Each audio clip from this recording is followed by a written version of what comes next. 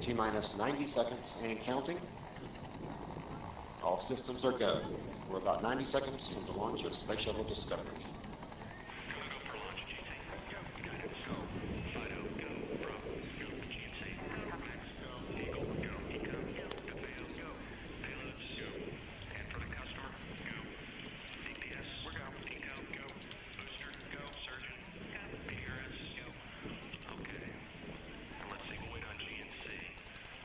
T-minus 60 seconds and counting.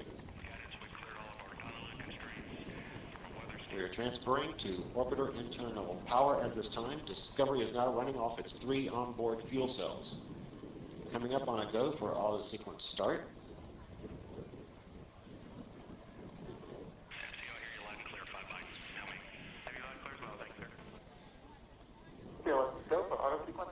And we have a go for auto sequence start. Discovery's onboard computers have primary control of all the vehicle's critical functions. T-minus 17 seconds and counting. 15, 12, 11, 10, 9, 8, 7, 6, start, 2, 1, booster ignition, and liftoff of the Space Shuttle Discovery, returning to the space station, paving the way for future missions beyond.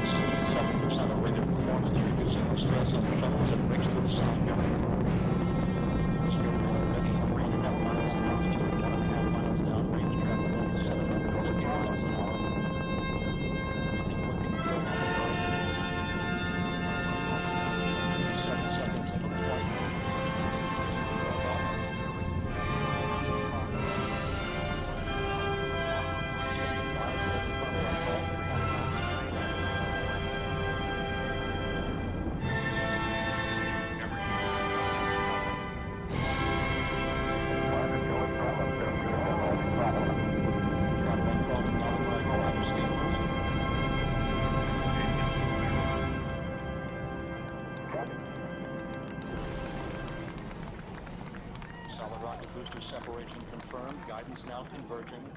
Discovery's onboard computers commanding the main engine nozzles to swivel, aiming the shuttle for its precise target in space for main engine cutoff. Should have a good forward link now in SM. Okay, you sound good.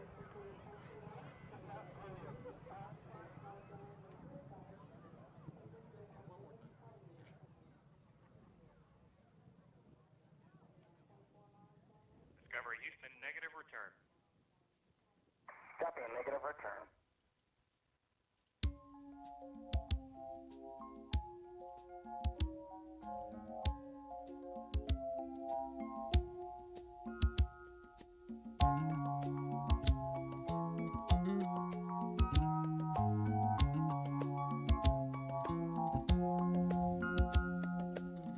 I see the crystal raindrops fall, and the beauty of it all is when the sun comes shining through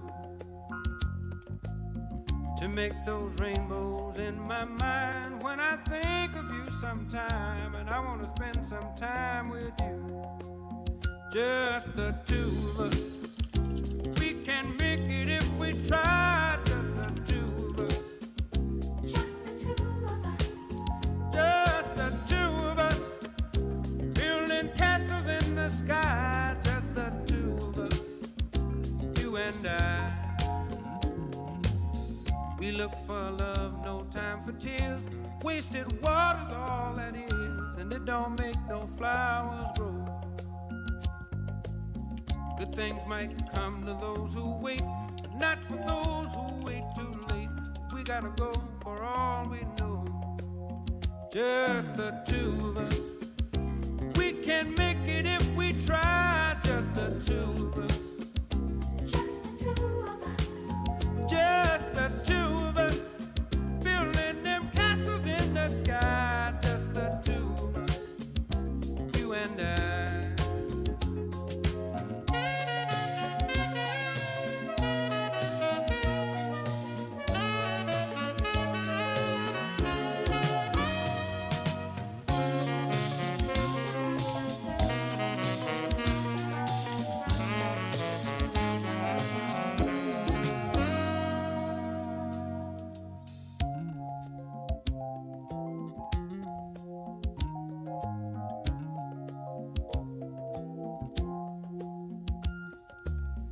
I hear the crystal raindrops fall on the window down the hall, and it becomes the morning dew. And darling, when the morning comes and I see the morning sun, I wanna be the one with you, just the two of us. We can make it if we try, just the two of us. Just the two of us. Just the two of us, building big castles way on high. Just the two of us, you and I. Just the two of us. Just the two of us.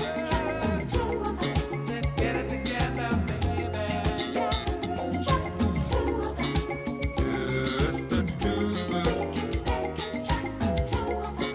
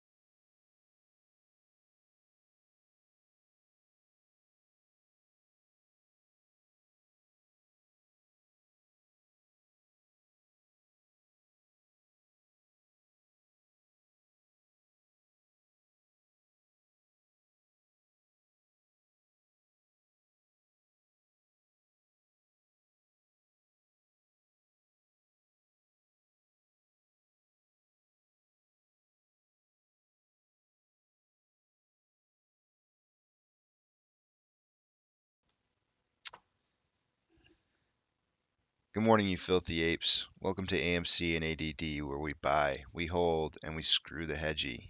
I can't believe my mic off was the whole time. What a day yesterday. My I didn't yell or scream. I hardly even talked the last hour. I played mostly music, and my voice is feels like it's trying to lose itself. Um, what a day yesterday. What a day. It was incredible. Apes put up a good fight. I feel like it was a victory. Even if we wind up lower than that specific price that would have triggered SSR, I feel like it was a victory on our part.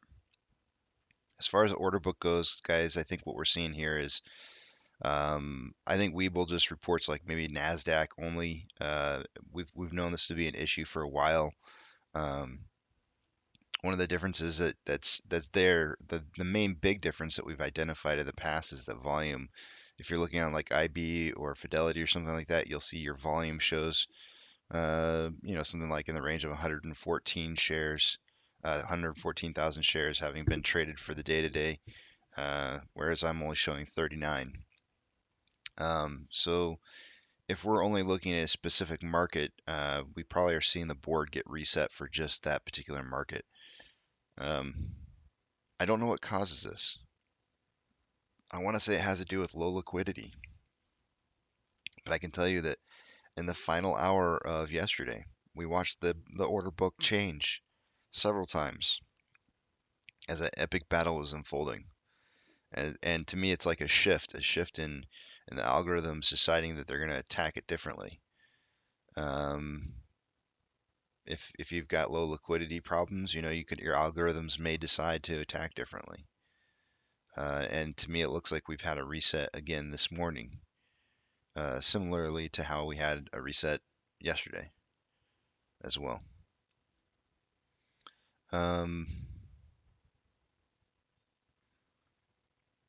We broke an SPF level yesterday at 2107. That was 19.5% down from, come on, 2617. 20% down from that same number would have been 2093. We broke that as well. We kind of broke the 2054. According to this here, it says that we hit 2053, so we broke the paper hand level by 1 penny, which is, and we actually held above that up until close. I wouldn't call this right here necessarily a break past it, but I do suspect that this is going to go down some further. I think holding or preventing that SSR from triggering yesterday was a huge feat on our part, a huge feat. Because if they were to attack it down today, to try to trigger SSR, it's going to be $18.59. I'm really looking for $19.30 to hold. I'm going to push this red line down. No, I'm going to push the white line down. I'm going to push the white line down to that value of 1930.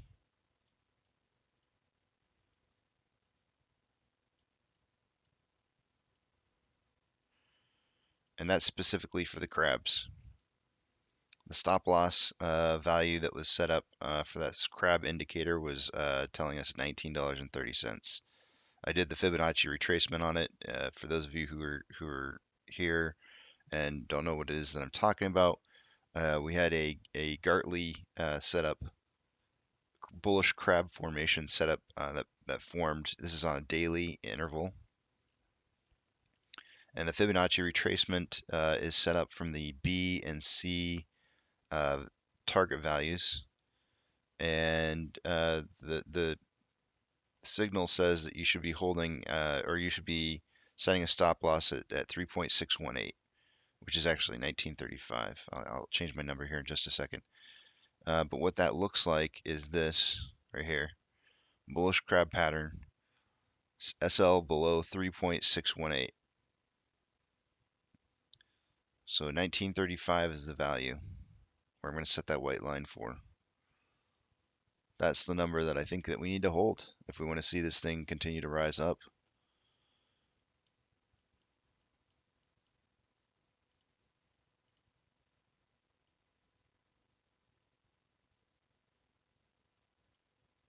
Or if we want to see a reversal, that's probably a better way to say it. I do have another red line down here. It's exactly $17. That would be the 35% turnaround point. If we break past the red line that was up above, which, you know, is that 21.5%, there's, you know, depending on how far past we break that, once we kind of get into that like 28, 20, anything past 25, 26% level, we could be looking at a turnaround point at 17. Just depends on how many paper hands we have along the way. This number right here. If we break past this too far down below this, you could see it rip pretty far down.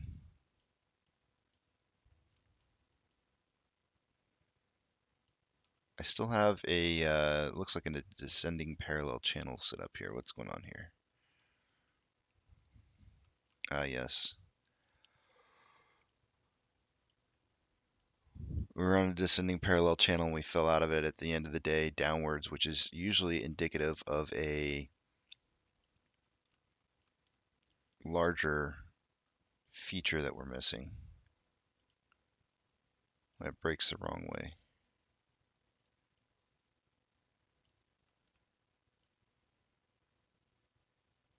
We have a triple bottom now. 1, 2, 3.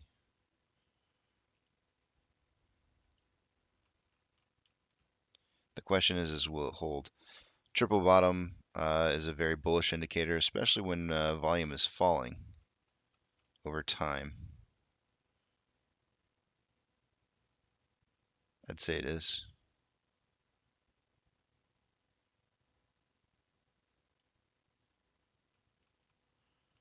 We'll have to see if it holds.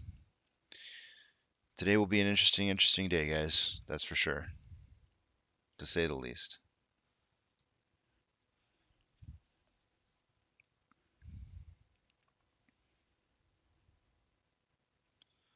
Oh no, Keto. I'm not. I'm just showing you what the indicator shows. I'm not suggesting any stop losses. Yes, the short interest is updated. I did update that this morning. Let's take a look at all the numbers. Thoughts about the, let's see what you guys are saying here real quick.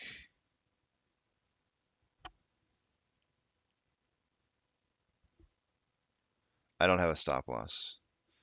I'm just telling you what that indicator's stop loss is, which means that, you know, if we don't hold that, then that basically that indicator is no good.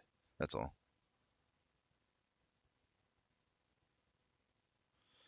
AMC CEO said it would be emailed before 18th of January. I did see that as well.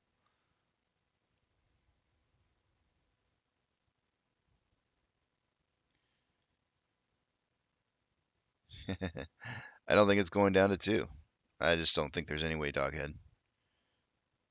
We have issues. If we get down too low, we start having issues with the amount of short interest that is out there being closed out, and so we'll have to be watching that very closely. If the short interest starts getting closed out, then we have some problems.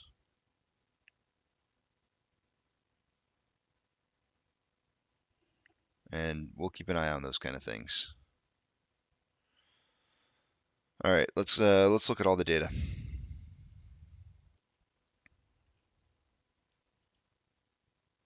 Holy moly. That is a beautiful chart right next to me, next to my head there. There we go. Okay, starting on the top left-hand side there, Monty, Eric, Casey, and Duncan. What did we get for points? I had 20. So did anybody have 2066? Was anybody in that range? Only Monty. Monty is the only one who gets a price point for yesterday for predictions. Monty's prediction was 1875 to 2175.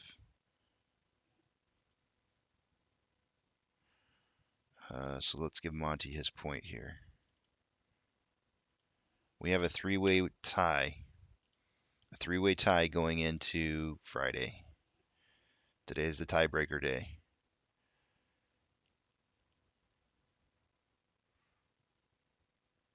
I'm probably going to hedge off the lower value of 1930 and put my middle point $1.50 up from there. That's probably what I'll end up doing.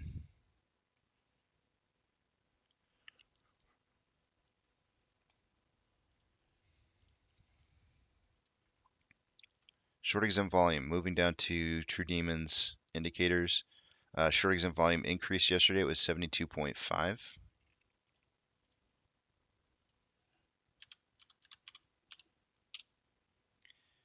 Utilization.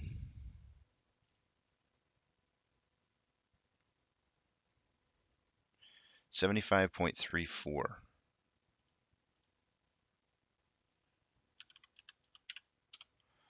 Derivative price increase, it was a 9.07% decrease.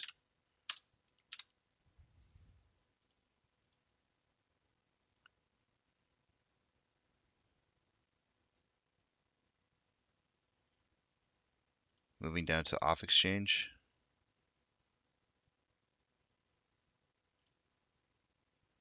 Where did it go? There it is. Okay, our final numbers. The last time I refreshed yesterday, it was 50.92 and 14.86. The final numbers were 49 and 13.92.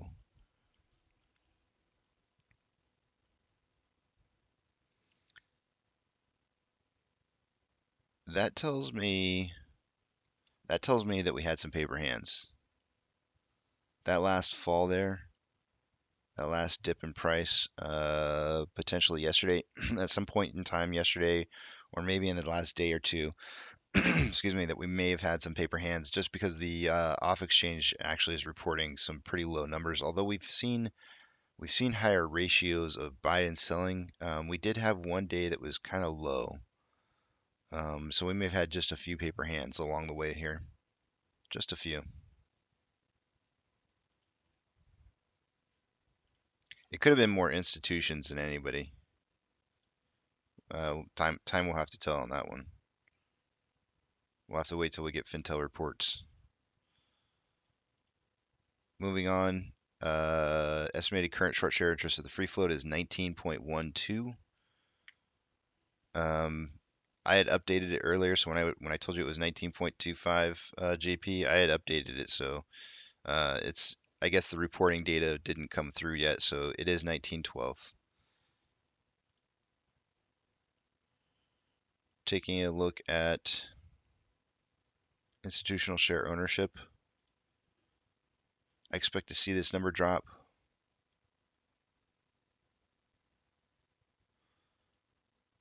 $172.103.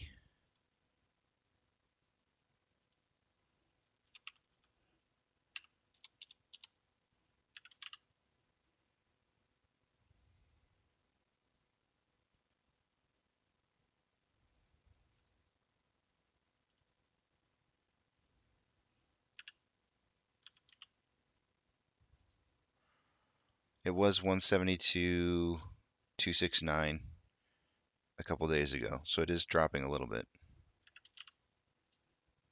Not very much. I expect max pain to be 22 today, guys. It was 23 yesterday. I'm expecting 22. Still 23.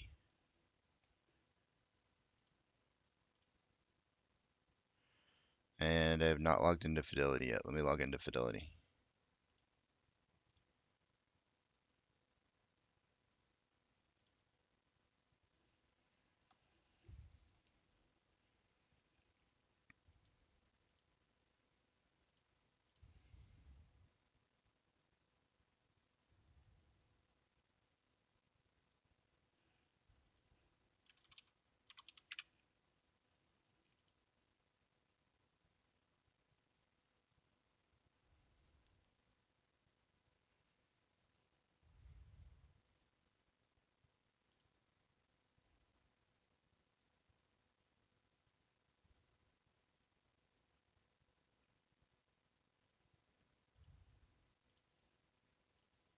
Okay.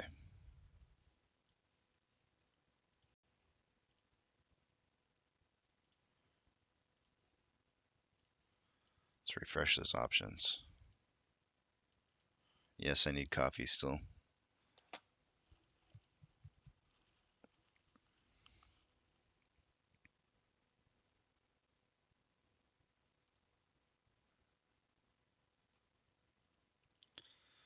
Our lottery ticket winners at a $60 strike price. Yesterday there's 5.8 thousand contracts. There's still 5.8 today.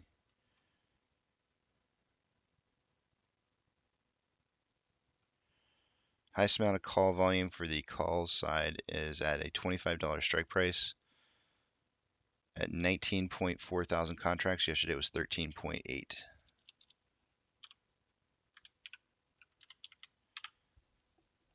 On the put side, highest amount of highest amount of put volume is at a $21 strike price. It was 20 yesterday.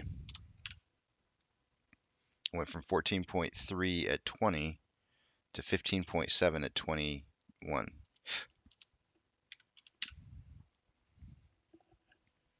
You can almost bet your bottom dollar they're going to want to drop this under 20 today. The reason I say that is there's 14,000 contracts, 14.7 thousand contracts at 20. So you can almost bet, you can almost guarantee they're going to want to drop this out just below 20 for sure.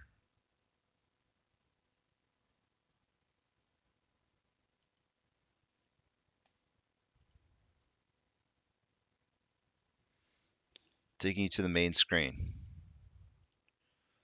Let's figure out why things happen the way they happen. Let's start off with utilization. Why did it drop? What happened?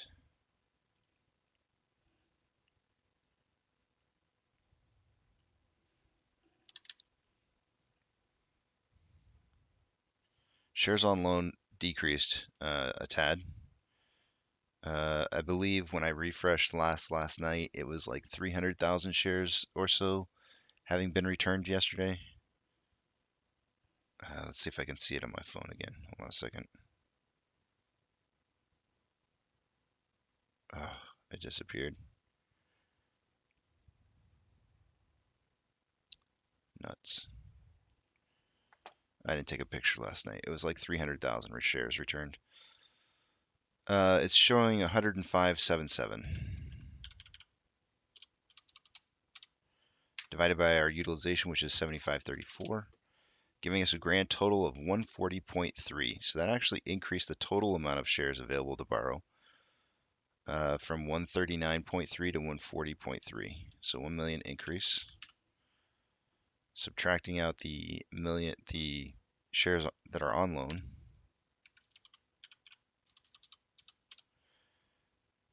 Gives us the remaining available shares left to borrow.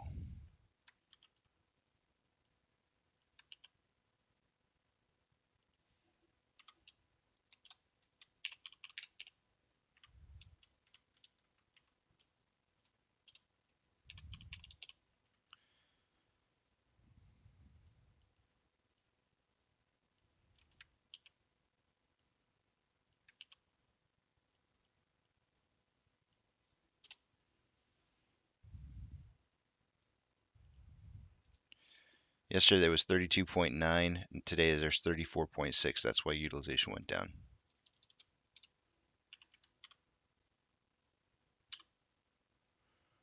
Yesterday they borrowed 7.95 million shares, an incredible amount of shares.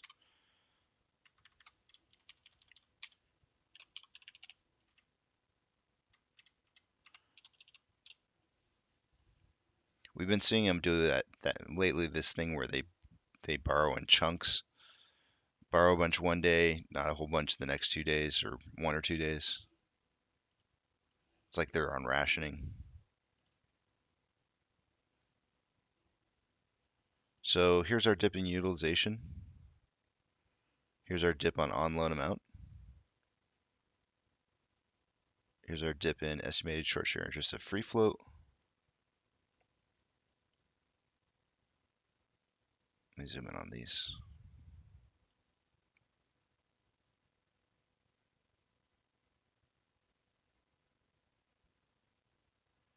And our on loan average age per day should be increasing. And it is. Getting close to one of the highest numbers we've had this year.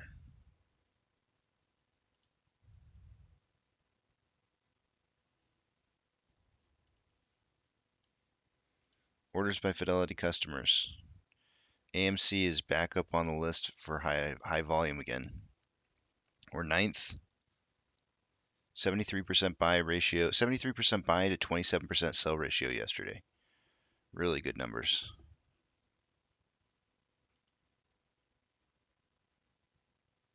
GME is 21st. 80% buys to 20% sales. Not bad. Not bad at all. Not a whole lot of borrowing going on this morning, at least when I looked last.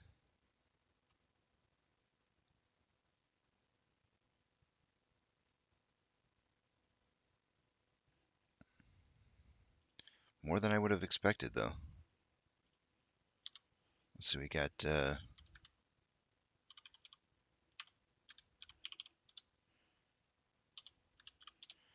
2 million shares having been borrowed so far this morning.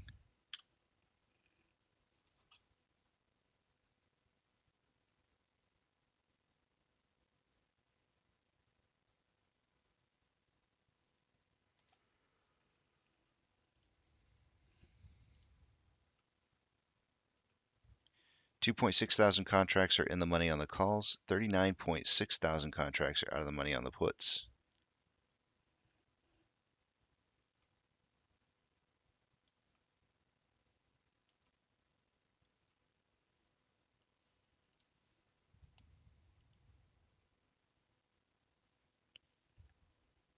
Oof. We got some red on the eastern border, or on the eastern side of the world. Not a whole lot down. FTSE China was down 1.23. The Shenzhen was actually up 0.09. That could be signaling for some red today on our markets. Yesterday, the Nasdaq bled 2.51. I saw an article last night, guys. I was reading an article that said that there was a 20% correction incoming on Nasdaq, up to 20% correction coming on the Nasdaq. Seems pretty hefty.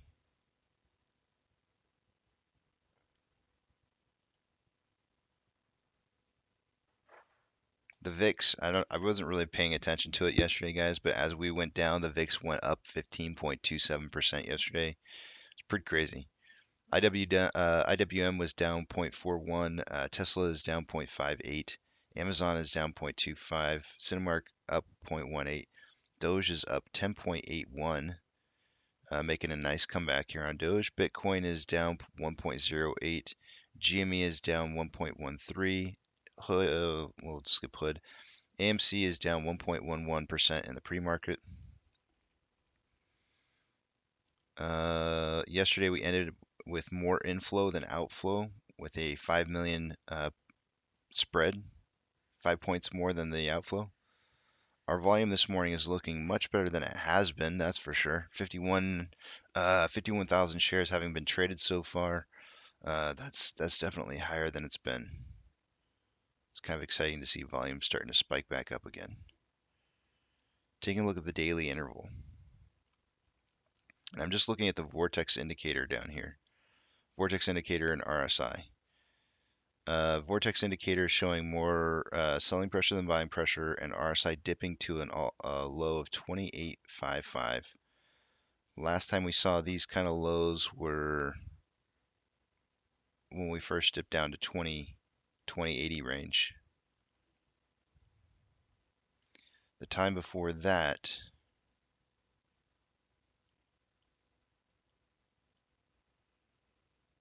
this may have been the last time, and it was pre-June or pre-January run-up.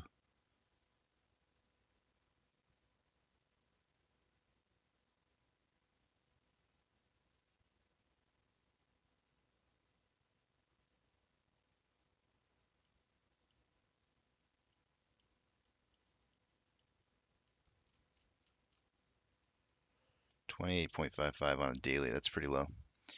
On the hourly, more selling pressure than buying pressure, already having been underneath 30. RSI is at 27.79. On a 30-minute interval, we have more selling pressure than buying pressure with an RSI of 29.41. On a 5-minute interval, more selling pressure than buying pressure with an RSI of 32.76.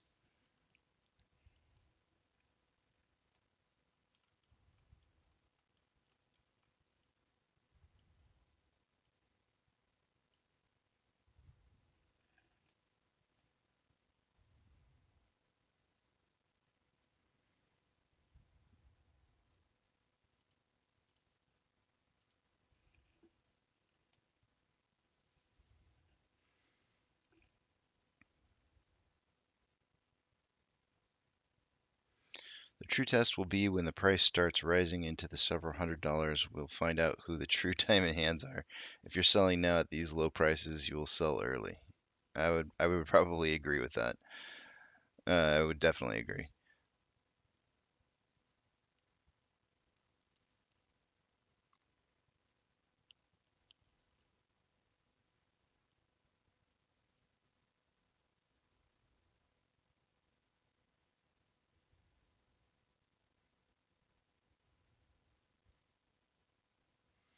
Do you guys think January 21st options change? I'm not sure what SMTH is supposed to be.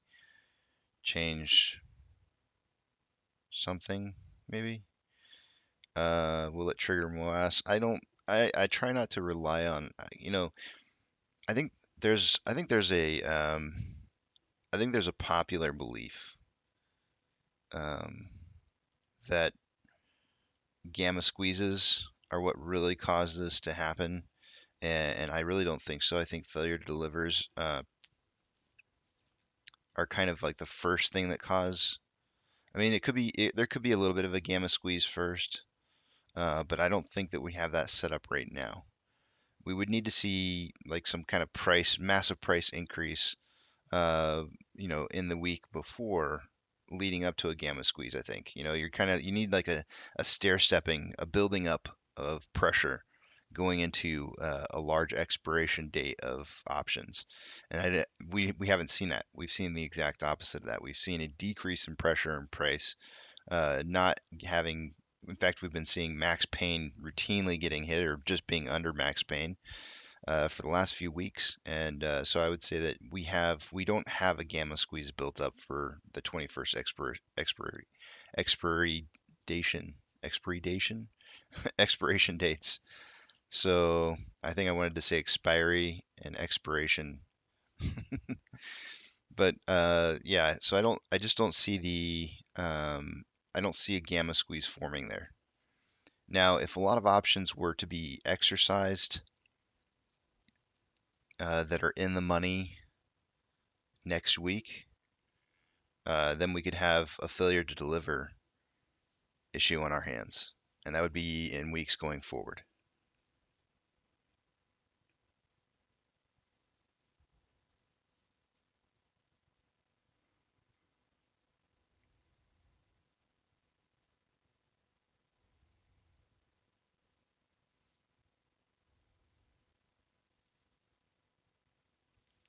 Monty's looking for 1850.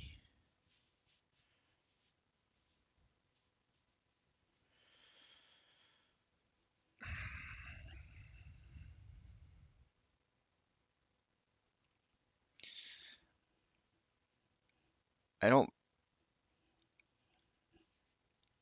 in regards to what you're asking, Otto, I don't believe that options um, dictate price movement. I think price movement dictates how options are set up. Now, whether or not people decide to buy options based off of pattern analysis, or institutions buy or create positions based off of pattern analysis, um, and they have an idea on which way it's going to move better because they're maybe perhaps manipulating it to get to those prices. Um, then if you're in there against the institutions and the institutions get to decide what the price is going to be, you're going to probably lose more often than you're going to win. So in regards to options affecting the price, I don't think that's not a thing. Now, the way that a gamma squeeze sort of works is that if you have a lot of options that are making money, then those options are more than likely turning around and either reinvesting it back into the company through buying either more options or um, buying shares. So, or they could be exercising, but that's more rare. It's more rare for them to exercise their options. So if they're buying more contracts and there's a lot of buying pressure and it's moving upwards, the hedging against those contracts could potentially move price because those who would hedge against those would be people who manipulate price. So that's probably the only place where you would see an effect on price based off of the amount of options that are out there or that are the contracts that are being made. So I would just try to look at options as more of like a gamble on what the futures are going to be, and not necessarily a moving indicator of of what's going to happen to price.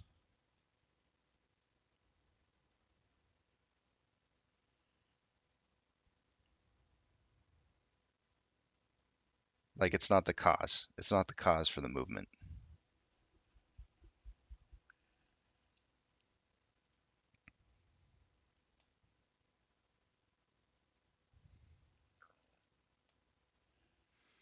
I need coffee. I need coffee. I haven't had coffee yet this morning, guys. I think I'm gonna go make a quick coffee run.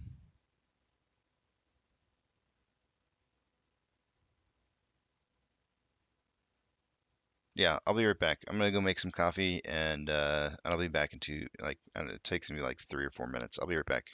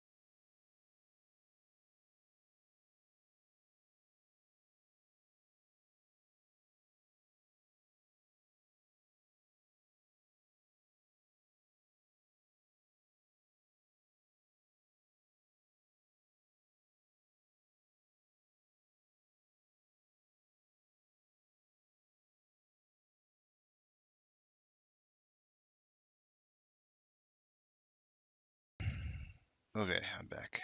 Coffee.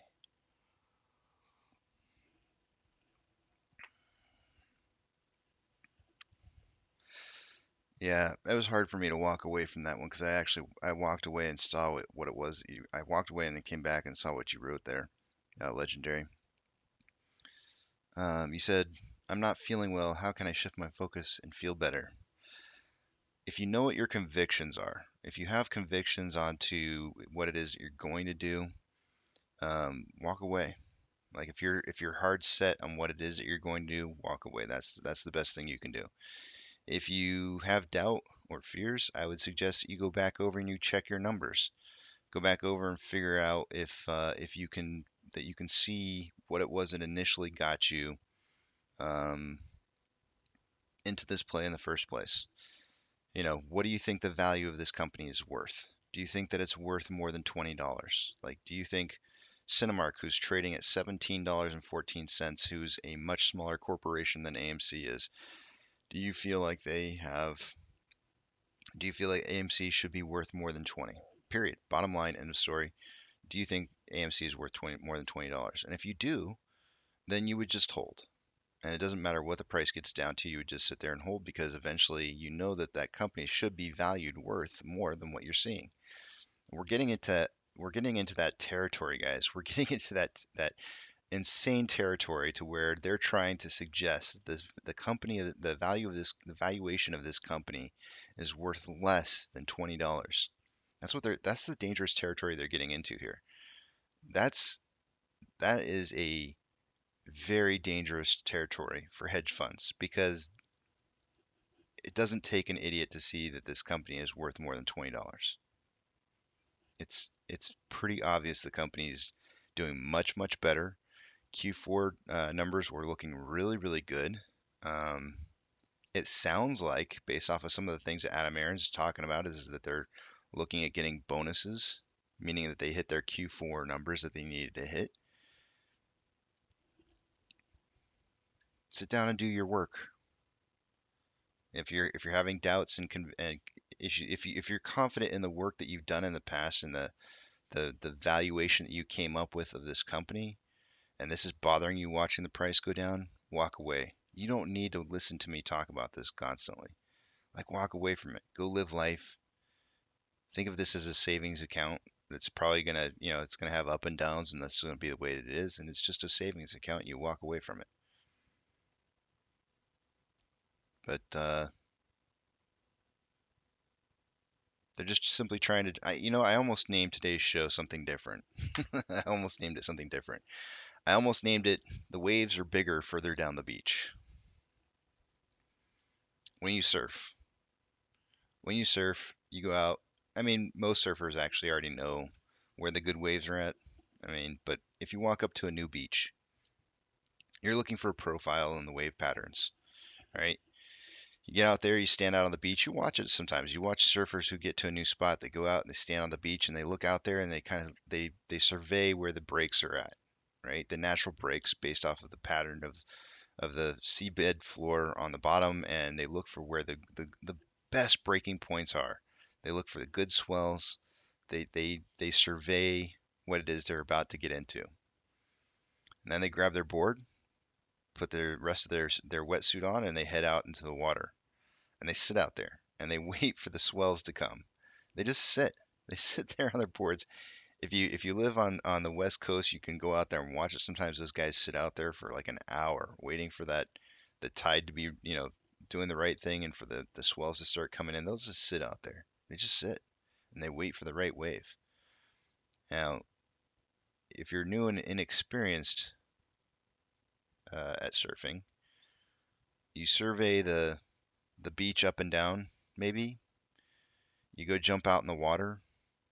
You're sitting there, and all of a sudden, you're just kind of waiting, and you look down the beach. You go like, "Oh my gosh!"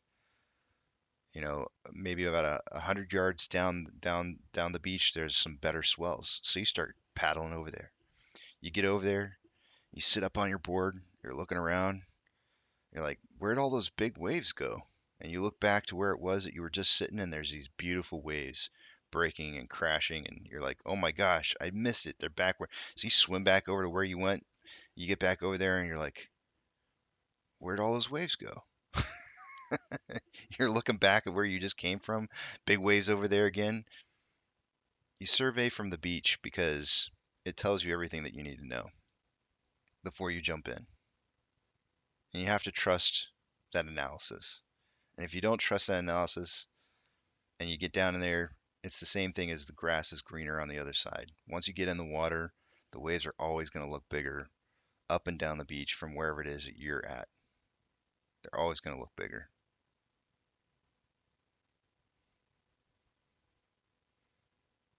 So you either trust your analysis or you don't.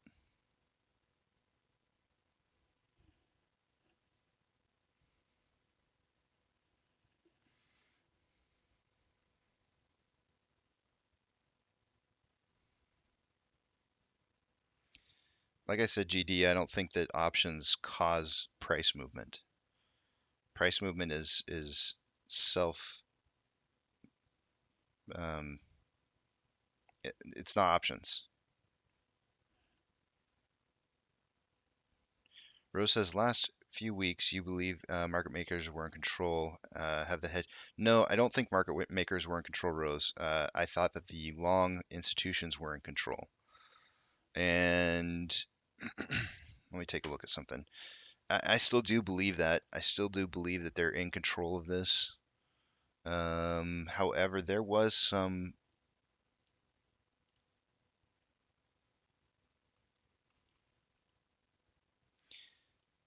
activity on last Friday, I think it was. Let me see, what are we on here? Friday now. So this is Thursday, Wednesday, Tuesday, Monday, and Friday. No, it wasn't Friday. Was it?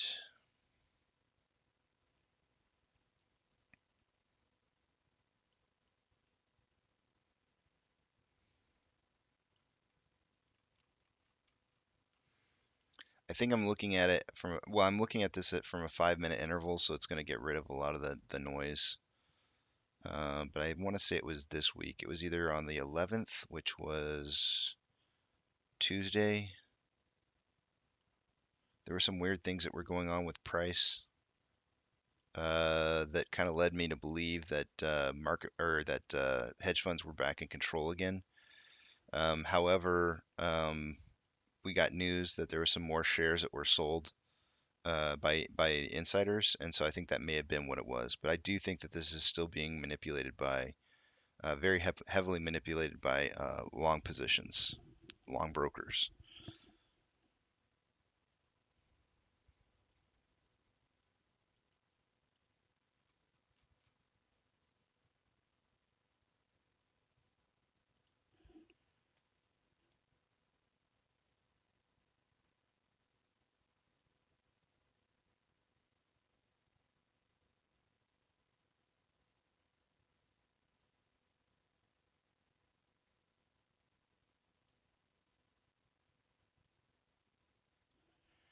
Yeah, $20.11 is our new all-time low since June.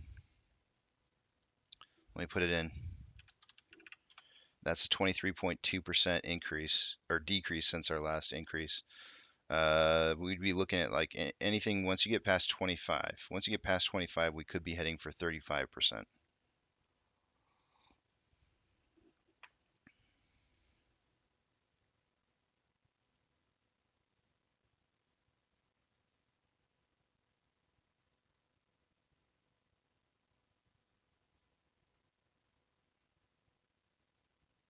Well, I'm not mad at you, WM.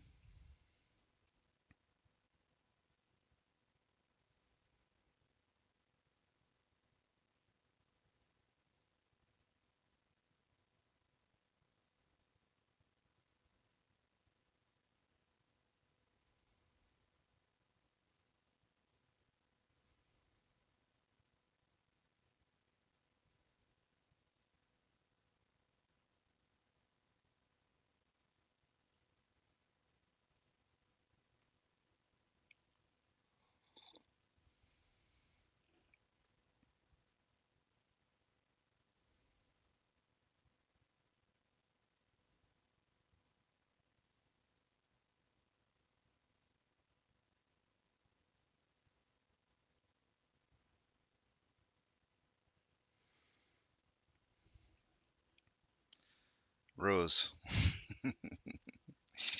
Yes. We've always been fighting the institutions. That's it's Wall Street.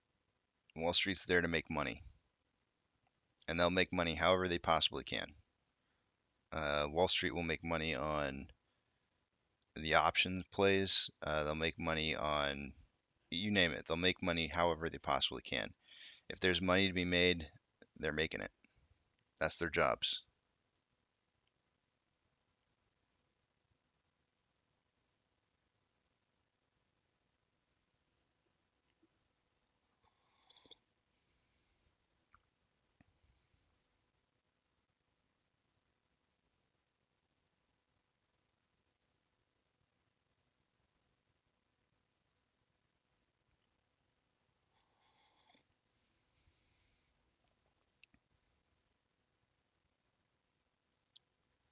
Einstein, thank you. I think Einstein was the one who warned me last night.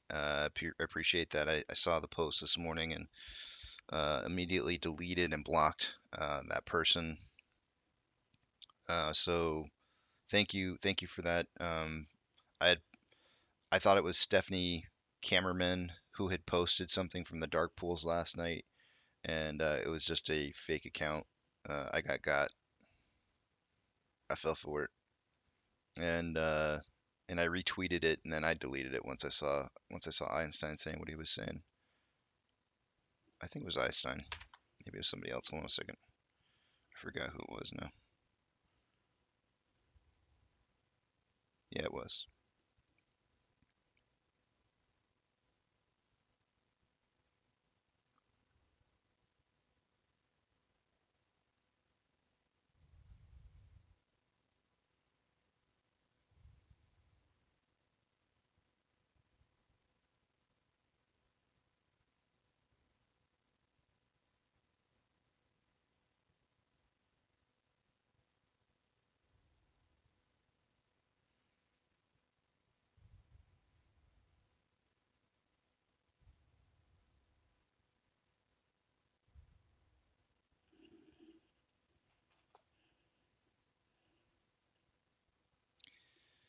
Boris says, "Hey Casey, why are new shares more valuable to the hedgies that are shorting? This idea suggests a limit to how many times a share can be hypothecated." Um, yeah, it does suggest that, doesn't it? And I think there's some truth to it. Um, I think how many times a share can be washed over and over before you run out of times that you can trade that share. Um, there's probably some kind of limitations that are set up. If you have placeholders for shares that are going back and forth, there's got to be a period of time to where that's not gonna, it's not gonna fly. You know what I'm saying? Like there's got to be a limitation.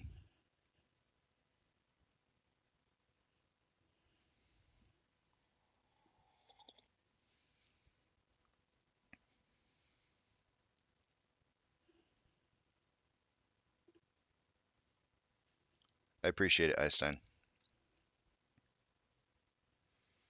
Janice said, "Good morning. I think they will want to ruin our weekend, and let push the price down. But then after a 3-day weekend, we would blast off. So technically, they should let the price go high. So they're up. Um, in the past, and I don't know if this is going to be the same for the future, but in the past, 3-day weekends have been very nice to us.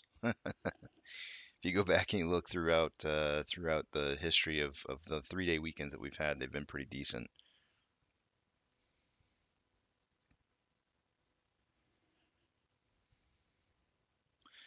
So the best way to explain it, Boris, right, is let's say we have a new share that's introduced into the market.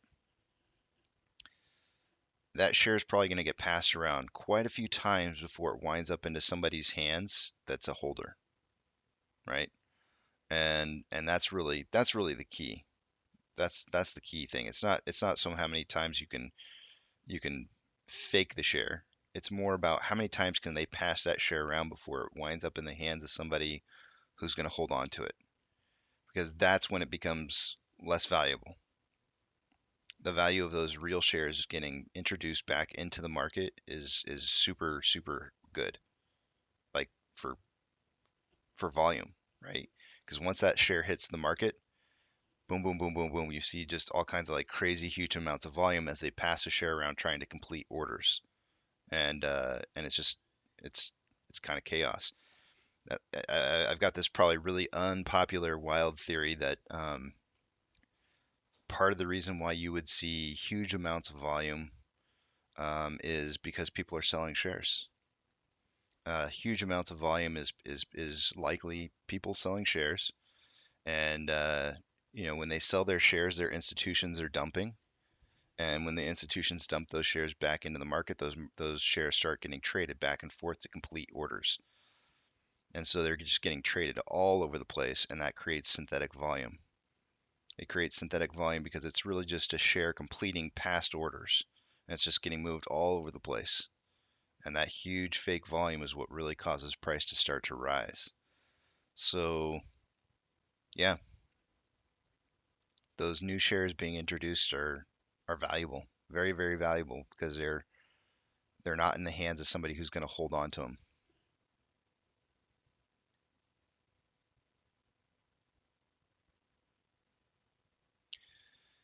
I don't know that I've read the full report, Bad Back, but I did read portions of it.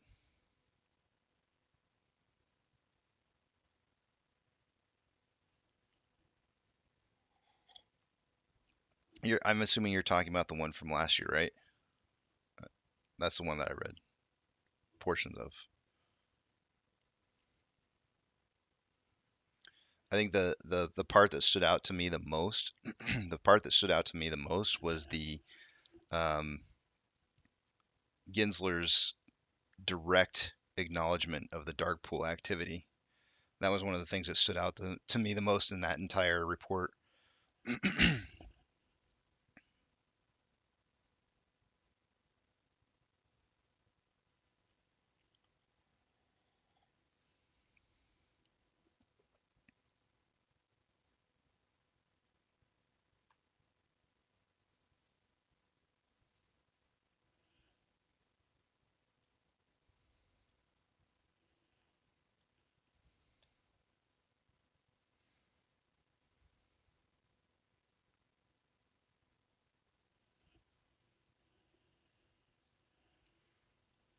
Our 7 a.m. pokey stick of volume came in.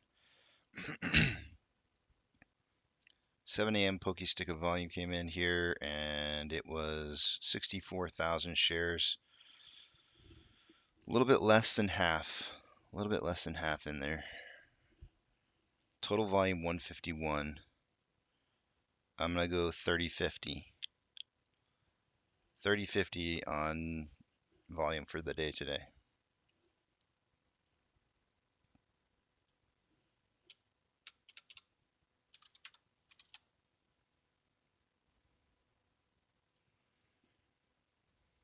Good morning, Benjamin.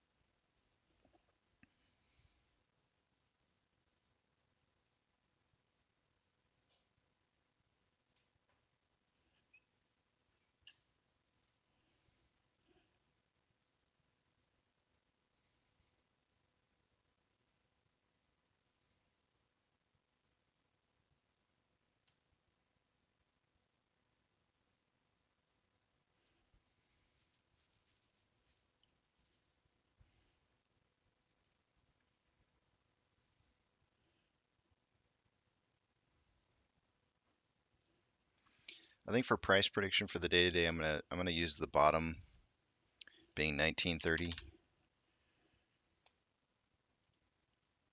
1930 in the top. I'm gonna go 2230.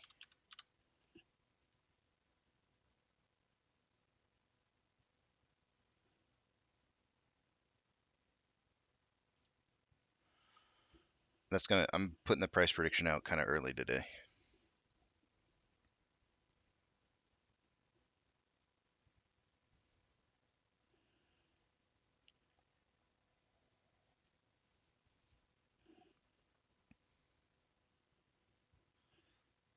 Monty's coming at 1875, 2175, so I don't have to change anything. 3 days in a row, he's going for it again. You got it yesterday, Monty. You got it yesterday. I got to hand it to you, man. You tied up. You tied up the score. It's a three-way tie. So the way we break the way that we've been breaking the tie, Monty, is whoever has the closest average price. So your average, whatever the average is of your range, whoever has the closest average to the ending price of the day is the tiebreaker. So if you want to change your number based off of that, uh, feel free to. Okay, I'll update Ortex.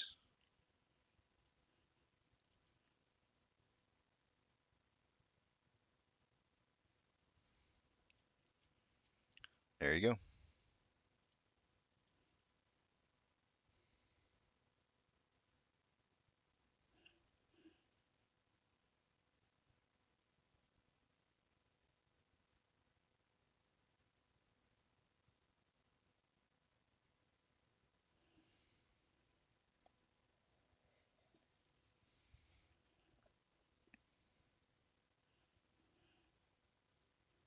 Oh, hold on a second, guys. I got to turn off some stuff real quick here.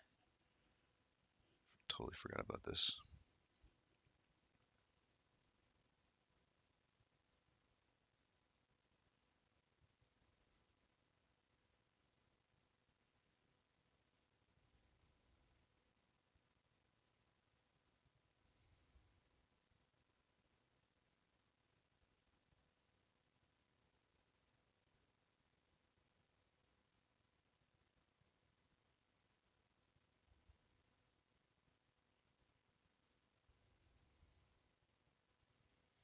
All right, everything's off now.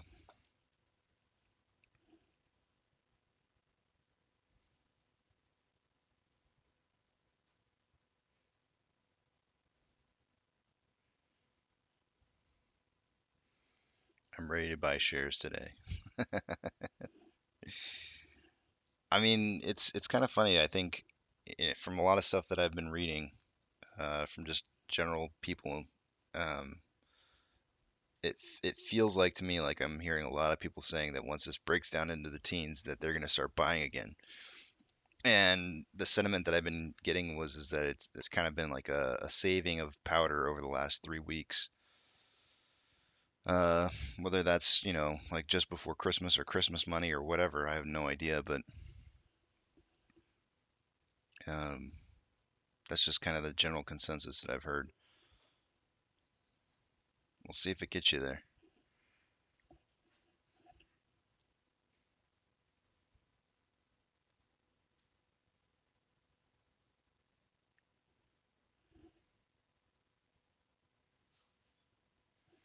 That's a tough one. I know, Monty. Which one do you think's really going to be the one? Which one is the, here's the thing. I remember back in February. I don't remember exactly what the date was, but I was trying to, I decided to double down. Actually, I could probably figure it out because I know what this, I could just go back in my orders and look, but I could figure it out much quicker if I just looked at the pricing.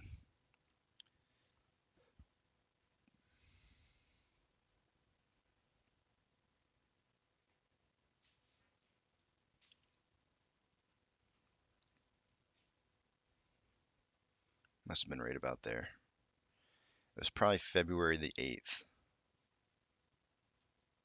Right about February the 8th, I was like, you know what? I'm doubling down on this because my initial investment had bought into AMC at $12, and then I bought some more at like 9, and then it dropped all the way down, and 618 looks about right to me. And 618 was the closing price on February 8th. And I was like, if this thing gets down to $6, I'm buying. So it actually may have been the day of the 9th or the 8th. I'm not sure which, but oh yeah, we actually the low for the 8th was 575, so it was probably the 8th. And so it hit $6 and I bought more. I like doubled down on my position at $6 and I was like, that's it. I'm doubling down. And then it dropped down to like 15. Let's see, the low after that was like 1532, 1520 or 526, I'm sorry, 526. The low ended up being 526 and I was like, man, I could have gotten like 30 more cents worth of price knocking down. I was like, so close to the bottom, so close. That's like one or two more shares. I remember being angry I couldn't catch the bottom perfectly.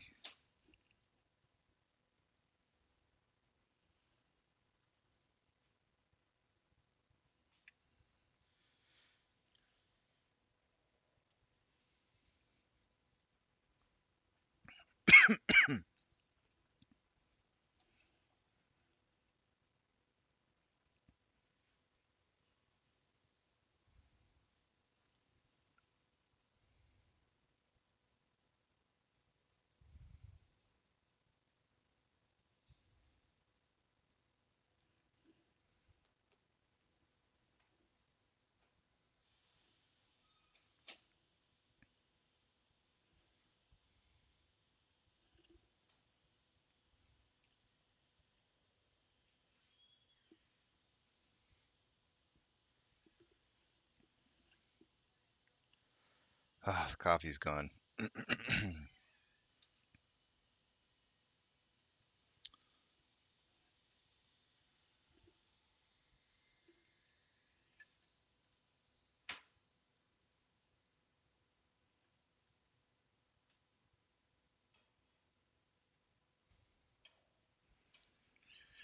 That may not be a bad idea, Boris. That may not be a bad idea. Don't forget we're off Monday though. It would be Tuesday in this particular case. You know, let's actually take a look at that real quick. Yeah, Rose says volume looks good. I actually got a text from somebody, Rose. I got a text from somebody saying, hey, volume looks pretty good. This isn't good yet, but it's better. It's better than it has been, that's for sure. Let me take a look at something real quick here.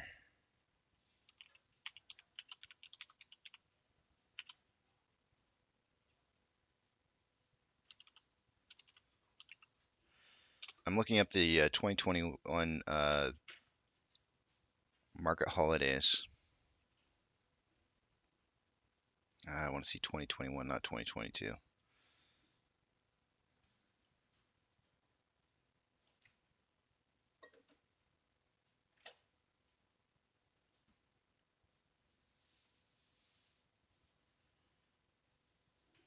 Let's see.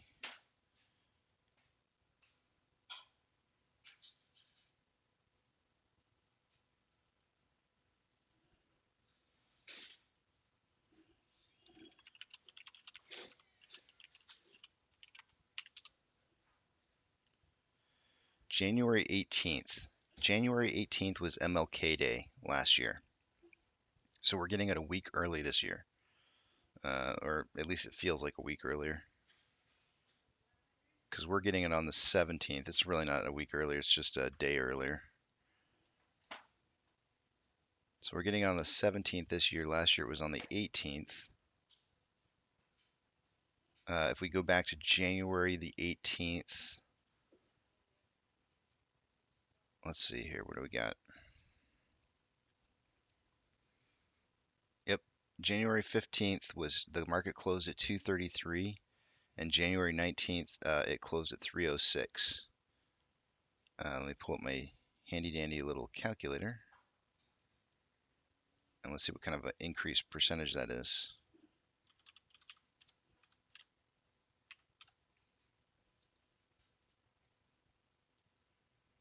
31.3% increase.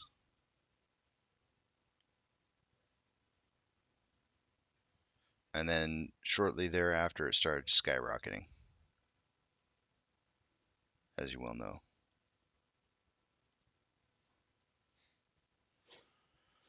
Let's look up other dates.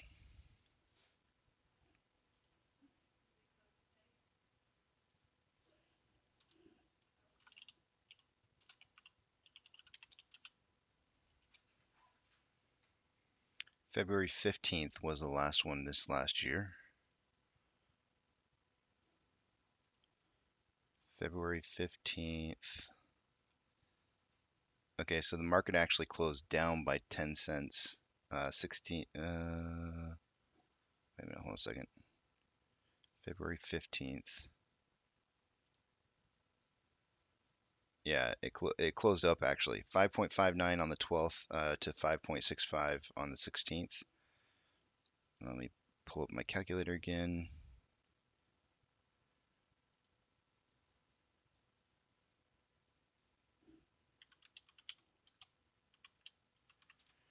That was only a 1.1% increase on price there. Let's see about the next holiday after that. Good Friday was the next one.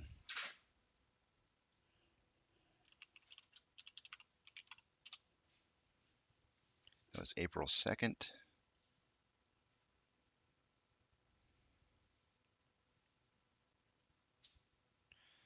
Went from $9.36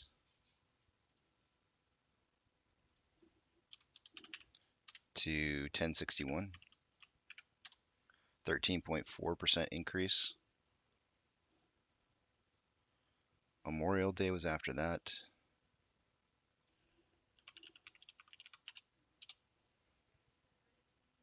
May 31st. Oh man. See, that's why I remember that day. I remember that day very well.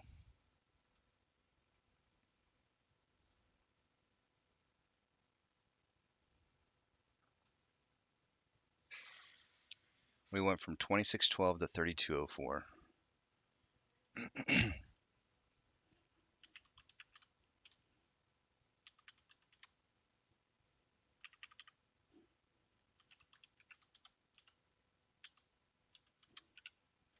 That was a 22.7% increase that day. I remember that one.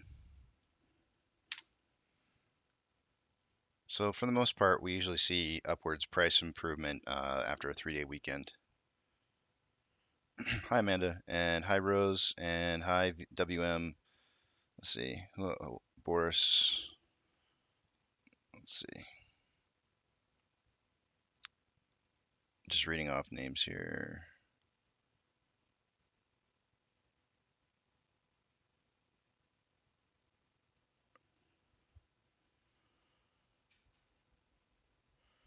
How'd you get a blue heart, Badback?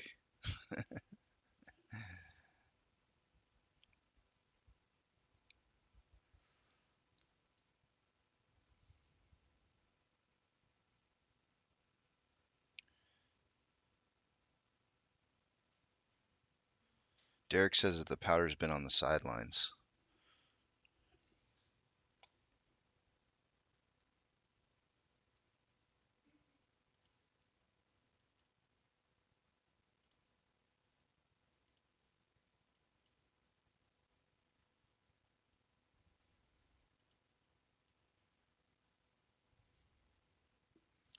Doja's looking really good at 10 point. Doja's up 10% right now, almost 11.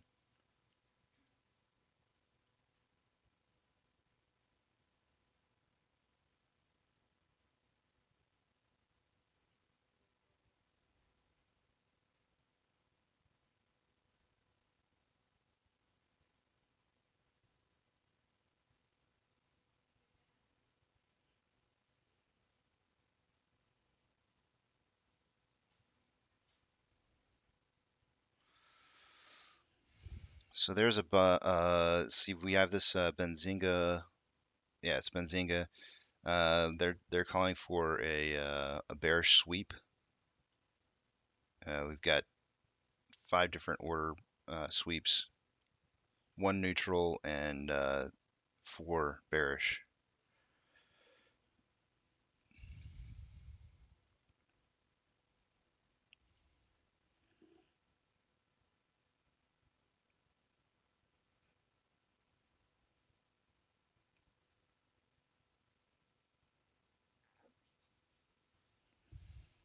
Casey, could the brokers be accumulating shares to sell to their customers with long positions in preparation for a squeeze or a big run up? That would make a lot of sense. It would make a lot of sense. That's kind of what I've been suggesting as far as like the long institutions controlling price. If they're driving this price down and they're trying to accumulate shares to be able to um, sell to if they're buying at low prices and people start panic buying as price moves up big or large amounts, they'll make tons of money on this, absolutely tons of money, because they'll also be trapping put positions in their plays. So yeah, they would stand to make crap tons of money.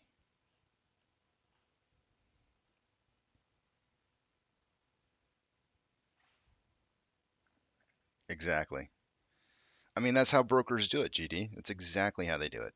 They have this is why I suggested a while back. I said, the only thing I see that's positive about DRSing shares is that if everybody who had DRS shares took those shares and simultaneously moved them all back over to their brokers would go back to the market.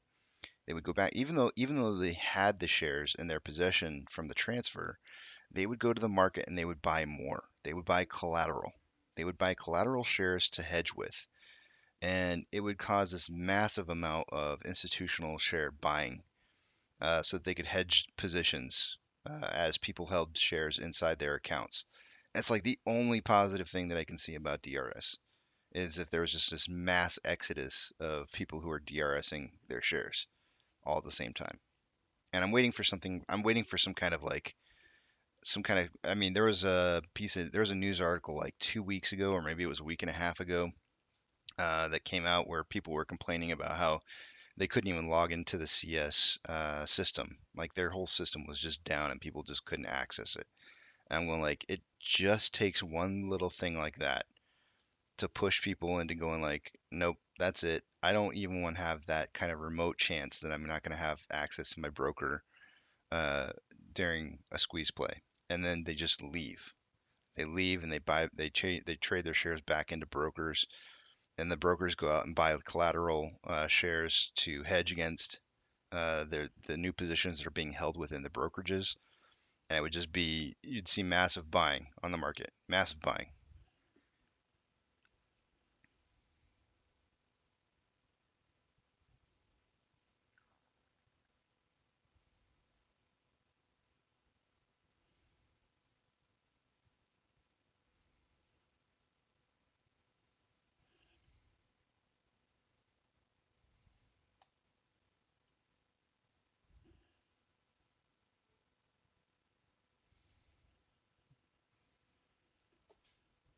The best answer I can give you, Bjork, the best answer is that, um, quite honestly, you can't really trust any broker. But what I would, you know, I believe past history is a good indicator for the future. And so in my description box, if you go in there, there's a list that was provided a long time ago after um, everything that happened with the buy button being taken away and what brokers were doing during that January run up last year. Um, there's a link there, and it'll tell you exactly what brokers were doing what, and you can look up and see what your broker did during that period of time. Um, I don't. I'm not saying that that's going to hold true for this. This next time around. Who knows? It may change. With more people having shares inside the brokerages, they may act differently. But the truth is that you really can't 100% trust any broker.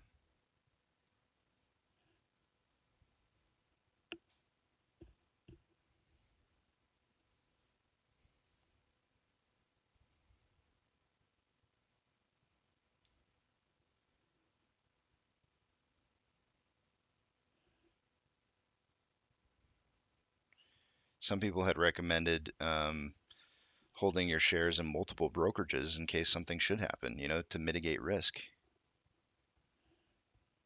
Uh, every single day, Porter, that's our pokey stick of volume. I have never gotten a good answer. I've never gotten a good answer. Some of the some of the most educated answers that I've gotten about as to what causes our pokey stick of volume at 8 o'clock Eastern Standard Time every single day is, and I think it's across the board on any stock you look at. One of the best answers that's out there is that these are settlements that are taking place from trades that occurred at the final periods of time from the previous day, and this is the first time in the morning at which those settlements can occur. I don't believe that to be true, though. I don't think that's the case, and I'll tell you why. Pre-market data, pre-market data on a routine basis will trade starting at 4 o'clock in the morning Eastern Standard Time, right? And you have all this time up until 8 o'clock, 4 hours worth of trading, right? And miraculously, the settlement amount, if it truly is a settlement amount, right, from a previous day, this settlement amount happens to be usually around, not always exactly, but really close to doubling of whatever the pre-market data is. It doubles it. And I go like, what? How in the world could this be settlement? How could you get to numbers that are so close to being doubling of what your pre-market data is? And you're telling me it's settlements from the previous day that just didn't get closed out. I don't buy it. I just don't buy it. Some days it's more, some days it's less, but for the most part, this volume during this period every single day is almost double. Today was a little bit less, as an example, because today it was only 64,000. I believe after it was over, I think we had like 126, so it was a little bit less than double. So, but I don't buy it. I don't buy it. I think there's a different reason for it, and I don't know what it is.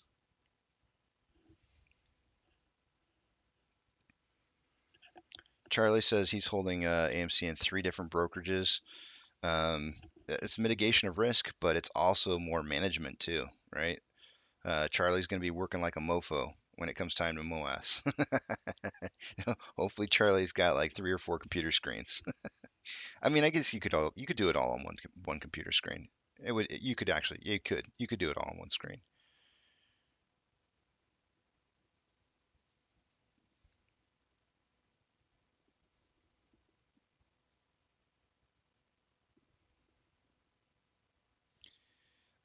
WM, because I don't promote it, that's why. And 2 reasons. There's two very good reasons why. I don't promote the channel, number 1, and number 2, nobody wants to watch 9 hours, right? So everybody skips over. Like they see a live feed, they come in, right? If they want to see what's going on right then and there.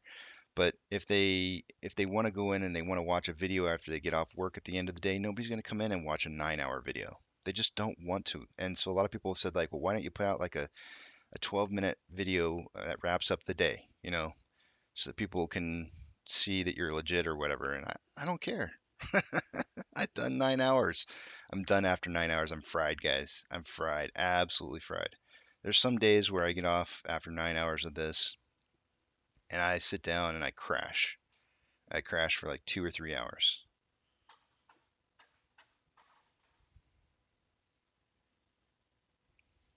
Porter says, could it be shorts closing a small amount of positions and then immediately shorting it back down with newly borrowed shares? I mean, it's got to be some kind of settlement. It's got to be some kind of settlement that's occurring, Porter, but I just don't know what. And I really don't know. I don't even have any theories. I've also tried to look for like correlations to like, um, well, I'll tell you what, I base my volume prediction every single day after that pokey stick of volume because I think it really kind of sets the mood for what kind of volume you're going to have for the day, that entire stick. And I have a feeling that there could be some legitimacy in the idea that is a measurement stick of what the market is expecting to have happen. I haven't cracked the code yet, but I think it could be a measurement stick on what's going to happen. Because I feel like I do a pretty damn good job of getting volume predictions uh, except for when they like just suddenly spike out of control and there's just no way. Yesterday is a good example of one that I did not nail. Yesterday I had between 15 and 35 million was my prediction. We ended up hitting, what did we hit? One second. We hit 40.8. But up until that final hour changed everything. Absolutely everything. If we go back and we look at the final hour of yesterday and the volume that occurred in this final hour right here, this is a lot of volume. And had it not been for this volume right here, I was well within. It was at going into the final hour, I was 5 million under. We got 10 million in shares traded in the final hour. It went into the final hour with 30 million shares having been traded. And I was like, yeah, I'll be golden, right? Nope, nope. Our pace was 34 million shares to close out the day at 2 o'clock. That was our pace. And we finished at 40. I just can't predict that. There's no way for me to kind of predict that kind of volume. It's unnatural. But I do think that these are pace indicators. The 7 a.m., well, it's 7 a.m. my time, but Eastern Standard Time, at 8 a.m. pokey stick of volumes. They mean something.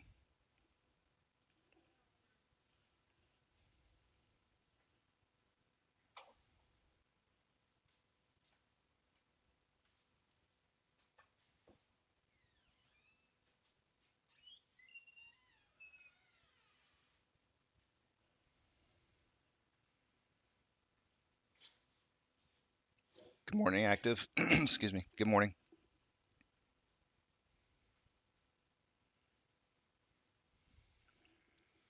I don't know, Porter. I really don't know.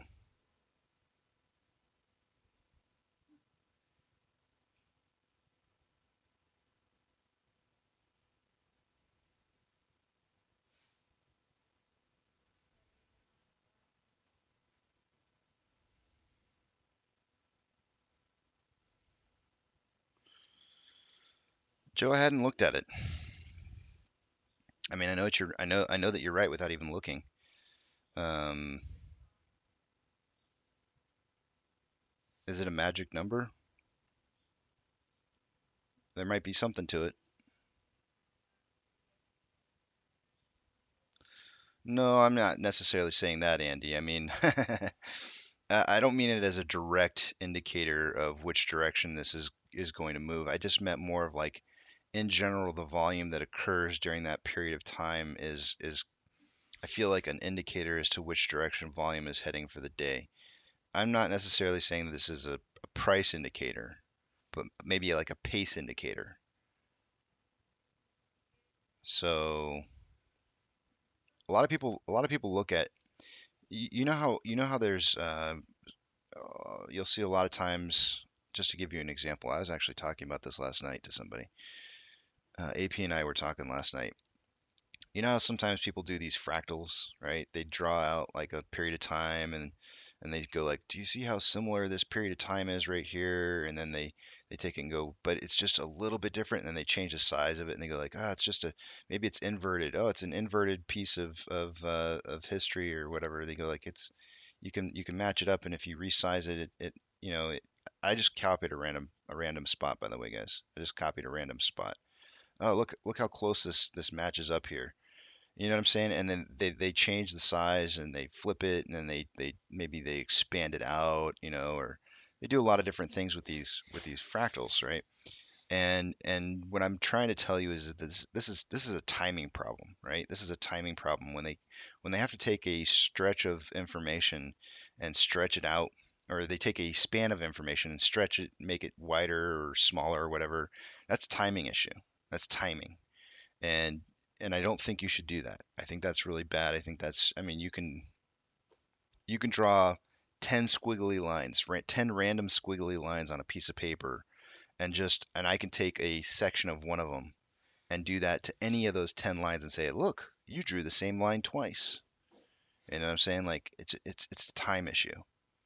It's a timing issue. So what I'm trying to say in a roundabout long way is that this right here may be setting the time pace for the patterns that are going to be formed for the day, not necessarily how high or how low, but how long it takes for those patterns to get there. And this is why you would see them have to stretch and shrink and all that kind of good stuff. It's an algorithmic timing indicator, I guess is what I'm trying to say.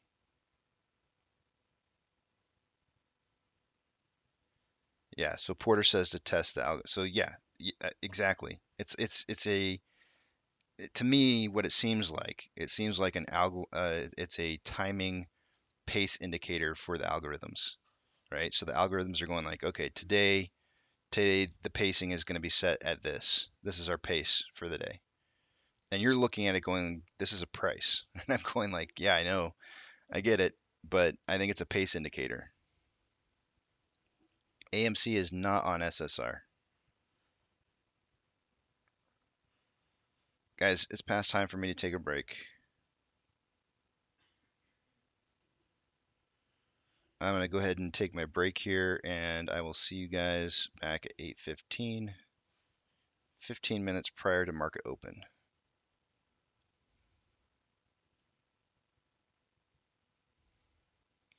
Einstein says algos factoring buying versus selling velocity. Yes, something very much like that. I haven't cracked the code. I haven't cracked the code, so I can't, there's no way for me to definitively say that that's 100% certainty. I just feel like that's what it represents because I can use it to predict volume for the day. And what's amazing about that is, what's amazing more than anything, Einstein, is the fact that we could have huge amounts of volume, like 150 million share pace at the beginning of the morning, 150 million share pace, and I'll predict between 30 and 50 million, or I'll predict 10 to 30 million, and it will literally drop throughout the day and we'll end up hitting my number. And it's like, how the F do you predict that? How do you predict that at hours before market even opens, basing it off of 4 hours worth of pre-market trading? I'm telling you, it's a pace indicator. It's a pace indicator for what the day is going to look like. Are there deviations from pace? Absolutely, 100%. Why are there deviations from pace? Somebody turns on a buy button. Somebody turns on a buy button, somebody flicks a switch, they turn on something, turn off something in the algorithms. Something triggers in the algorithms for something different to happen. But if you want to track normal algorithmic pacing, it's right there.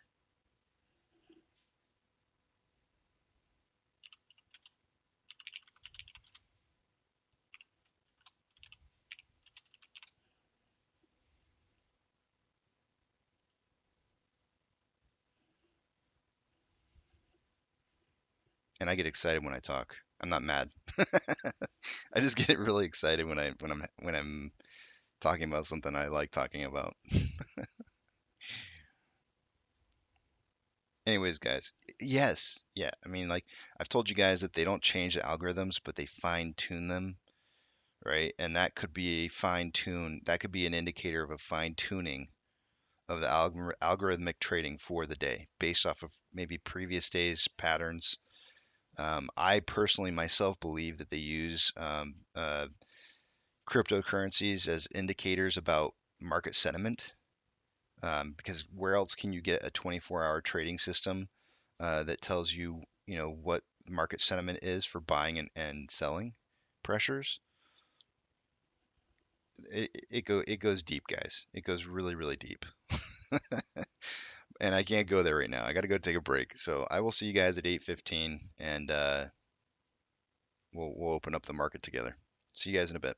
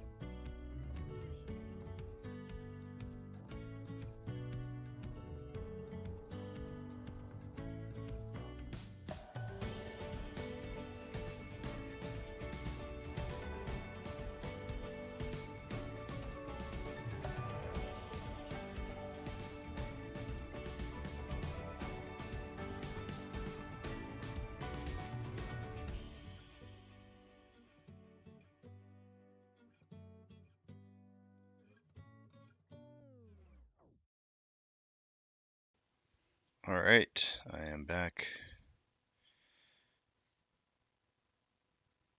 Price guesses for the week. Active Douglas is asking. Let me pull it up.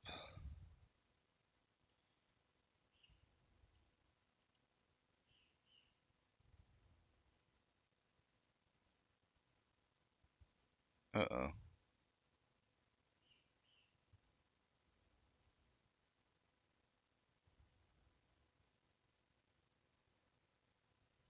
I may not have them. Let me go back and get them.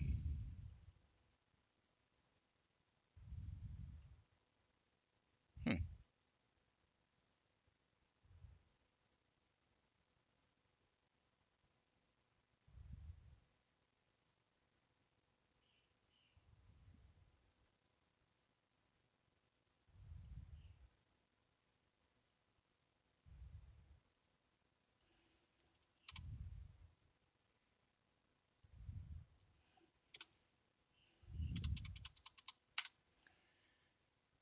Give me just a second. I'll figure out what those are.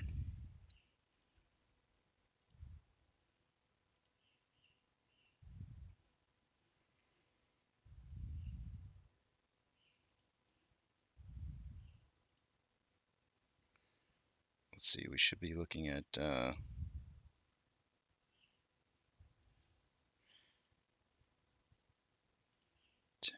11, 111.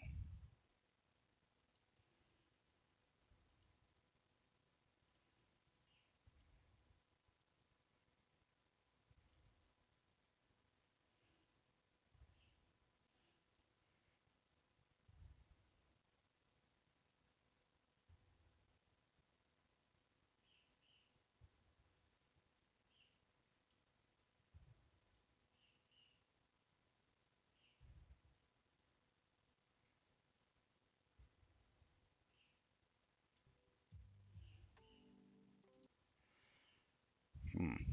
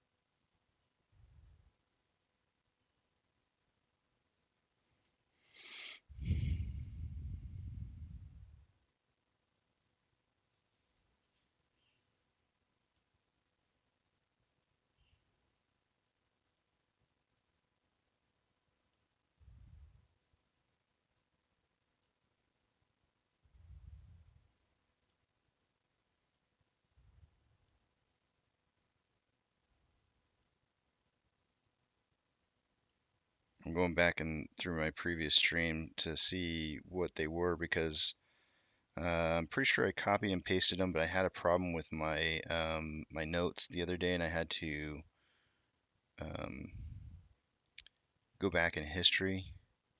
So I had to take an earlier save date of my notes, and I lost some of them. It looks like.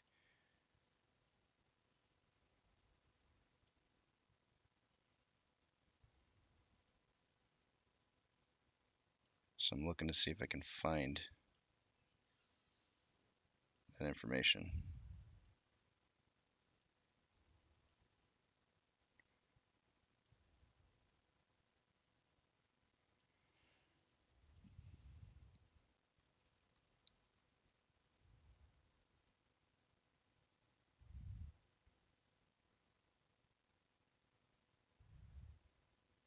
Oh no! I do have it. I do have the notes. I don't know why. I guess I misread the notes that I had here. I do have the notes. There we go.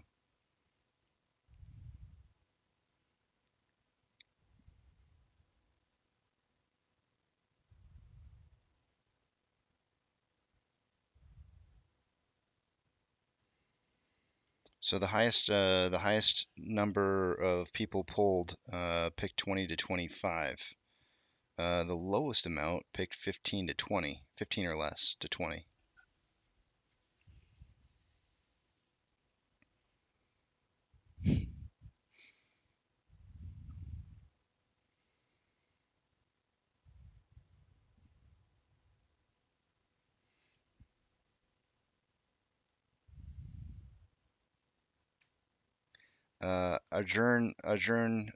Arjun asked if SSR is on, and the answer is no.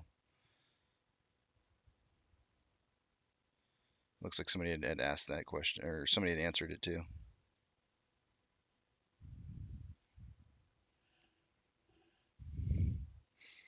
I don't even know what you guys are talking about. Midgets and stuff? I don't know what's going on. You guys are crazy. And good morning, Crazy, by the way.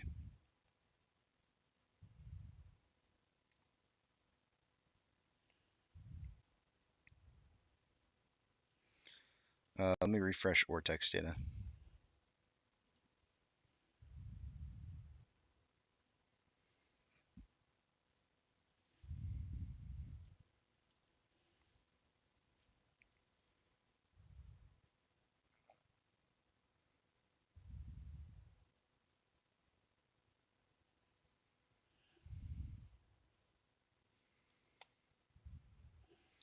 For volume this morning, guys, I am predicting between 30 to 50 million. We do have a little bit of extra volume going on in the pre-market this morning. My price prediction for the day today is 19.3 to 22.3. Duncan's in at 19.6 to 22.6. Monty is in at 18.75 to 21.75. And I'm waiting on Eric to respond. I've got We've got a three-way tie. We got a three-way tie, and so whoever's average price is closest to the closing price for the day will be the determining that. That's how we'll determine the tiebreaker.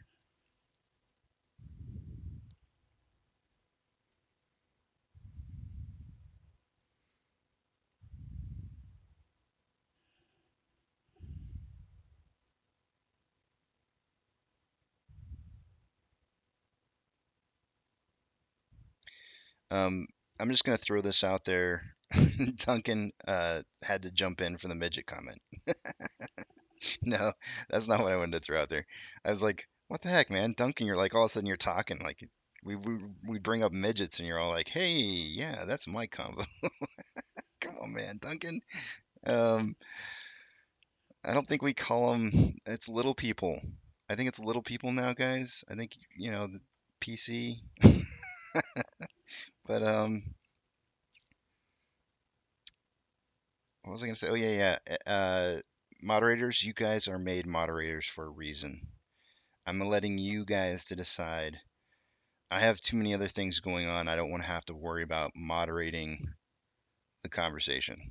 And I think I have a healthy group of moderators who do a wonderful job of moderating the chat section. You guys do what you think is best. If I have a problem with what it is that you're doing, we'll have a talk on the side. We'll have a talk on the side. But I've never had a problem with what you guys decide. So it is up to you, completely up to you to make the choices that you make as far as that stuff goes.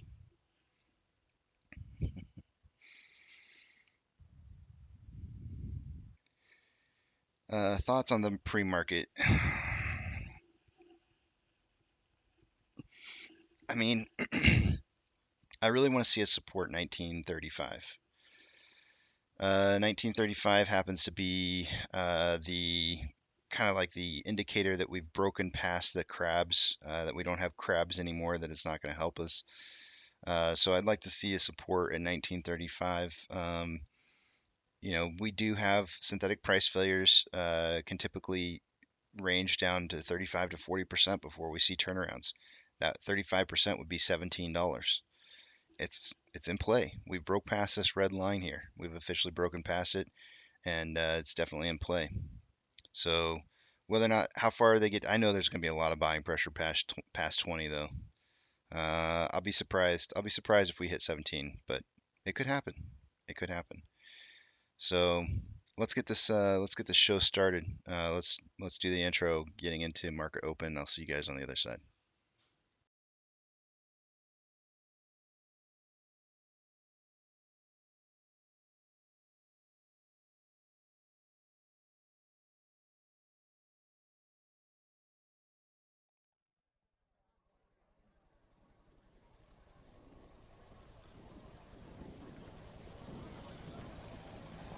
T-minus 90 seconds and counting.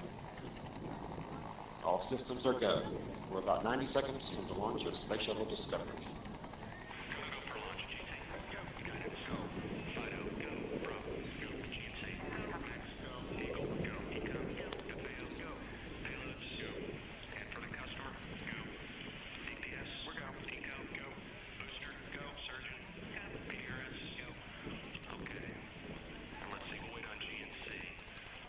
T-minus 60 seconds and counting. We are transferring to orbiter internal power at this time. Discovery is now running off its 3 onboard fuel cells. Coming up on a go for auto sequence start.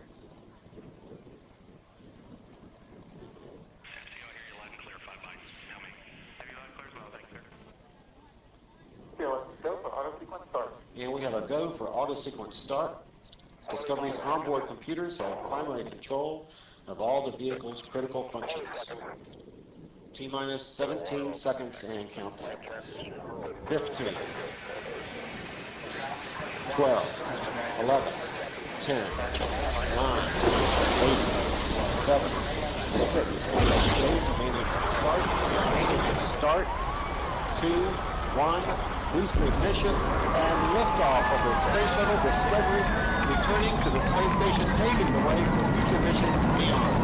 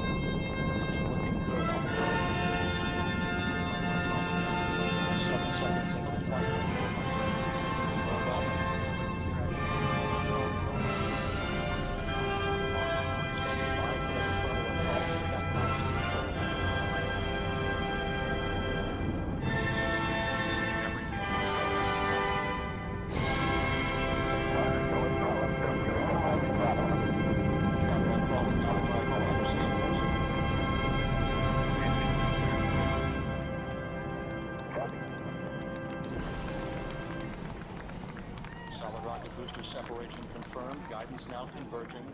Discovery's onboard computers commanding the main engine nozzles to swivel, aiming the shuttle for its precise target in space for main engine cutoff. Should have a good forward leg now and Dan, you sound good.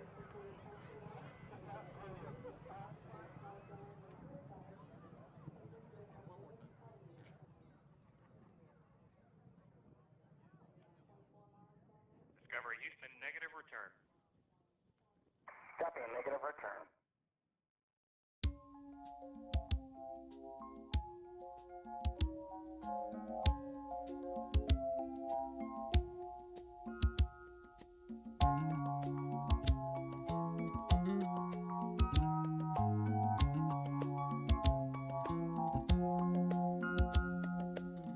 I see the crystal raindrops fall, and the beauty of it all is when the sun comes shining through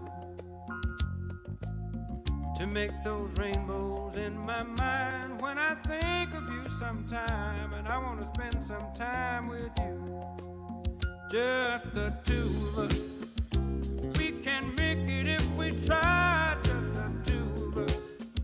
Just the two of us. Just the two of us, building castles in the sky. Just the two of us, you and I. We look for love, no time for tears. Wasted water's all that is, and it don't make no flowers grow. Good things might come to those who wait, but not for those who wait too late. We gotta go for all we know. Just the two of us. We can make it if we try. Just the two of us. Just the two of us. Just the two of us. Building them castles in the sky. Just the two of us. You and I.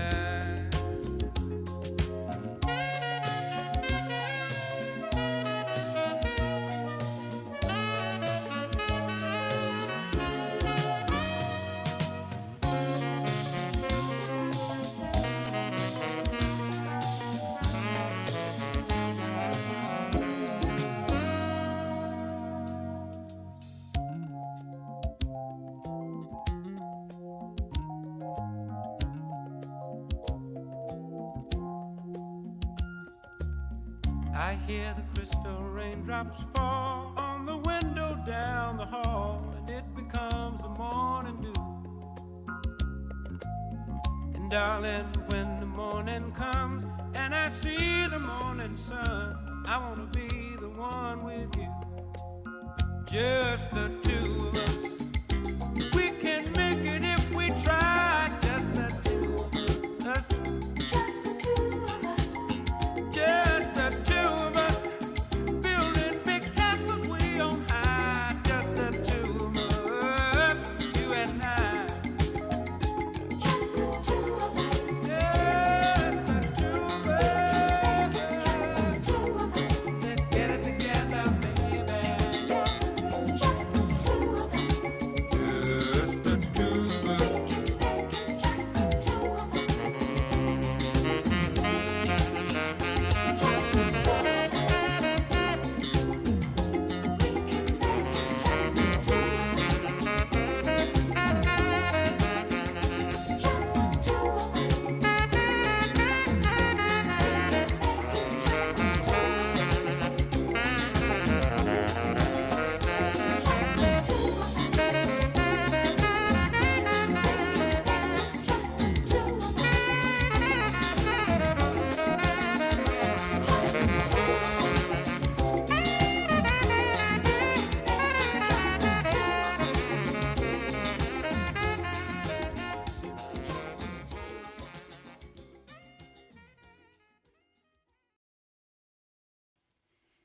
Good morning, you filthy animals. Welcome to AMC and ADD, where we buy, we hold, and we screw the hedgie. $19.60. I have never realized how close that sounds to like Jamiroquai stuff. Like, I don't remember what that Jamiroquai song was, but man, it seems like he sampled it. I never realized that. Like, there's something about that song that really just reminds me of Jamiroquai.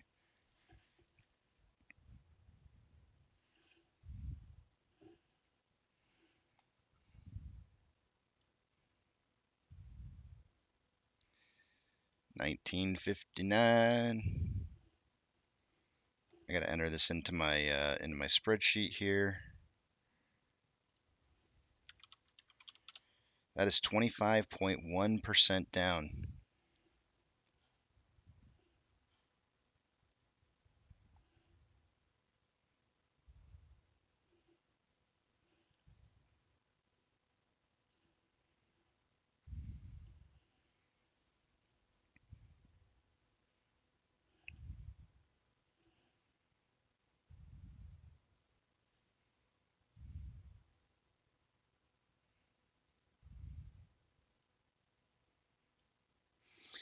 Last night I was trying to think of a scenario.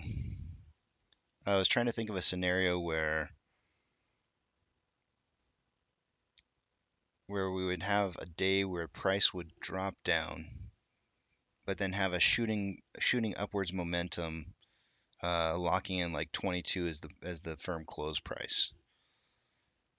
And I really, I was kind of coming up with like a difficult scenario. I felt like if it drove down too hard, too fast, too early in the morning, profit would be taken.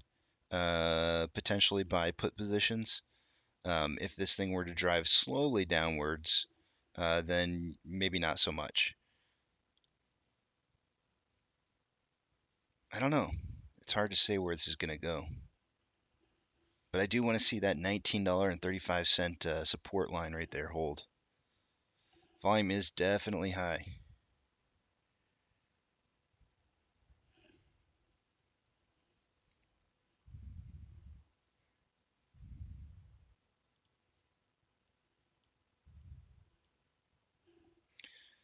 Dogecoin up almost 12% now.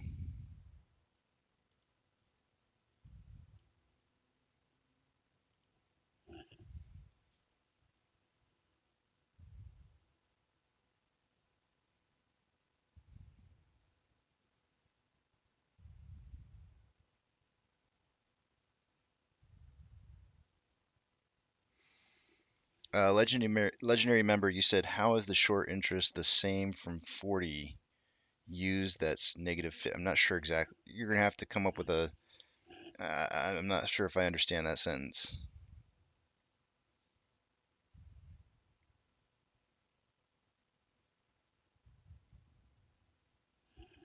Yeah, volume is definitely high.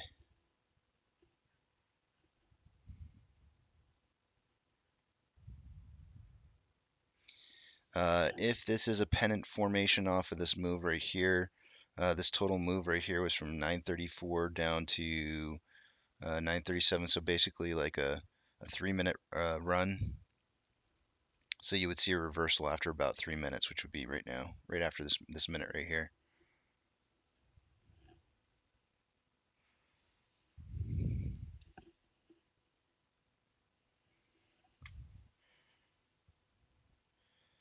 So your question is, how is the short interest the same from 40 down to 20?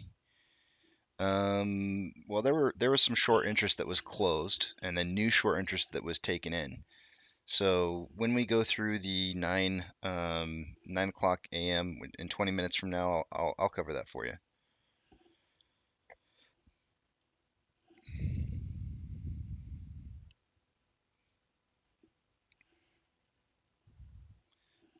There's more support. There's more support WM at I think around 1935.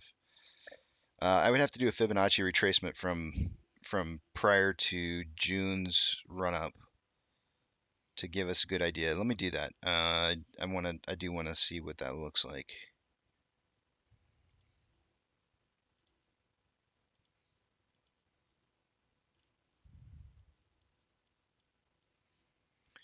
Let's get this Fibonacci right here.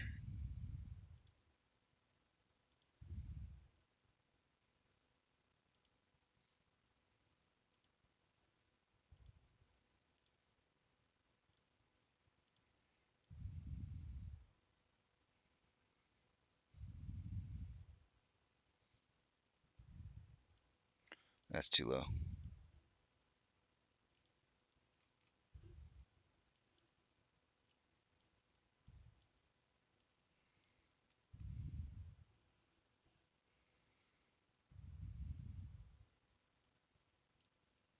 Mm,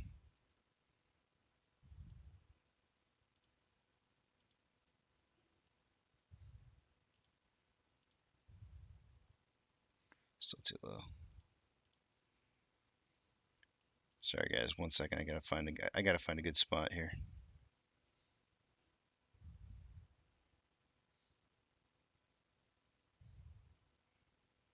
Actually, that should be a good spot.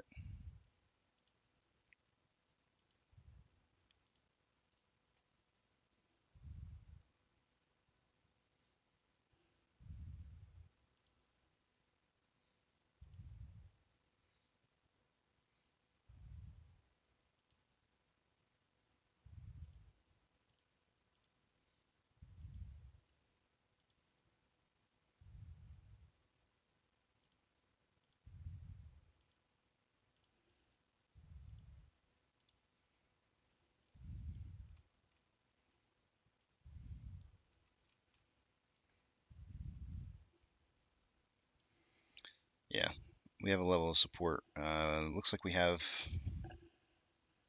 a level of support at like $19.24. I can't. It's difficult to read right here.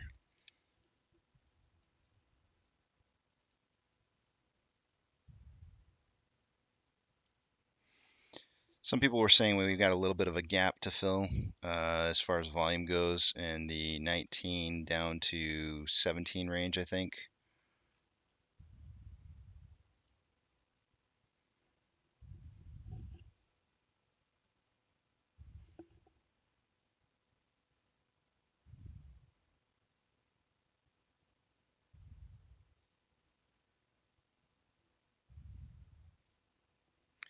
$7.75.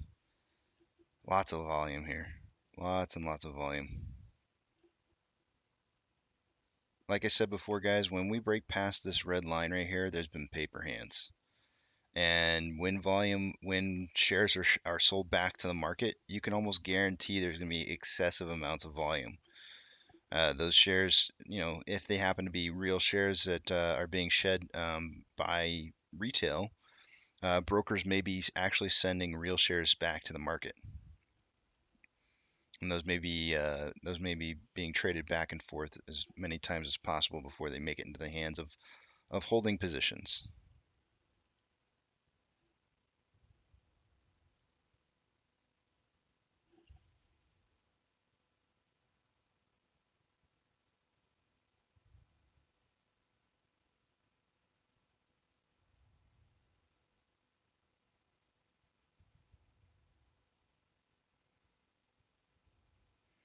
VWAP.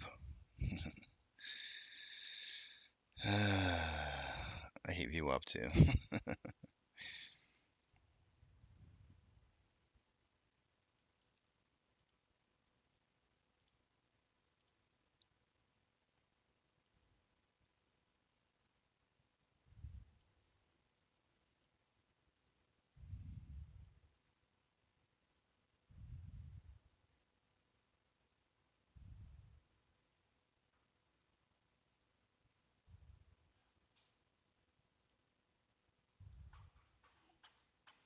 We have 15 more minutes here. The last run up came, I think, just after Martin Luther King Day last year and experienced a greater than 50% no, greater than 50% down retrace before popping late January. Seems very similar to me.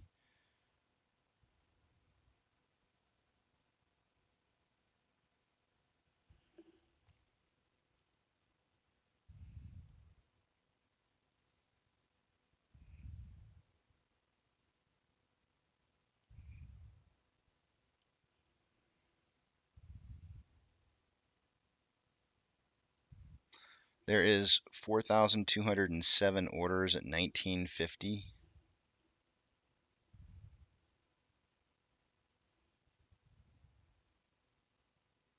Now 8,000 orders.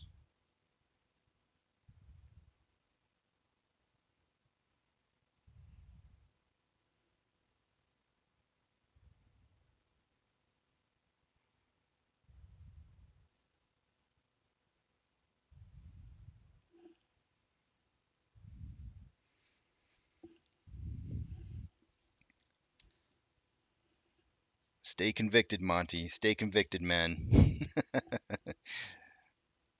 I'll tell you what, though.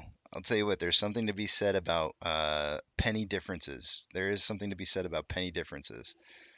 That's if there's one important lesson that I like to try and tell people when you go and you look at my selling information, you'll see that having rounded numbers is always kind of a bad thing because that tends to be where all the orders kind of stack up. And sometimes one penny difference can make the difference between your order getting filled and not getting filled, meaning the difference. So keep that in mind. Both buying and selling having the oddball number is sometimes pays off.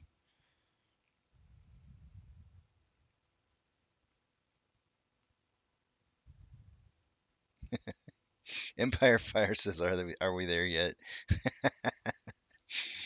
Oh, we're always there. We're still here.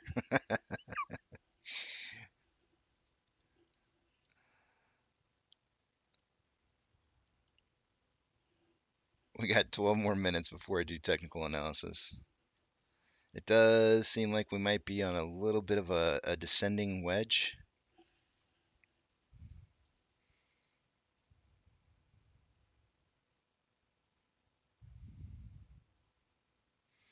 Will Mead tweeting that AMC is shorted by hedge funds. No shit.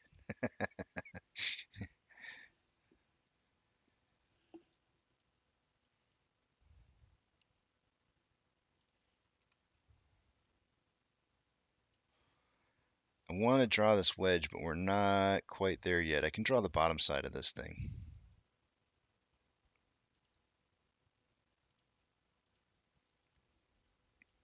I want to see the top. I want to see where this goes here. I want to get my intersecting line here.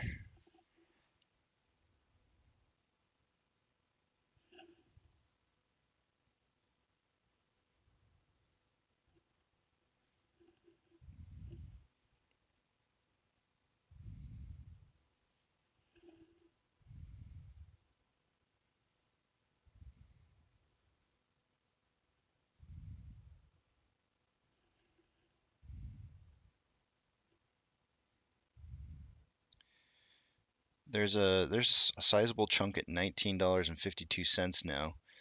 Still the 18,000 shares, or sorry, not 18,000, 8,000 shares at 1950, 2,000 shares at 1952.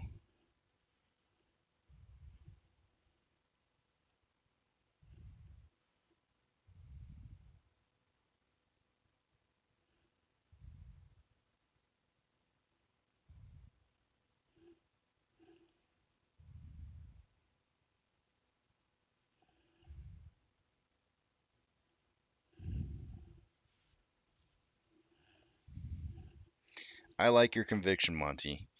If there's anything that's impressed me the most about Monty is that he does his research. He does his research and he sticks to his guns, and I like that. I think that's good. Not panic buying because of because of a cent. That's conviction. That is real, true conviction, and I think that's good. It shows that you've got your mind set on something that you've got a goal that you've set, and that's what you're sticking to, and I like that. That's good. No pressure. That's right.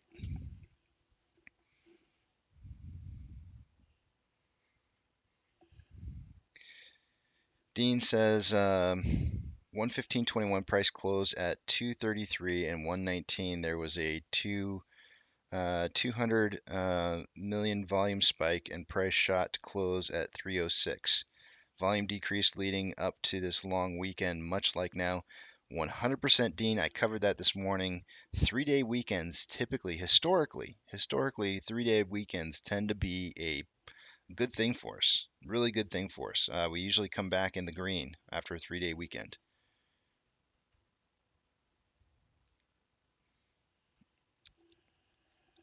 I like it. I like anybody who sticks to their convictions. If you set a goal and you stick to those goals, I think that's good.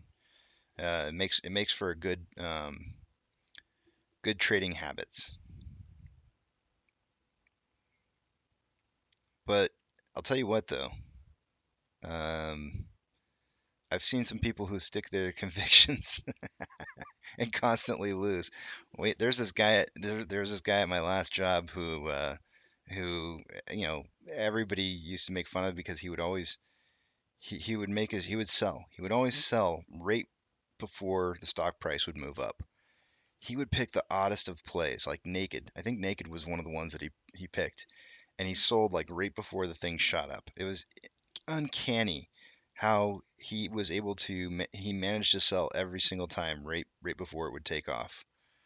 Um, Never seen anything like it. It's much like my trampolines. The price always seemed to like just know when to jump when he did.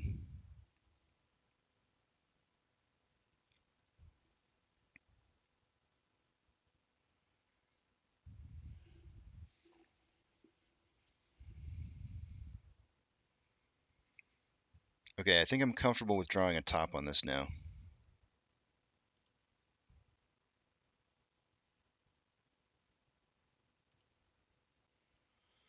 Okay, so we have a falling wedge. We have a falling wedge with decreasing price. What is that, JP? Decreasing price, falling volume. What do?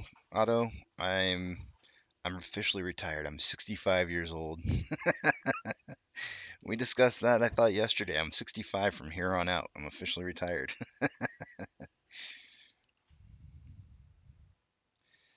Oh man, Joe, I tell you what, I remember that very, very well. I remember feeling like I got hit in the gut. Everybody was talking about Dogecoin. I remember that day very, very, very well. Dogecoin this, Dogecoin that. It was the exact things that were, you need to buy Dogecoin. It's rocketing up. You need to buy Dogecoin. And I was like, nope. I'm in AMC. I believe in AMC. I think that it's the play to make. And I remember watching that price drop on AMC, and I was just like, I felt like I got sucker punched in the stomach. I was like, oh man, what did I get myself into? I'm like, nope. I'm holding him, convicted in what it is that I believe in. Dude, I kid you not, AP, there were guys at work that were using him as a signal. And they were making bank on it.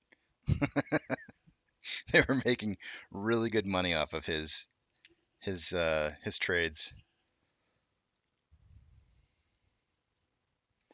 Otto, I can tell you what I used to do. I used to be an engineering technician in the semiconductor field for 1998 to 2021. How many years is that? 20. Well, I had one year hiatus in there, so if I'm being honest, it was 98 to, let's see, that would be 20 years, 20, 23 minus 1, so 22 years. 22 years in that field.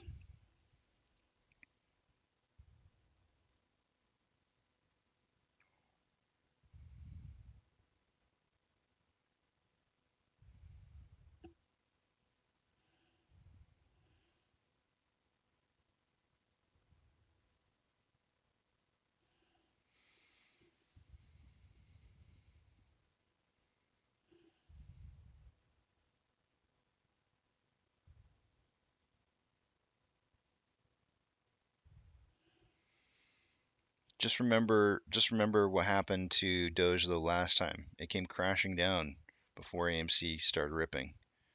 So just be careful. Be careful with your plays there. Just keep a sharp eye on it. The one thing. Okay, so we are indeed breaking out of this wedge here. The one thing that I have to say about Doge, guys, and it's probably one of the biggest lessons that I've learned investing in Dogecoin, is don't go to sleep with a held position. Super dangerous. Super, super dangerous. You could wake up and all your profits are gone. I didn't wake up and all my profits were gone, but a lot of it was. Don't believe Casey. He sells foot pics on the side on his OnlyFans account. Oh man, that's funny. If only you knew what my feet look like.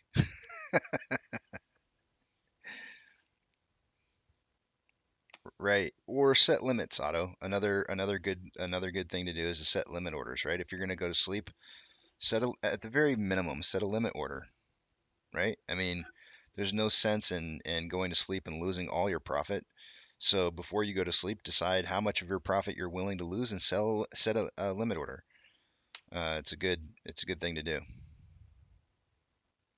Do I charge extra for foot fungus? Only if we play footsies.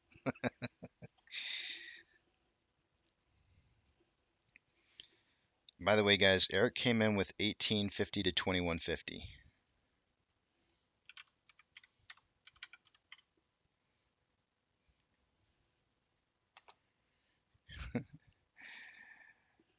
Hammer toes.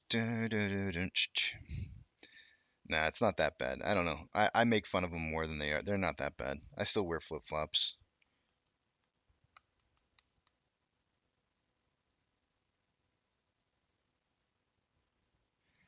Luke says, don't know if you saw Casey. Casey got by holiday. You got your holiday gift. Melts your heart. Wish the beer was attached. Yeah, I hear you, man. I hear you. One day. One day.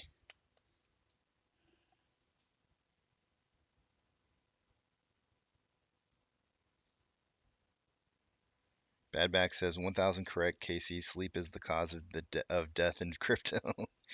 I'm telling you, man. Don't fall asleep. Don't fall asleep with a position in crypto and not have some kind of limit order set up. That is a mistake.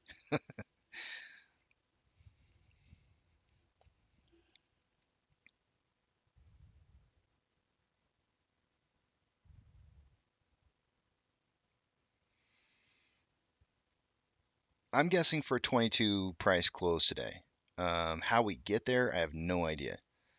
Porter, that's my guess. My guess was a 22 price close for the day today, but I just don't know how we get there.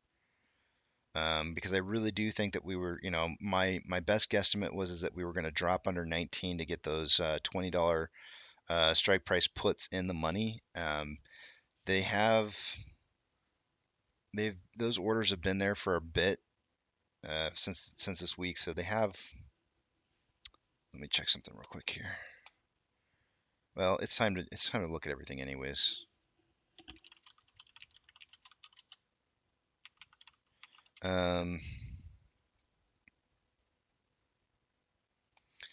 So that yeah. So the theta on has probably been losing some of the profits. The time that those options have been open at $20. So how much under 19 or how much under 20 those puts would have to go under to become in the money? I'm not exactly sure, but I could see a lot of them closing out around 1950. That would make sense. The question is, and we'll find that out here in just a minute, is how many more options got opened up below that at say like 19? And since it is time, I'm going to log into Fidelity and we'll take a look and see.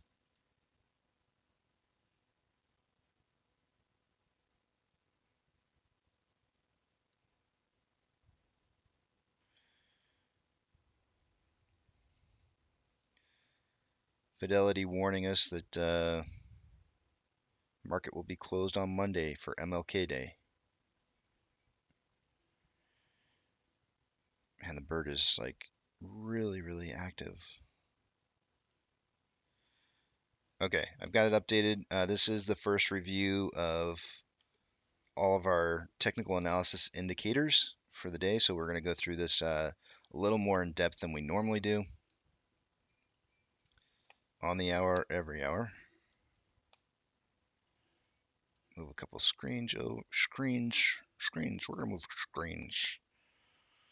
Okay, taking a look at the top left-hand side, price prediction tallies. Monty, Eric, and myself all have 3 points for the day today.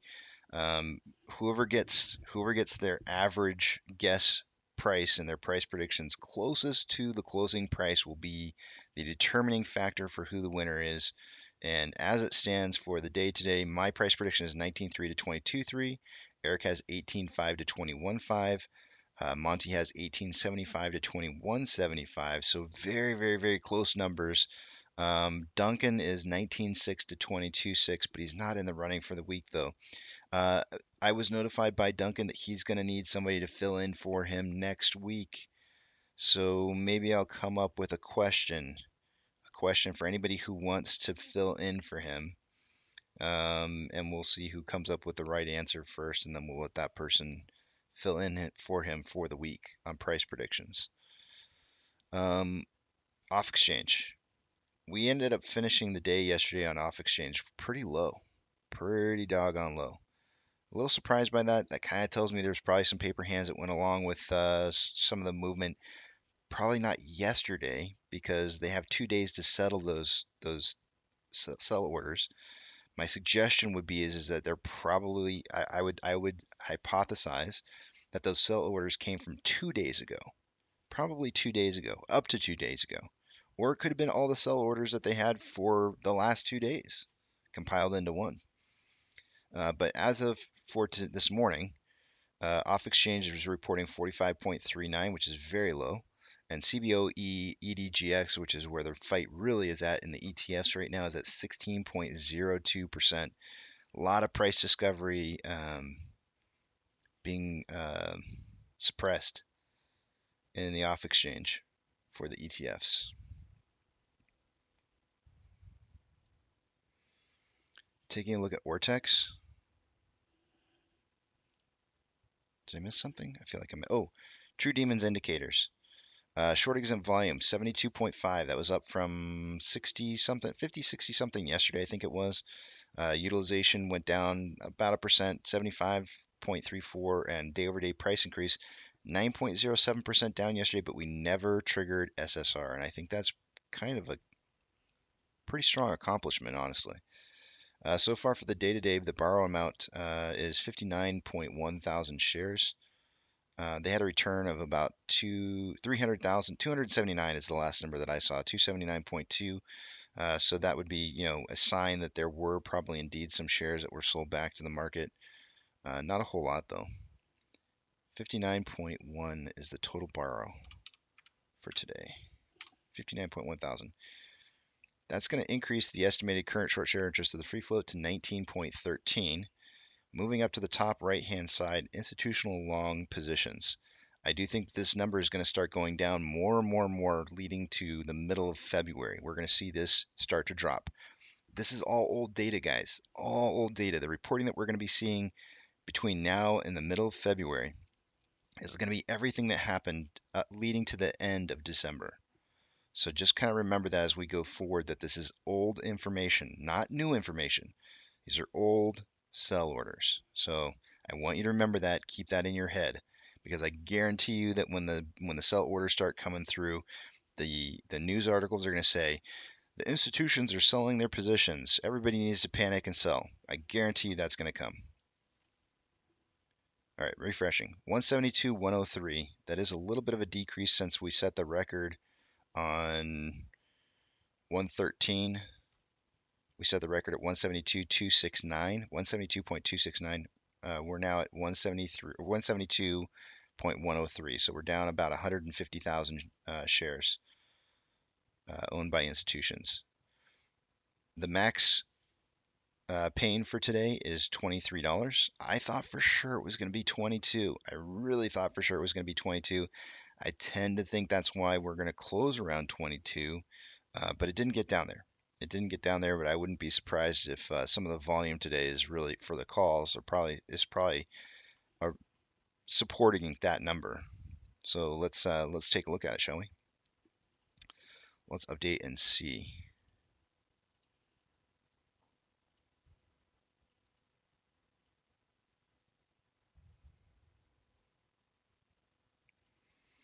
Okay, largest amount of call options is at a $21 strike price, not 22. That is down from 25 yesterday. Is that right? Yes, it is. 25 was the highest amount of volume yesterday. It's now at 21. There's a total of 6.2 thousand contracts. At a 22, or yesterday on the puts, the highest amount of volume. Ooh, there's a lot of volume this morning on puts. A lot of volume. Highest amount is at a $20 strike price. That's $2 down from where it was yesterday. It was 22 yesterday. There was only 26,000 in volume yesterday. This is just to give you an example. There's 26,000 in volume to close the day out yesterday at $22 strike price. There's already 14.7. 14.7 at 20. A lot of put positions being opened. A lot of put positions. There's large amounts of volume at 19 with 12.6 thousand. There's some at 18. There's 11.4 thousand contracts at 18. A lot of volume on the put side. 2 to 1, over 2 to 1 ratio.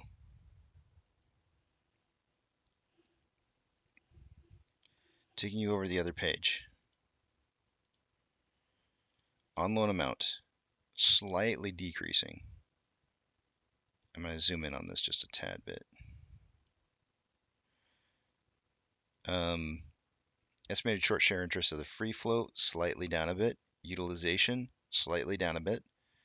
But the on-loan average age per day is up, and that's good. And it's getting close to some of the highest levels we've seen in a long time. Getting way up there.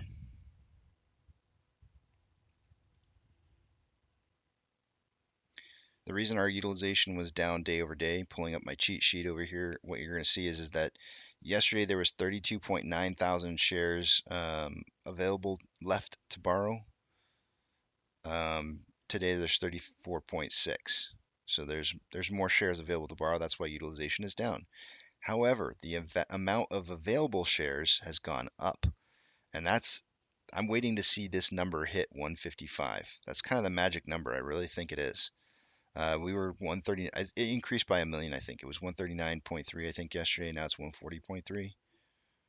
So it's getting up there. It's getting really high up there.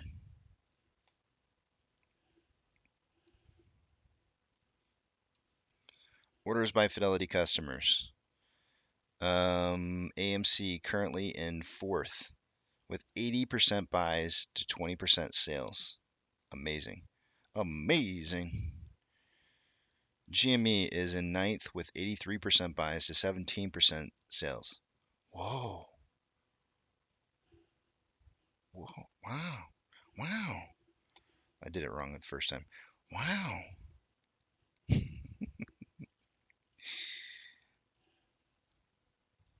My son does it many octaves higher because he thinks it's just funnier. He goes, wow. It makes me laugh every time. Shares borrowed this morning. About 100,000 here.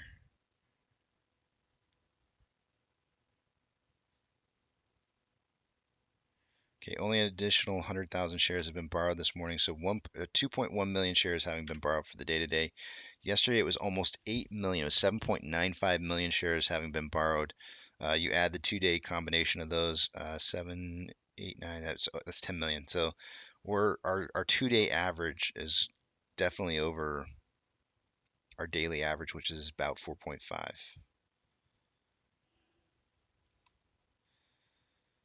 3.8 thousand contracts are in the money on the calls. 41.6 thousand contracts are out of the money on the puts. 140,000 contracts are out of the money on the calls. I'm telling you guys, these call options are rough. These call options are rough, man. It's bleeding into the wrong pockets.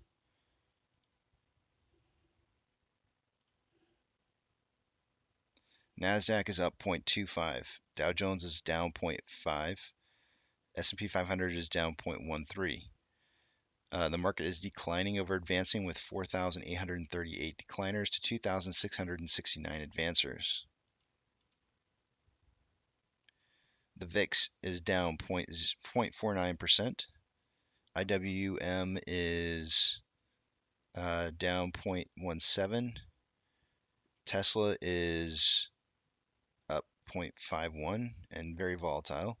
Amazon is up 0.25, Cinemark is up 0.44, Doge is up 13.1%, Bitcoin is up 1.41%, GME is down 0.91, Hood is up 0.52, and AMC is down 0.19. Refreshing for inflow versus outflow.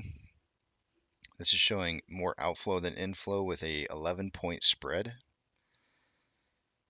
We have traded 16 million shares in almost 45 minutes, 42 minutes. We are on pace for 149.5 million shares having been traded for the day today. Very, very, very high number compared to what we're used to seeing. It looks like the low price that we got to is 19.51, and I'm going to go ahead and write that down. That is a 25.4% decrease in price from 26.17. That is a synthetic price failure. So we're looking for new highs now. It needs to be a 15% increase in order for this to be considered a reversal. So we're looking for a 15% increase on 1951. And it needs to drive through it pretty hard. That's going to be $22.43. So I'm going to put a blue line. I'm going to move this up. 22.43. Actually, 22.44. No, I'll just leave it right there. 22.43. Price really has to drive through this for there to be a definitive reversal on this downwards movement that we've had in price.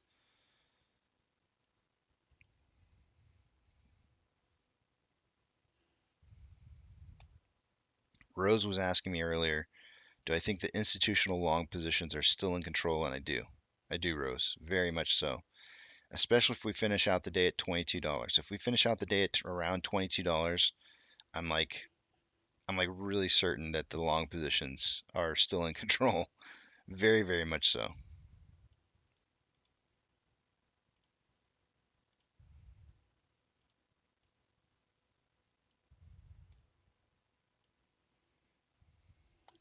Taking a look at the daily.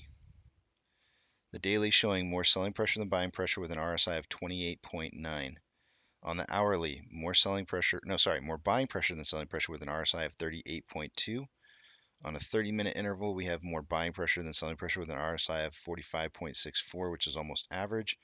And a 5-minute interval, more buying pressure with a crossover within the last 10 minutes with an RSI of 60.59.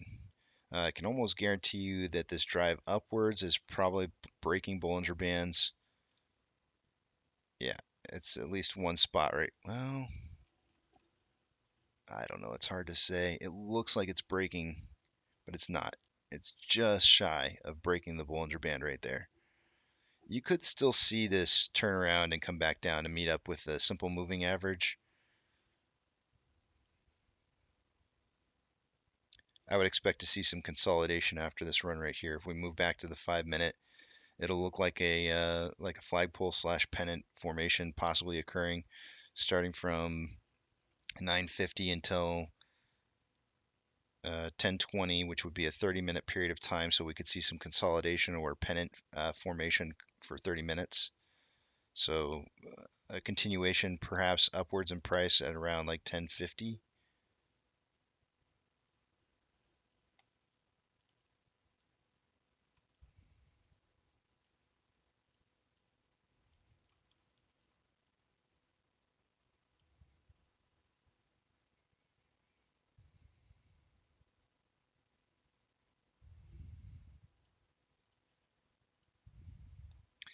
And with that, let me see what you guys are saying. Oops, wrong screen, sorry.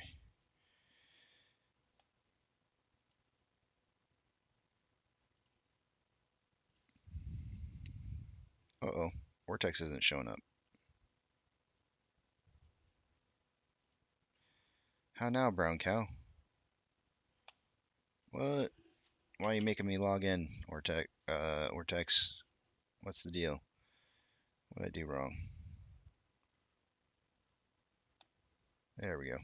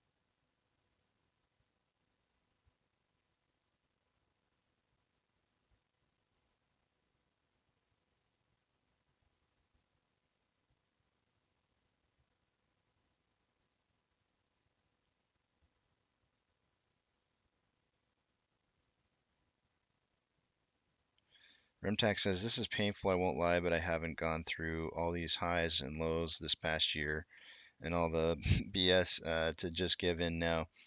This is my how way a better future, how to have a better future, and all I have right now.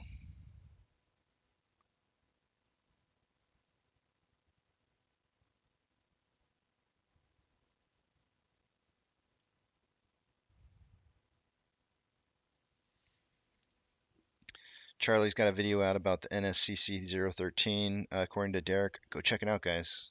Um, Hands down, I think Charlie has some of the most comprehensive breakdowns of some of those filings.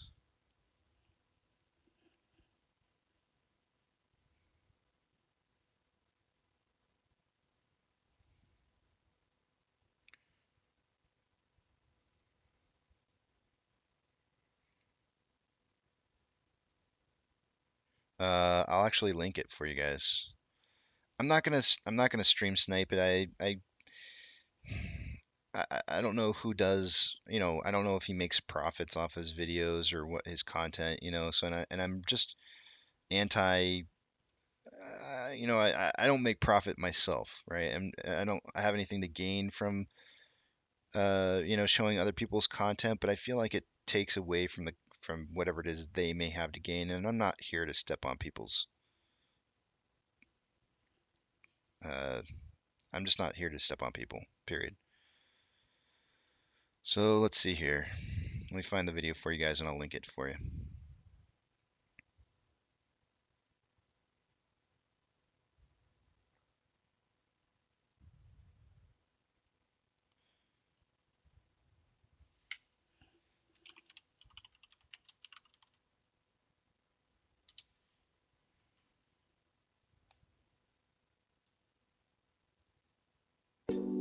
Oops.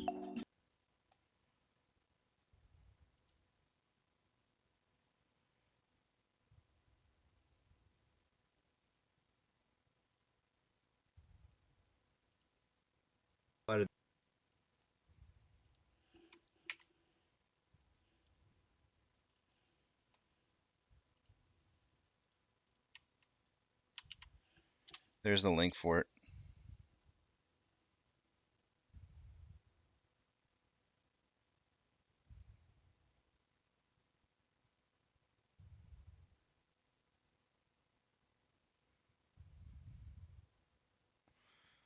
Bad back, that's probably why your back hurts, man.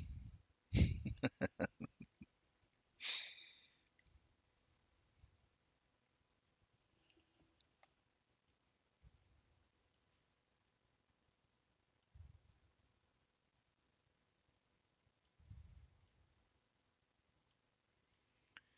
can see volatility starting to drop off here just a tad bit. Last few minutes were volume levels were really high. 250,000 shares a minute. If we average 250,000 shares a minute, guys, we break the 100 million shares for the day, traded for the day. So there's 390 minutes in the day multiplied by 250,000 shares a minute gets you to just under 10 million or 100 million, sorry. Let's see, 390 times 250K. 97, that puts us at 97.5. It's real close. It's real close. So that's why I always say I like to see 250,000 shares a minute. It usually means it will break 100 million shares traded for the day. That is a good number. It's a really good number for us to hit.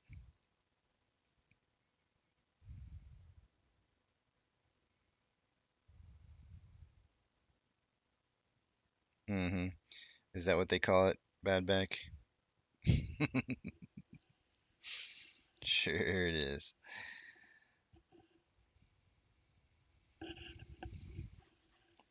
I bet you have a loud car too.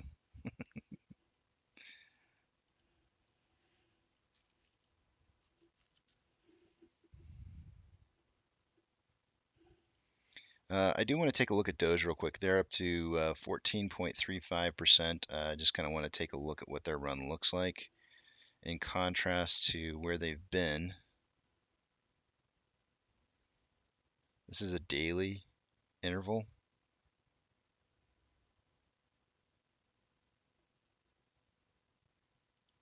Here's Bitcoin's I expected Bitcoin to kind of make it back up to like the 45 range, and it only made it up to 44.3. I'm kind of surprised by that. I thought it would have made. Oh, there's 44.4. It looks like it may not. It should have made it back up to the 45 range. I'm kind of surprised. I have a feeling it'll still make it back up there eventually, provided it happens before February 7th.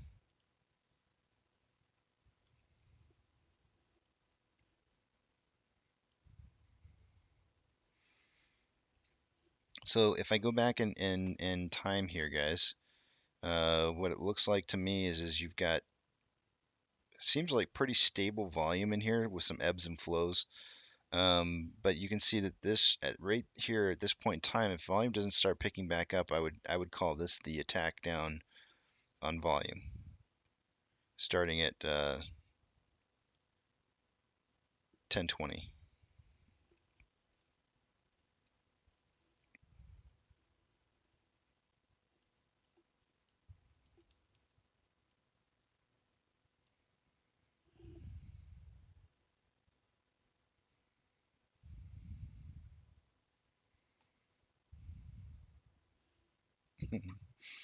Yeah, that's what we got, bad back, when you said you were a bear. We got that. Oh wait. Do I have something for this? I feel like I have something for this. I do. Wait. Uh, yeah, that'll work.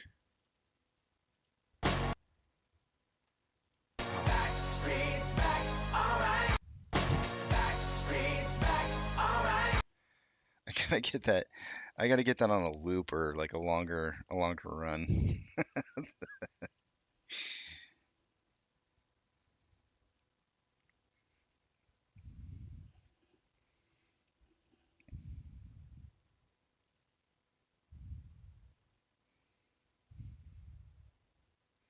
Yeah, guys, it's only like it looks like Charlie's vid is only 2 minutes and 18 seconds long. It's not that long, so give it a check. Check it out. See what that encompasses. That NSCC 013. Actually, I'm gonna listen to it. I'm gonna turn the volume down so you guys can't hear it because, I just don't believe in stealing content. Um, I don't like to.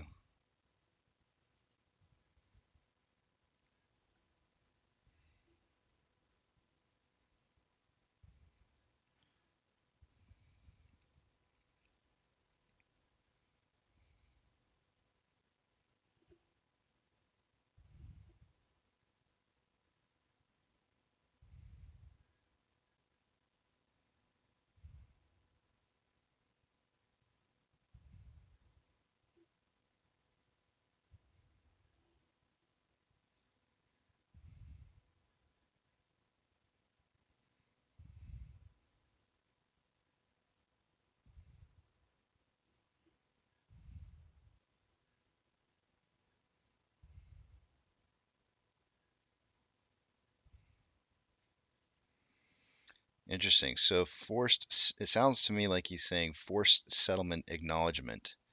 In other words, like if they get margin called or settlement calls for closing on settlement of orders, uh, a no answer is acknowledgement.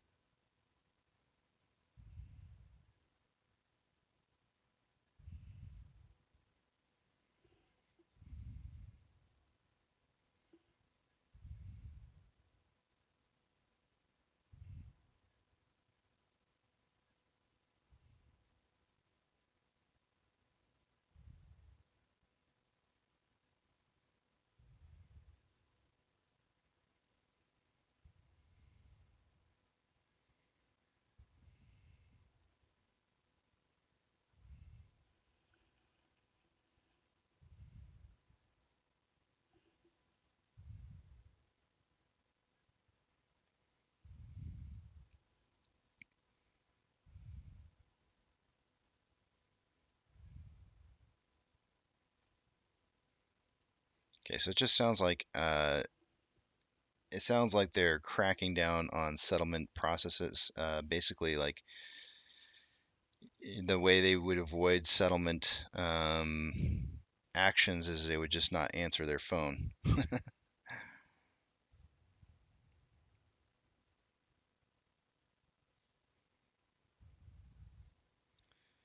Well, I don't know who everyone is, Money Tone.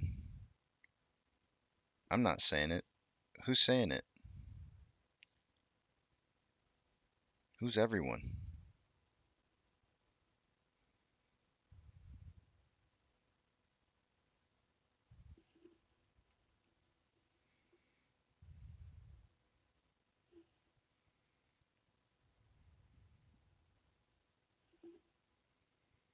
Who's everyone, and what data are they using to quantify that statement? Like, what metrics are they using to make those kind of statements? I'm curious where you're hearing it, because there's actually a couple different places where there's some bad information that's coming through. So I'm just kind of curious, like where you're hearing it from, because I might be able to help dispel what it is that you're hearing, or where you're hearing it from might make some sense to me about what it is that you're hearing. Because let me tell you right now, on Twitter, some of those space calls on Twitter right now are heaping piles of trash. Heaping piles of trash. I mean, they are just getting really bad. In fact, I haven't been on a space call in over a week, because health wise, mental health wise, it was starting to actually kind of wear me down a little bit. I kind of wanted to use a space call. Actually, Salty Dog can attest to this. I think maybe even Azrul might have been there too. I don't remember who. Maybe it was Monty. Maybe it was Azrul. I can't remember who was there, but somebody else was there besides Salty Dog. But we had like literal shills come in and try to take over the conversation and turn it into something that it shouldn't have been. And it was just really bad. Super, super bad. So you got to be careful where you go. You got to be careful where you go, who you're hanging out with.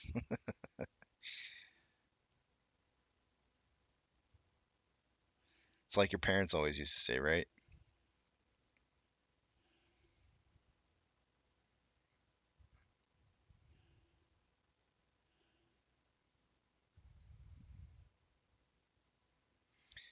So this run up here was from,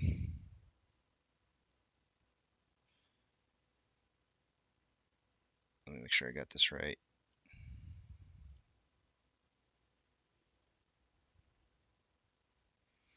9:50 to 10:20, which is 30 minutes long.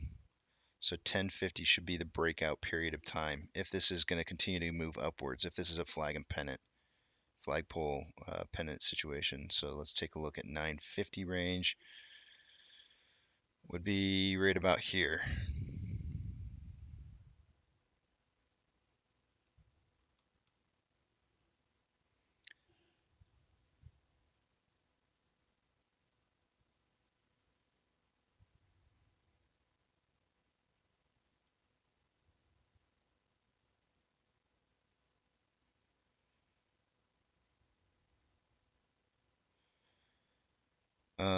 Moneytone says I watched a YouTuber called Making Easy Money channel.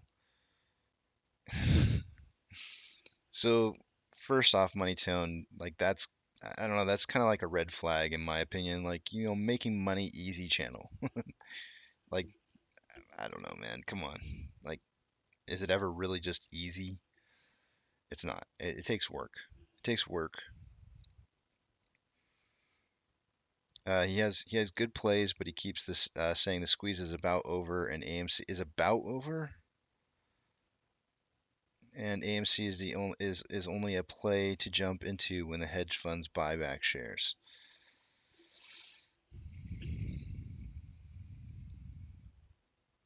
I'd like to know what his metrics are. What's he looking at? I'll check him out. Let me write it down. I'll check him out. I checked out Tony Denaro. I liked him. He was kind of cool. I did disagree with him on one subject matter, and I wrote to him about it. I haven't gotten a response back to the original comment or the second comment that I made. I'm kind of curious how he feels about that, but we'll see. Making easy money channel.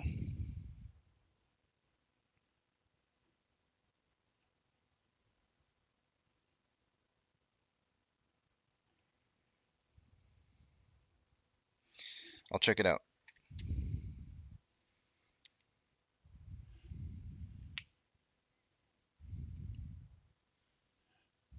It's the trust me bro metrics.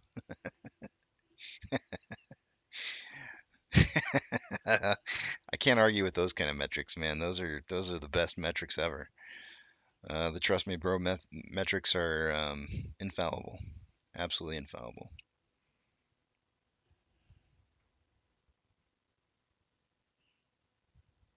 Formerly known as Wall Street Bets channel, Pump and Dumpers. I'm gonna have to check it out. I legitimately have not seen it before.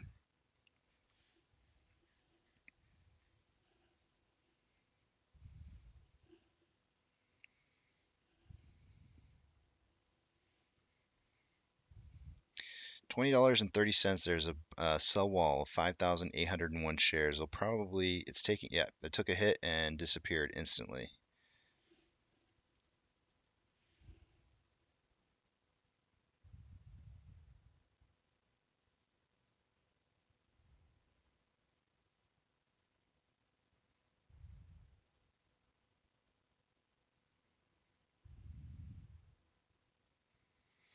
I want to say it was last week.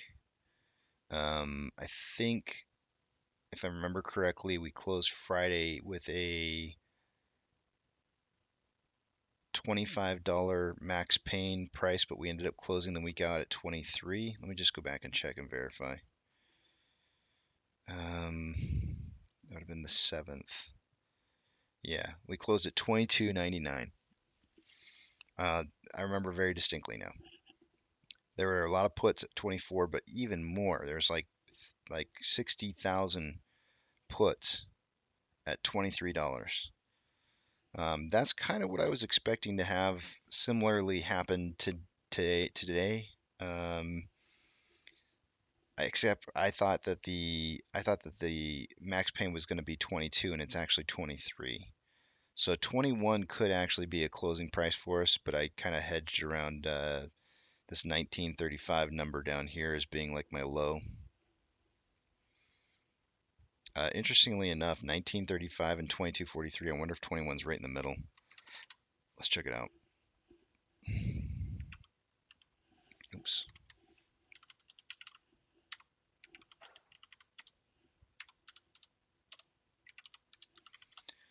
2089. Really close. 2089 being the middle ground between that 15% mark that I told you that we needed to drive through in order for this to be a definitive reversal of the bottom that we just hit at 1951.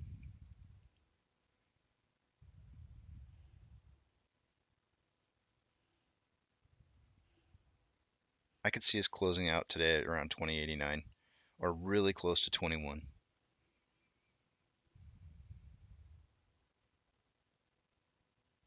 And I think that leaves us in a pretty good setup for next week, especially with max pain being at 22.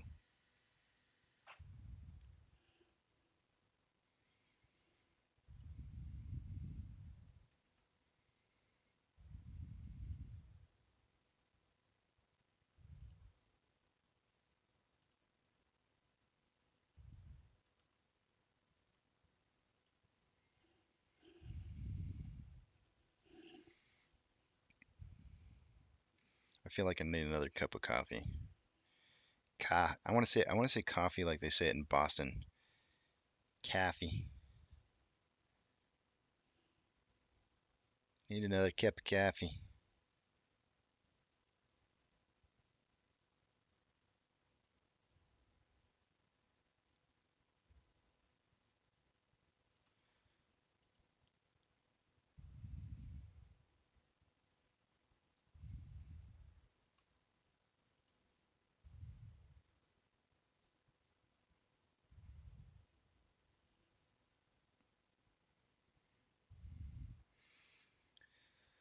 Boss Blunts posted this tweet. It looks like maybe. Why doesn't it show a time? I don't know. It's not showing me a time here. I would think that it would show a time, but at least it does. Maybe he just tweeted it. I don't know. This is Boss Blunts one.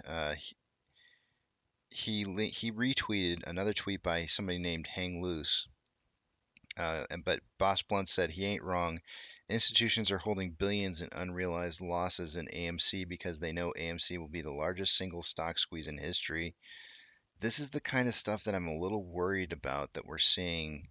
When apes start trying to use the institutions are holding, so therefore that's why we should continue to hold. I'm a little weary of that because I know what's going to happen between now and the middle of February is we're going to start seeing a bunch of the Fintel data rolling in saying that there's been sales that have been going on. But those sales were all stuff that happened last year from November to December. So I'm a little worried about, this narrative that we want to try and create that we should hold because institutions are holding. Um, but I think the institutions did it for a very good reason, and that we should be the sale of the shares that they sold. And I do believe that they're going to try and buy back in at a lower price. And I think that when they do start buying back in at the lower price, we're going to see price just absolutely skyrocketing super, super quick because they've got I think they sold somewhere between the range of about 20 to 30 million shares. So if they go out and they start requesting 20 to 30 million shares to the lit market and they just turn on the light switch one day and say like we're buying, it's gonna get nasty quick. It's gonna get really, really nasty quick. But the original post that Boss Blunts referred to from Hang Loose says some interesting data. BlackRock and Vanguard average share price is $47.37. They are currently down 2.3 billion on their 4MC position. Institutional owners as a whole are down about 4 billion in unrealized losses. Be happy we can continue to load the boat now before the fireworks.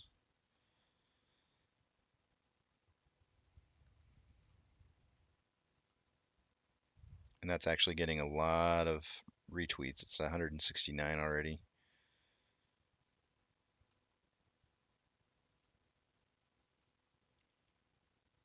Oh man, the number one answer isn't this the data from November though.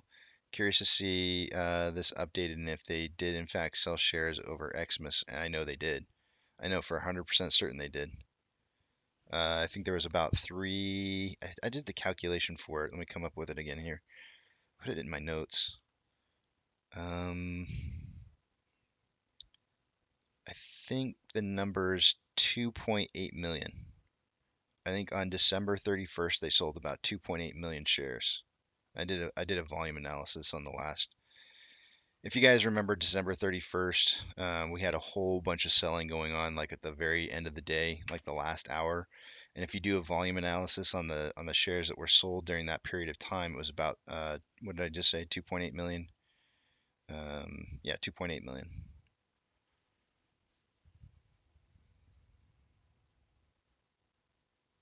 Good morning, Paul.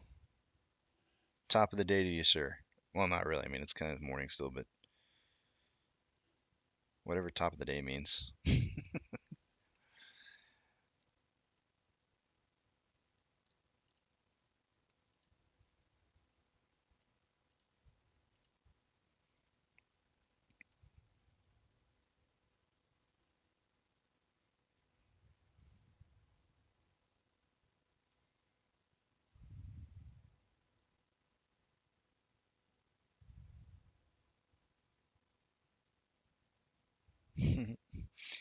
Here's a post by Norm Stan 973. It's a meme. It's one of those change my mind pictures. It says all the FUD in the world doesn't change this, and then it's the title that they changed the change my mind thing to. It says we can stay retarded longer than they can stay solvent. Change my mind.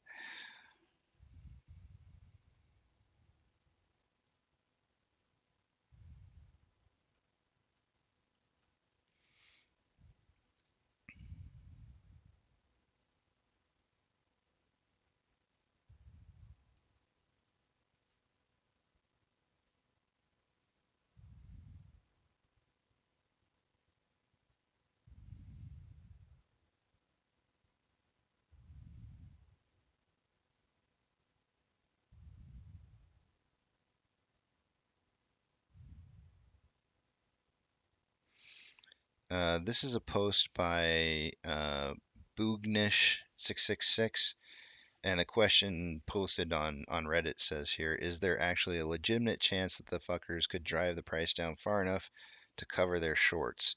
And the one thing that I want to stress to you guys more than anything is like the whole idea of covering. Like I don't think I think people just kind of throw that cover word out there because they don't really know or understand the difference between covering and closing versus covering and being liquidated.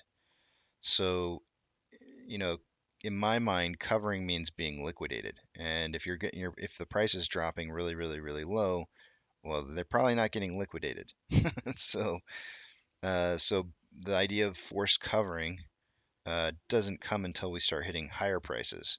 So closing their positions, is there actually a legitimate chance that they could close their positions as the price drives down far enough to cover their shorts? And the answer to that is yes, but what prices would they need to come down to? Ooh, I said I would cover this earlier and I forgot to. Let me show this. Let me share this real quickly here because this was a question that was asked earlier and I don't remember who asked it, but I said I would cover it and then I didn't. So let's just take a look at this just really quickly. What I want to show you is I think, let me see which indicator I want to show you.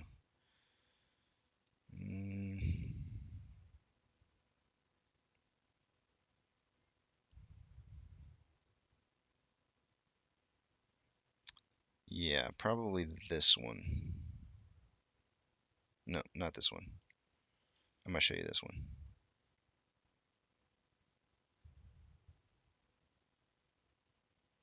No, I'm going to show you exchange reported short interest.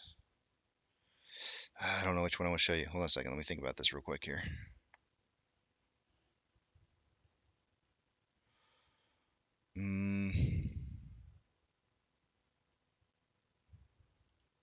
Yeah, I'm going to show you exchange reported short interest. So what I want you to notice is that there's heavy amounts of shorting going on before I got to take a picture of this because I can't stand it when all that stuff, all that junk pops up there. I'll save as.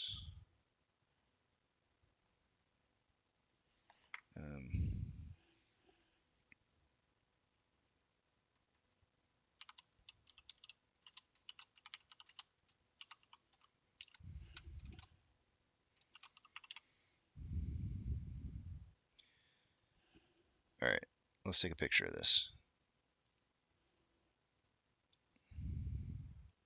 Let's do a little drawing here. It's time for Bob Ross, Casey Ross. Maybe we just edit this with a little bit of 3D paint. Make some horrible looking pictures, but there's no mistakes. Just happy little trees. All right, what do we got going on here? So the first thing I want you to notice is that we have a short interest increasing just before the big price spike right here in June, right? This is January right here. This is June's run up right here. And then this is us moving forward after June. And this short interest, remember this is 15 days reported late. So the short interest was really stacked up 15 days prior to it. This is a daily interval chart that you're looking here. I think, no, this is not daily. What is this? This has got to be weekly. This has got to be a weekly chart, I think. I'm not sure. I should say it on here somewhere, but I don't see it. But it doesn't matter.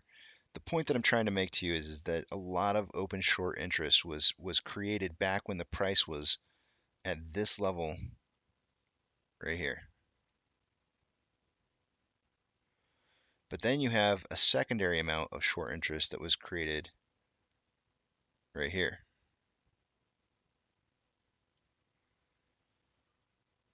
And what happens is when price goes up really, really high, this is out of the money. All the short interest above this line right here is now out of the money. But as price falls down below that line, that short interest becomes in the money. right? And they can close the positions. And you see that happening as price falls down below that line. You see some of those positions being closed from back here. You see them being closed, and then you see short interest rising again. Well, why is short interest rising again? It's because they're buying more shorting. They're shorting as this price is moving down. So short interest starts rising, then the price starts rising and it's out of the money again. Then the price falls back down and they close some of those positions. Now you have price falling back down, but most of this stuff that's in between, everything that's in here, was closed out right about here. It was closed out right about there. All this that's back here is still open. That's still open back there. They haven't gotten the price down low enough yet to be able to get those in the money. I had a little bit of an uptick there. It's a little bit lower, but all this stuff back here, all this stuff on the big price rise back in January, and some of the stuff that happened after January leading up to, in May, and all that short interest in there is still out of the money. And they can't close it. They can't close it until they get the price down into that range. So if they were to get the price down into some of these ranges in here, they could close some of that short interest. So we really don't want to see it go down too much further. Like 15 bucks, maybe 14 bucks. Too much further than that, and a lot of short interest can probably be closed out. But how do I know that there's still a lot of open interest that's open back then, from back then? It's easy. Look at how much is on loan. It's over 100 million shares that are on loan still from that period of time. And if you want more confirmation that it's old loans, you can just pull up the on loan average age per day and you can see how high that is. It's super, super high because it's really old loans. Super, super old loans mixed with some new loans. How do I know that that one specific point that I pointed out right here? How do I know that they'd closed most of those positions in between those two lines? I'll show you. You have your on loan amount and your exchange reported short interest amounts. And right here, you can see that they touch down on top of each other right there.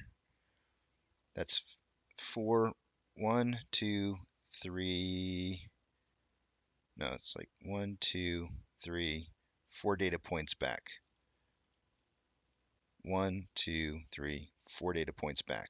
It was touching down right here. The on loan amount and the exchange reported short interest were about the same. And that's when institutions started selling. It was about November 30th, if I remember correctly. We can come back here and we can look at it. When those two values touched down right there, November 15th, and then the big sell-off started happening at the end of the month, November 29th. The big sell-off happened right here. And they did that for a reason. Institutions sold those shares because they didn't want the fact that there was no loaning going on beyond what there was in short interest. They wanted there to be a gap between short interest and loaning. And so they sold shares because they knew that if they sold shares back to the market, it would force hedge funds to try and short down the price because if they release shares back into the market, the hedge funds need those shares. They're like, yep, gobble gobble gobble gobble gobble.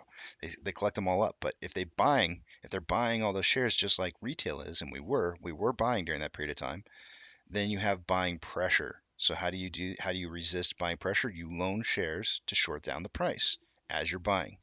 And that's exactly what happened right here. You had borrowing of shares, and shorting, because they knew they were going to short it. You have shorting and borrowing of shares. So if I pull it back up on here so you can see both of them, and you suddenly have a gap again between these values. Come on, take a new picture. Don't save. New. See the gap? No gap right here. Now we got a gap again. They're loaning. Long institutions want to loan out their shares because they want to make money. They always want to make money. So they sold some of their share positions. And they also sold some right before the end of the year too because of tax write-offs, which would have been probably right around I think that was right around here. December 31st. Anyways, quick little history lesson. Why is it important that price doesn't go too low? They could close some of those short interest positions from the past, but they would all be short interest positions from like under 14 bucks and under. That's where they would be.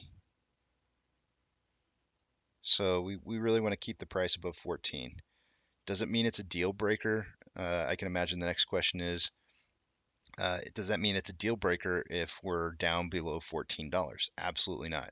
Because as we move down in price, you know what's going to happen. They're going to start shorting some more as they drop the price, right? That's how they make money. They're going to start shorting it as they drop price. And so if we can get this to manage to turn around with failure to delivers or gamma squeeze, then basically you have new short positions that are open, and it's just basically a reset. It's a reset, not game over.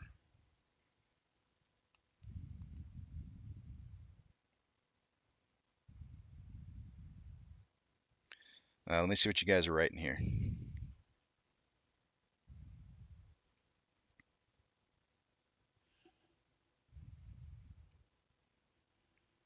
We're at 9:55 or 10. We're past 10:50. This should be.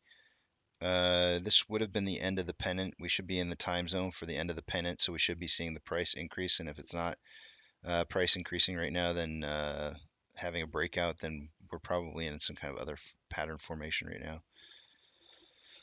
Let me see what you guys are writing.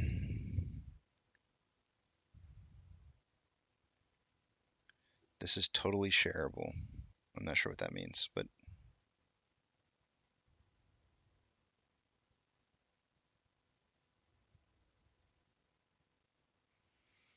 well, the reason JP keeps dropping is because our volume will continue to drop. You know, they're actively trying to suppress volume. The goal usually, I think, is to get us under 60K a day. So far, for the most part, they have had a difficult time getting under 100K, which is good. Most of our minutes have been over 100K though. That's not bad.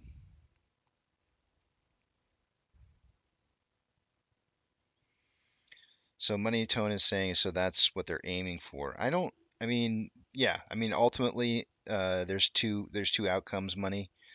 It's either they're going to bankrupt this company or they're going to go bankrupt trying. One of the two, or margin calls, basically. I don't believe that there's any other in between. There could be a third in between, and that's where they close their positions and walk away and say, yeah, we don't want anything to do with this anymore. At which point, AMC just kind of naturally takes over, and price, improvements start happening. I don't think that's possible though, because they would have to unravel a lot of shares that are in existence that are out there in order to do that, and I just don't see that happening. I don't see there being any way for them to unravel all of this. There's too much. There's too much out there. ABC says, Casey, I believe covering the shorts is just the first step. What is important is when they have to buy back all the synthetic shares, which could very well be billions of shares. Absolutely, 100% there. I'm totally agreement with you. Head and shoulders on the 1 minute. Let's see.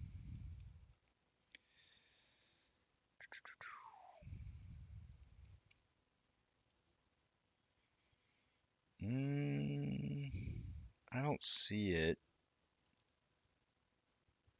I'm guessing you're saying here, here, here, but really technically speaking, Amanda, what I would think, usually you want to see on a it isn't always the case, but usually you want to see your leading shoulder should be higher than your trailing shoulder. And in this case, we have, to me, this looks more like, I know the Bollinger Band makes it so difficult to see, but I feel like we kind of have like maybe an ascending parallel channel. Let's take a look.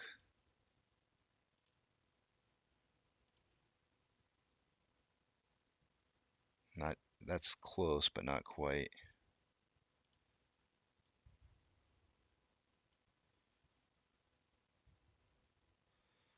See if I can get some different points.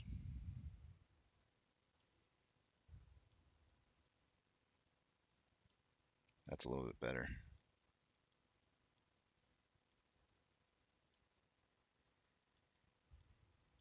Let me try that again.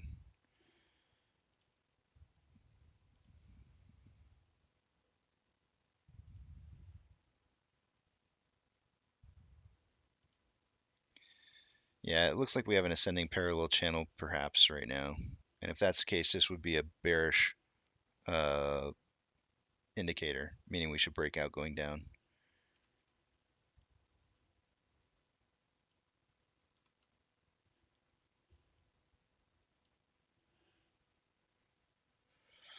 Mom, did you make it? I assume you must have made it this morning. Or are you just waking up?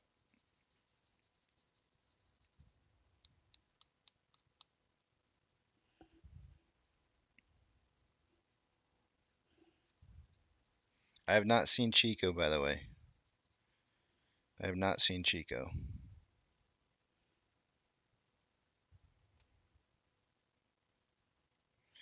It's 10 a.m., guys. I'm going to go ahead and do a quick run through here. And then I get to go eat some. Oh, we went back to.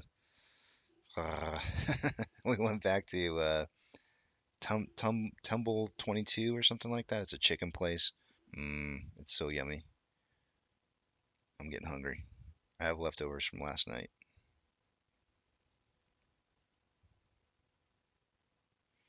All right, taking you guys over to the other page.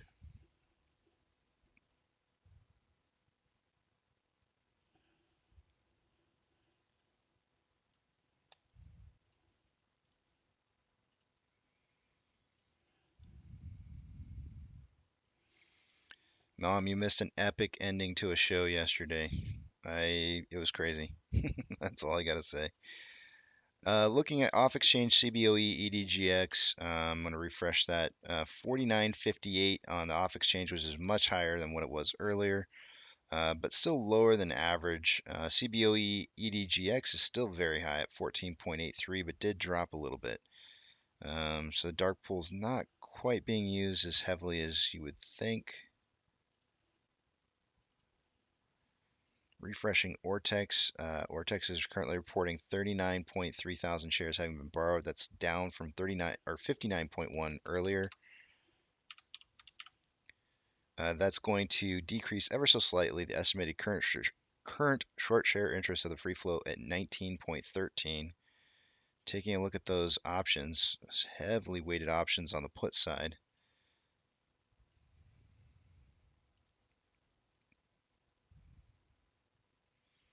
An hour ago at a $21 strike price for the calls, there was the highest amount of volume. That has changed. Has changed, and a lot more volume has come in for the calls than there was earlier. In fact, there's a lot of volume today. 19.5. So it went from 21 strike price to 25 strike price. It went from 6.2 at 21 in the last hour to 19.5 thousand contracts at a $25 strike price. On the puts, the highest amount of strike is, or the highest amount of volume on a strike price is at 20. An hour ago it was 14.7 thousand contracts. Now it's 23.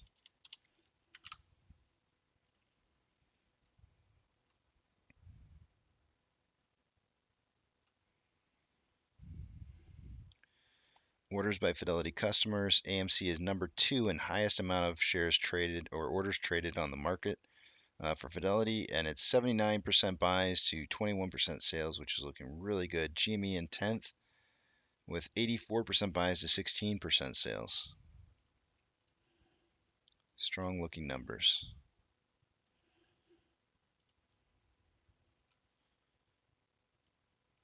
AMC looks like they borrowed another 100K this morning, putting them at a total of 2.2 million shares having been borrowed for the day today. There's 3.8 thousand contracts in the money on the calls, 41.6 thousand contracts out of the money on the puts. That number is still big.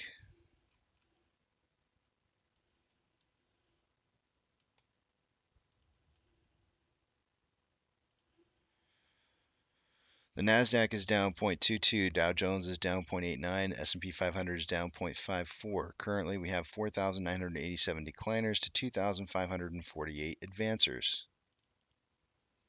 The VIX is up 4.68. Normally when the VIX goes up, we start going down. IWM is down 0.9, but getting better, improving. Tesla is up 0.32, Amazon is down 0.56, Cinemark down 0.76, Doge up 12.66, Bitcoin up 1.02, GameStop down 4.36, and AMC down 0.61. Our outflow versus inflow is a 10-point spread. An hour ago it was 11, with more outflow than inflow. Shares having been traded for the day-to-day 25.73 million after 94 minutes. That puts us on a pace for 106.7 million shares traded for the day-to-day. My estimate was 30 to 50 million. 30 to 50 million. I'll probably be a little bit short. It could end up being around 60. I expect volume to drop off pretty heavily from here on out till the end of the day. The big question is will we have a late run at around 2 o'clock, the final hour, the power hour? Will we have a late run that just goes and goes and goes? That'll be the question.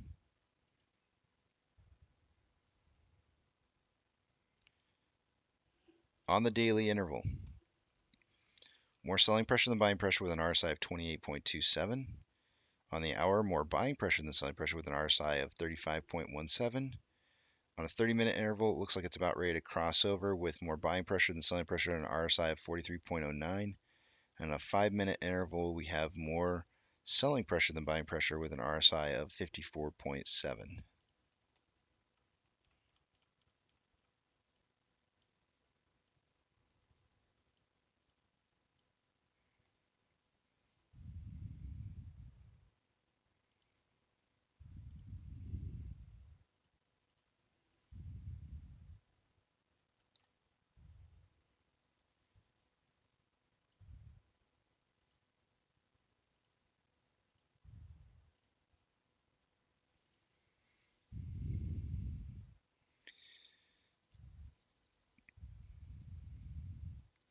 Nine hours is good. I'm glad you slept 9 hours. It's probably in a nice bed.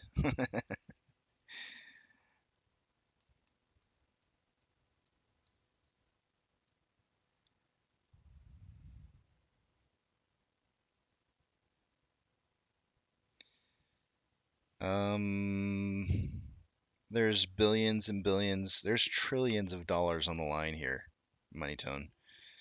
And when there's trillions of dollars up for grabs, it's war. It's not a video game. This is nothing like a video game.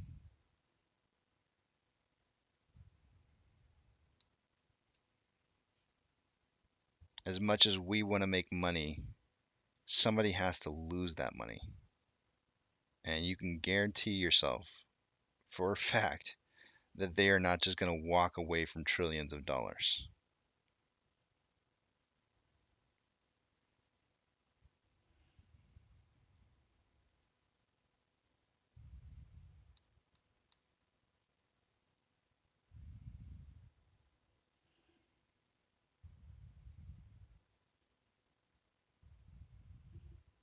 This is a real battle. This is a real battle.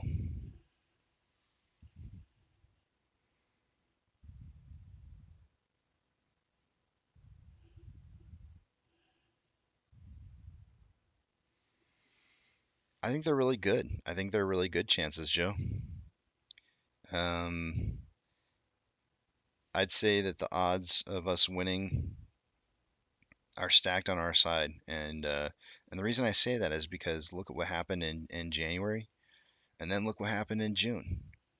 And I think the odds are stacked on our side because we don't have anything to lose by holding. We have nothing to lose.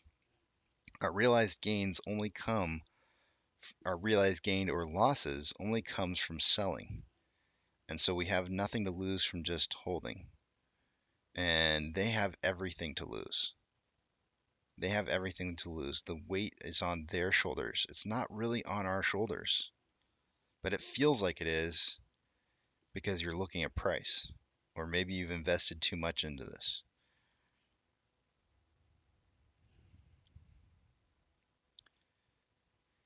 Yeah, Einstein has it right. We've already won. They're just hiding the fact as long as they can. They're bleeding. I mean, look at the fact that they just took out a 1.15 billion for the very first time ever. They took an investor in for 1.15 billion.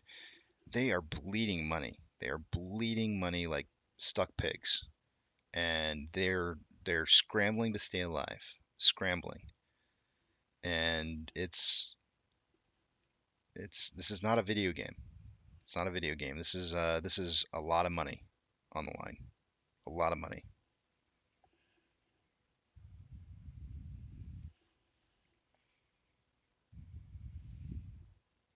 Looks like the board just got reset a couple of times. I'm watching the level 2 book order here, guys.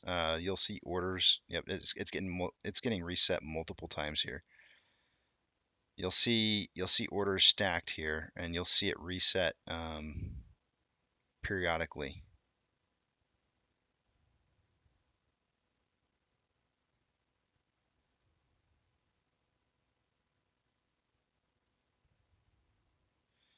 There's some large orders coming in at $20, guys. There's 11.5 thousand shares, order share, a limit order. I can't talk right now. I'm still tired from yesterday, guys. I got more sleep last night than I normally do, and I'm still tired.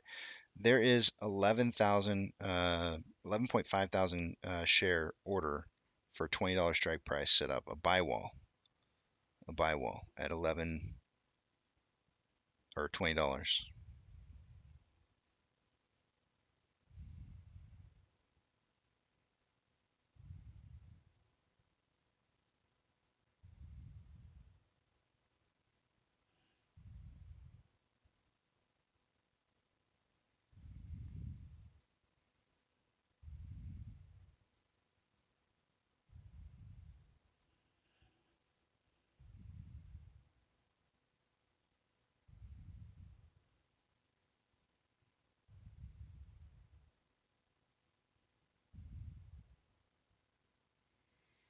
So it looks like it's trying to break out of this ascending parallel channel here.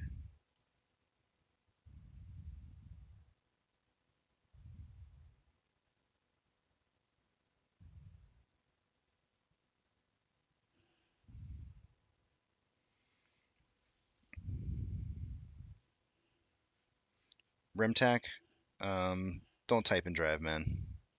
Please. I care more about your safety. Like, just wait till you get pulled over or something. Imagine getting in a car wreck now. That would suck. Just drive. Put your hands on the wheel, man. Put your hands on the wheel. Much safer that way.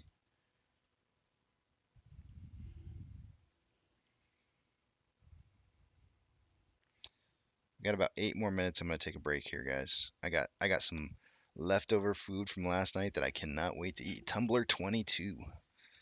Is it Tumbler? I don't know what the name of the place is. Tumble 22? Yeah, Tumble 22. Oh, it was good chicken. Super, super yummy.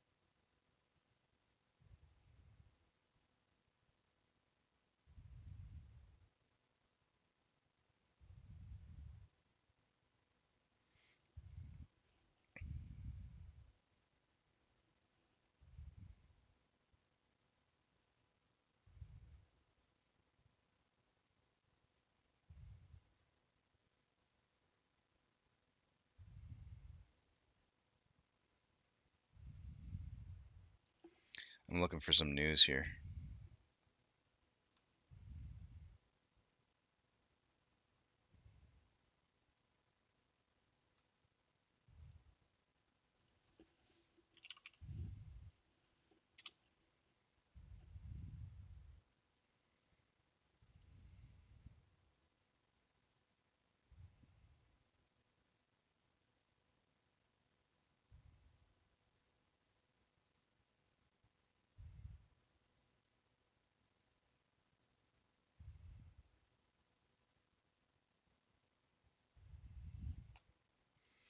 Nothing on the news side. Let me see if I got anything with Twitter.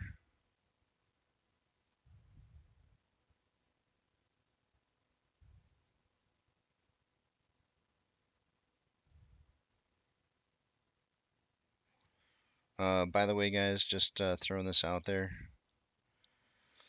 Adam Aaron's having said emails detailing how to claim your AMC Investor Connect I own AMC NFT will be sent next week on January 18th, which is 4 days from now, to all in the U.S. and globally who enrolled by 12/31/21. The NFT and the Wax wallet for you, wallet for up to a year are free to you.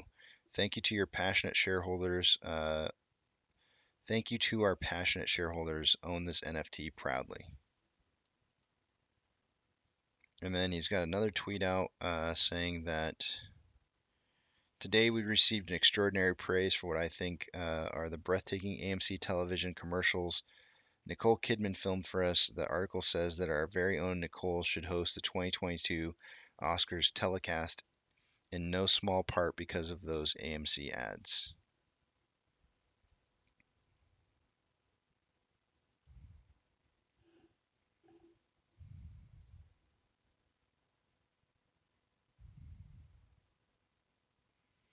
I don't know if she'd want to do that. I don't know. She doesn't strike me as the kind that would want to do something like that. I don't know. Maybe she would.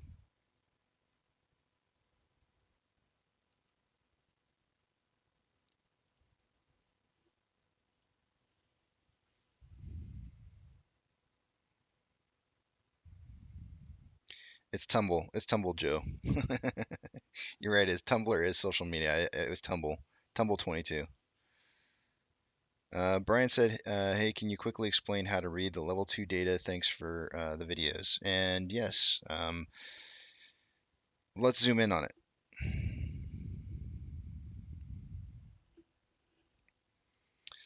So what you have over here, let me see if I can touch it. Okay, there we go. What you have over here is you have the bid side, and your order sizes is how many shares are being sold. The bid is how much the request to buy for is. On the other side of this, you have the ask side, and the asks are saying, I have this many shares that I want to sell at this price. And these are limit orders, right? These are orders that are showing for the future. They're kind of saying like, this is what I want to do in the future. So whenever they say, if you ever heard the term slap that ask, what it's saying is to buy at the ask amount, which means that when you go to the market, you say, I want to buy shares for whatever the ask amount is showing right now at this current point in time, right now. And so you go over there and you buy at this price point. And so that's really kind of what that means. But more importantly, I think you're probably asking about like, how can I look at this and how do I know how this determines what price we're looking at? Well, it's more about the time and sales. Whatever the last time and sales is that comes through, that's what the price ends up being. So whatever the last price that the order goes through for is what the price will change to. So if I were to zoom back out and show you the price up above, you would see that whatever's going through right here is actually the same thing. Now, if you watch these orders right here, you'll see some 2044s that are going through. And you're going like, well, wait, how are 2044s going through when the bid and the ask are lower? Somebody's making a transaction occur in between the spread, in between the bid and the ask. They're making a trade at an in-between value between the spread of 2037 and at this point in time it's 2037 2038. So it's not necessarily, those orders are probably happening like instantaneous. Like somebody saying like I want to sell exactly at this amount, and it's just those are instantaneous orders that go through and they're not limits. Trying to think. I'm trying to think of what else you could possibly want to know. There's always going to be a spread in between the bid and the ask. You should always see um, the bid side lower and the ask side higher. The profile picture that you see over here is the amount of volume at different price ranges, right? So, and I can't really scroll down and show you, but whatever this value is up here, I can't even read it on my screen. It looks like it's saying $21. There's maybe an order there. It kind of peaks off at around 21 bucks or 20 bucks. But the profile is basically showing you kind of like how much volume and orders you have versus price. This is one of the things when people talk about like short ladder attacks when you're seeing price being manipulated down is you'll see like single digit orders in here like this, like these 4 5s, 1 1 9 7 5 2, I don't know, whatever it may be. You'll see them fill in the gap in between prices. So there may be a gap in between prices here. You see 2019 and 2022. They're trying to fill this gap so that they can get the price to move down to the next one without any orders filling in there. So, and you'll see them pop up really quickly. If there's large gaps between the bid and the ask, they'll fill those in really quickly with single digit orders to cause the spread to narrow so that it's only 1 cent difference between the bid and the ask. Because sometimes it'll actually be larger than a single cent. And so they fill the gap to try and drop the price further. Because whatever trade goes through last, remember, whatever trade occurs last on the time and sales is the price that the stock becomes. So if we were to drive back out and I was to pull up that time and sales again, you'll see 2034. Whatever the last price is what it changes to.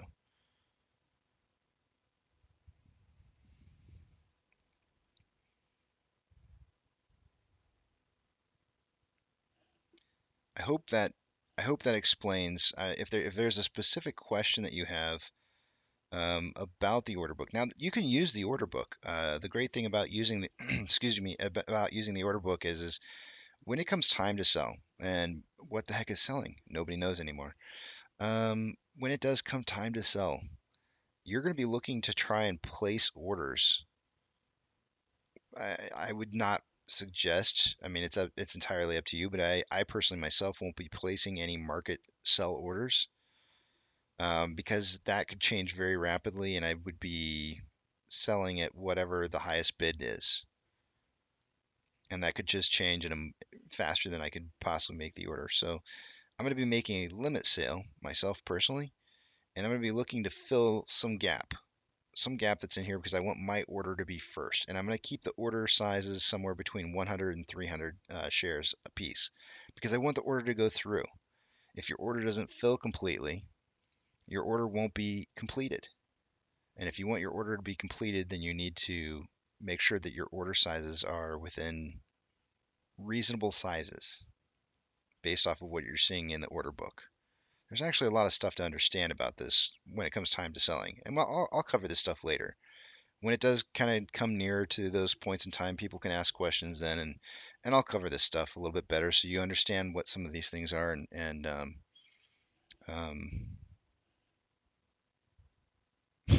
Einstein says, "Understanding bid ask," brought to you by. Yeah. So um, I don't know if you have any questions, ask because I'm not really. That's kind of a. I'll tell you what. One of the best things to do if you want to understand how bid ask works, sit down and watch that. Watch it for like 10 minutes and just watch what happens. Watch what happens to the price. Watch what happens to the bid and the ask side. And watch for orders to fill up in here. Watch how they change.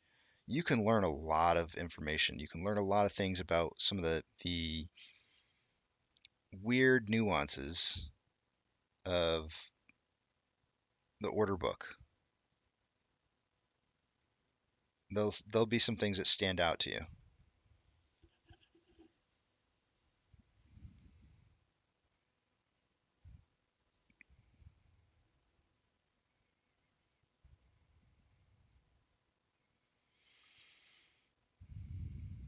Einstein says they're saying Russia could be prepping for Ukraine invasion in the next month.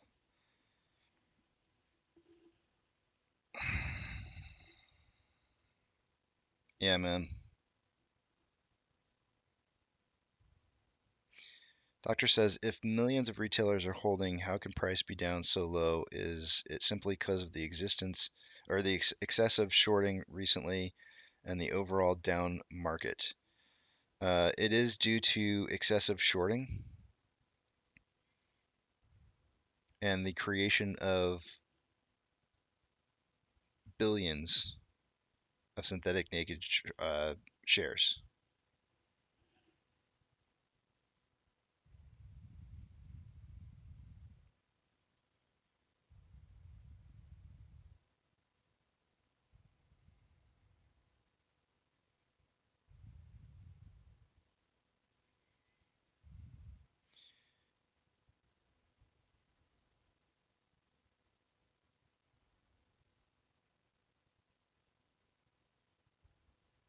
Yeah, synthetics are a large part.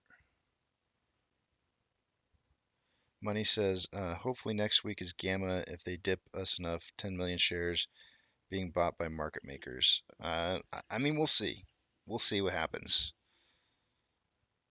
Uh, don't don't invest in that having to be a specific week. I mean, if you do, we've seen plenty of weeks where we've had huge amounts of options that expire with nothing that happens. So I think we're doing good, DJ. DJ, man, come on, man. I'm gonna let the moderators decide what to do with you. I'm gonna let them decide. It's in the rules, buddy.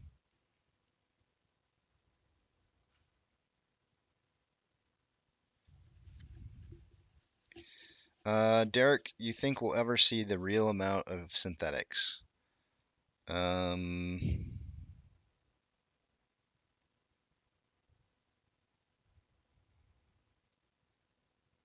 no, no. I mean, I think we'll probably be able to figure it out based off of volume. I think volume will give us a good indicator because you can go back and you can look at it and kind of like you can kind of take your average volume and just kind of figure out, what the heck happened. But it's I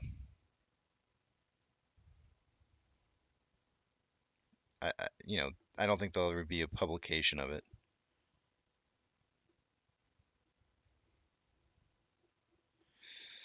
Alrighty, guys, I'm gonna take a break. I will see you guys back at 11 o'clock. See you in a bit.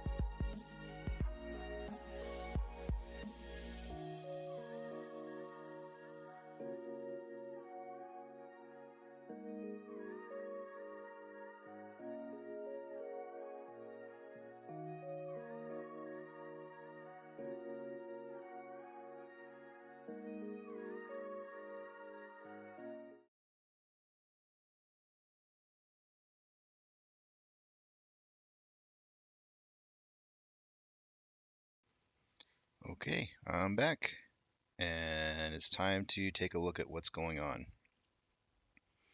Starting with off exchange,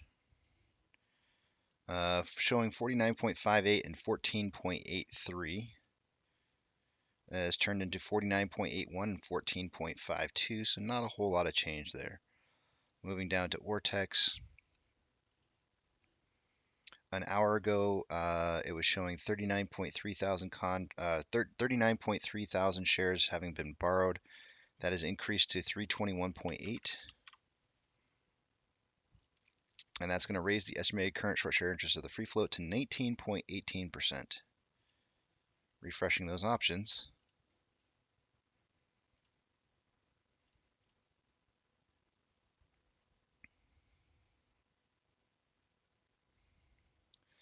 Highest amount of call options has returned back to 21. It went to 21 to 25, back to 21 now. Back to 21, and it was 19.5 on 25 an hour ago. It is now 23.9 at 21.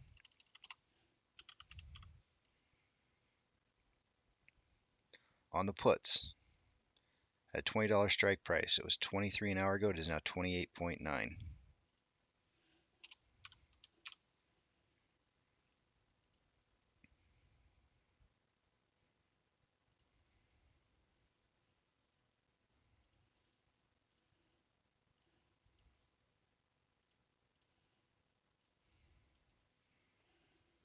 Orders by Fidelity customers. AMC slipping from second to third, but a still very high, strong 78% buy to 22% sell ratio. GME improving from 10th down to 7th with 87% buys to 13% sales. Looking really strong. Good looking data. Shares borrowed in the last hour, another 100K, putting us at 2.3 million shares borrowed for the day today.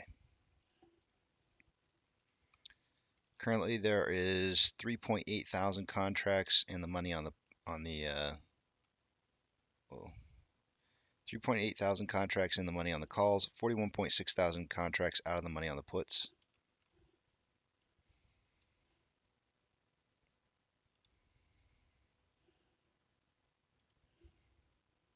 NASDAQ is down 0.1, Dow Jones is down 0.77, S&P 500 is down 0.44. The market is definitely declining over advancing, with 5,178 decliners to 2,392 advancers. The VIX is only up 0.64%. IWM is down 1.03. Tesla is up 0.55. Amazon is up 0.05. Cinemark is down 0.7. Doge is up 10.33. Bitcoin is up 1.23. GameStop is down 4.38, and AMC is down 1.11. Our inflow versus outflow is a 12-point spread with more outflow than inflow.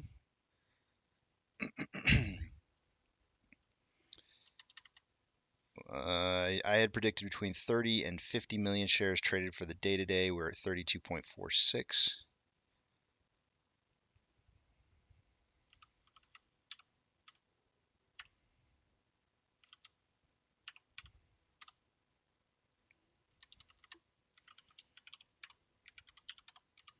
Looks like we're on pace for about 80 million shares traded for the day today.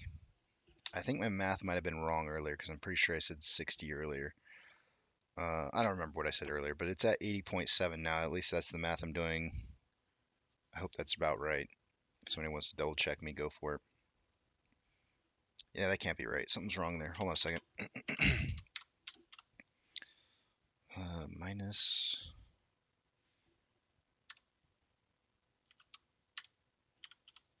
158.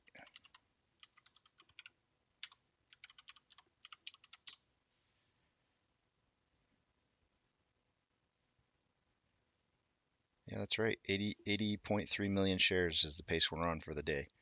My prediction was between 30 and 50. Taking a look at the daily interval. Taking a look at the daily interval, we have more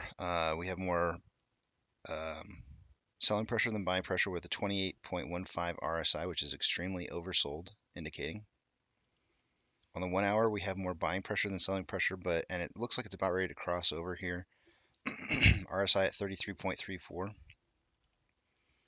On a 30-minute interval, more selling pressure than buying pressure with an RSI of 41.47. On a 5-minute interval, more buying pressure than selling pressure with an RSI of 49.53, which is right down the middle.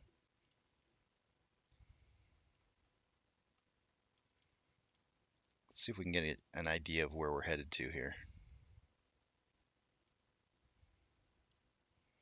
To me, this looks like a wedge.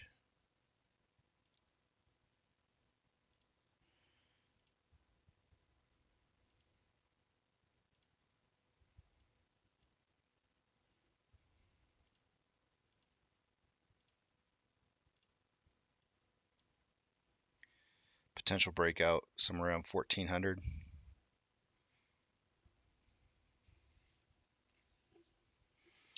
All right. Joe Exotic, are you here? I kind of want to do something that I've held off for doing for a while, and I think I'm going to just do it.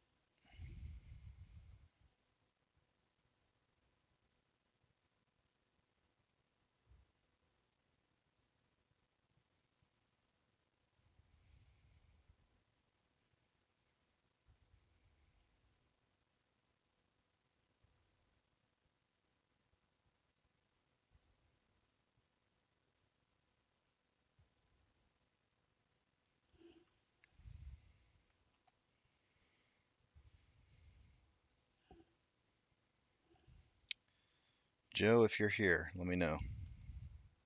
If Joe's not here, I'm not going to do it. This is specifically for Joe.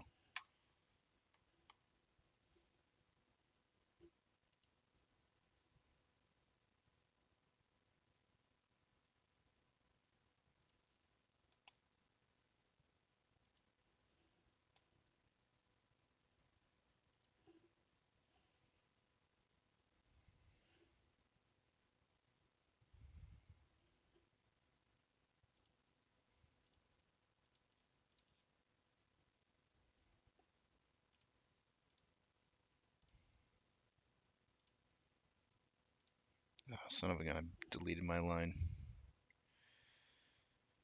2617.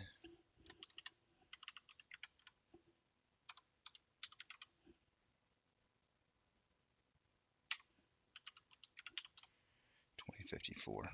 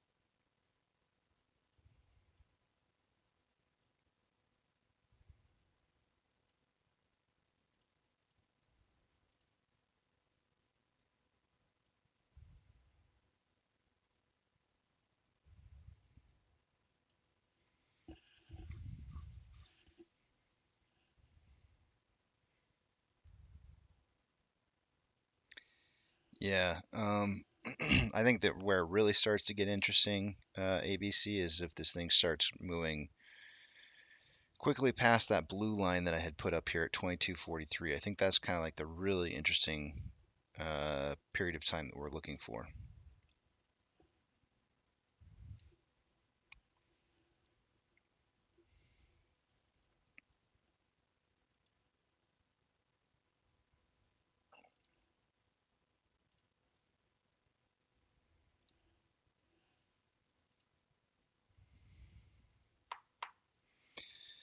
Man, I wish Joe was here. I really wish Joe was here. I kind of want to do this presentation, but I want to do it without him.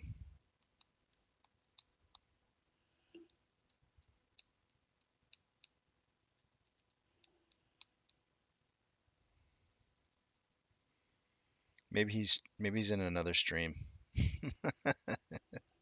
Maybe we need to go hunt him down. Let's see. Why do I have a feeling we need to hunt Joe down here? Let me see what other live streams are going right now.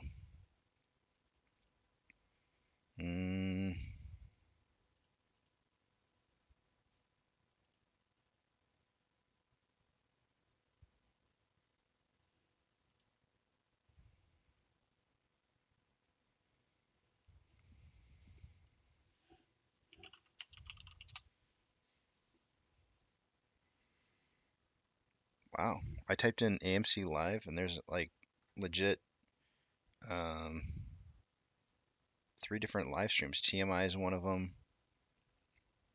Marcel Kalinovich, that's Boss Blunts, and Market Movers are all live. Very interesting.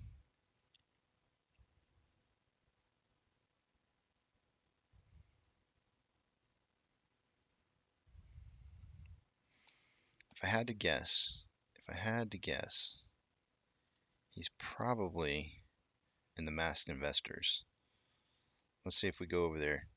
Let's stream snipe. 10, 13, 20. Let's- Now it's currently sitting at an estimate of 23.45. Let's stream snipe and see if he's are- over there. I'm stream sniping.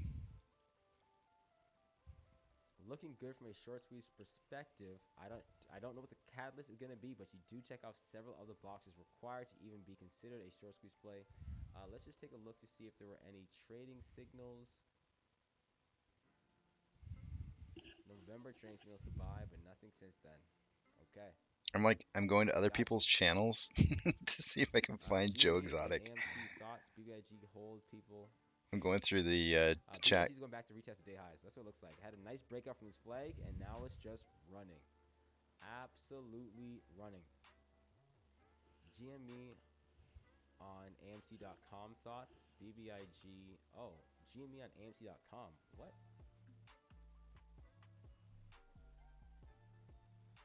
I don't see Joe. If he's on there, he's not talking.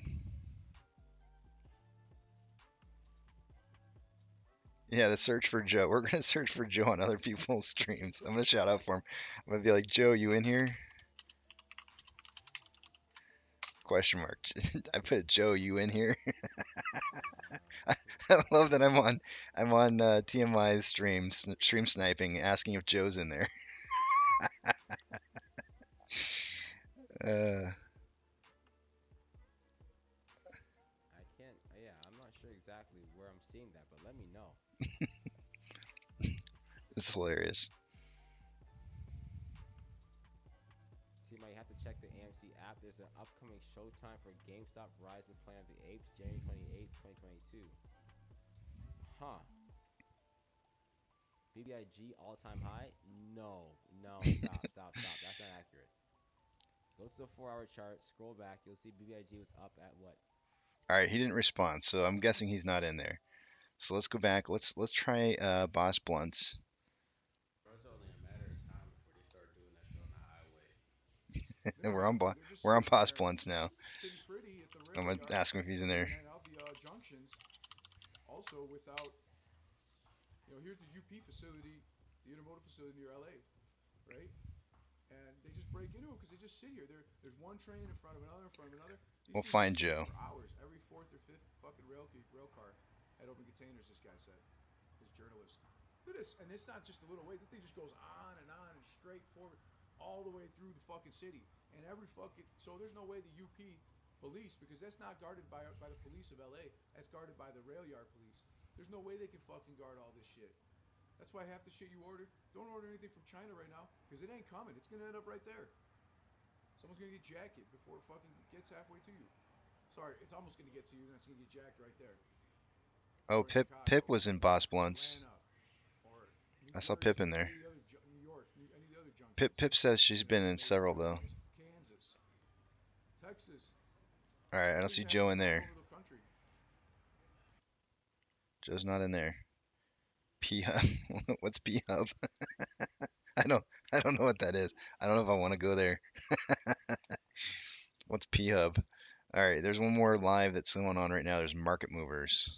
I've never heard of this group. GFAI 96 million. Okay, this is better. 96 million shares on a dollar stock is way Holy better crap, than he's 10 got million shares. So over 2,674 here, if people you want to watching. That's size pretty up cool. on a dollar stock, I think this would be a little bit better. It did rip all the way up to 65% move off the open to what $2.16 came back to VWAP where it's finding support. Beautiful support area near near VWAP, which is great. But I think if it does break that VWAP, it could come all the way back to 140, 130, and not come back to that $2 area. But right now, the way that the stock is trading, with the amount of volume we're at, it is They possible have that we pick up volume at 2 o'clock or this. even 1 o'clock and go test that $2 barrier another time. Which Uh, option? About lunchtime, let me update you what you're gonna have for lunch today. Traditional shepherd's pie. All right, let's Are go. you a fan? I like shepherd's pie. Alright, that's Yeah, I cool. like shepherd's pie. But I'm like more. These guys are You know hilarious. the shepherd's pie that come in a tin foil instead? Yep. Like I'm more that guy. Like I need to see the pie This in is the tin hilarious. foil. If I just see the pie like outside on a plate and then like Yeah. it's just like dismantling all over the place while I'm eating it, I don't enjoy that. Okay, gotcha. And that's the one we have always. Visualization is very important. They are? Let's go. That's the one I like, dude. That's the one I like. Individual serving one are the best because it's like not too much mess. You can eat the perfect scoop and everything. The ones that are like absolutely you put them on a plate and then you just individual serve. It's like This is like my show. Have to Like we get distracted, like talking about like just hey, random that's stuff that Yeah. doesn't maybe I go doesn't for make super any chicken day difference. 2. I had super chicken yesterday. fancy bag. Super chicken day 2. All right, enough of that baby. one. Oh, what the? Joe's What? not in there. I don't know where to check for Joe. Joe doesn't seem to be around. Let's see here. I don't see any other lives. Let's see here.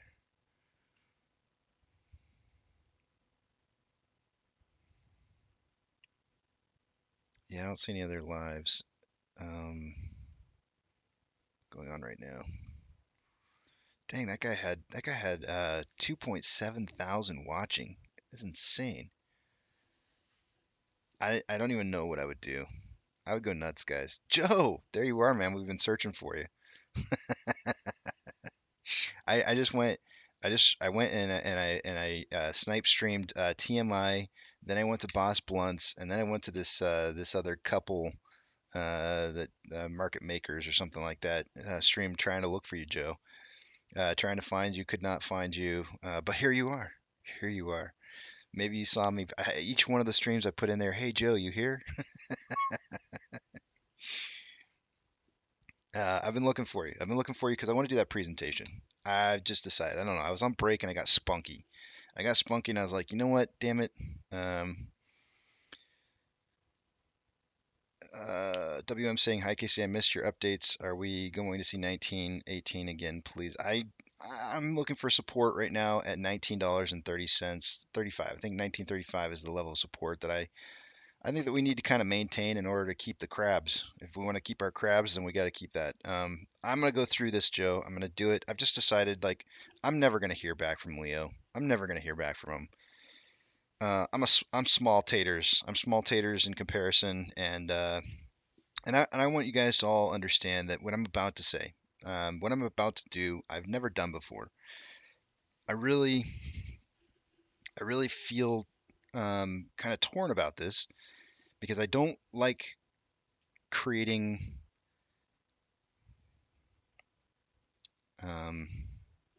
conflict within the community.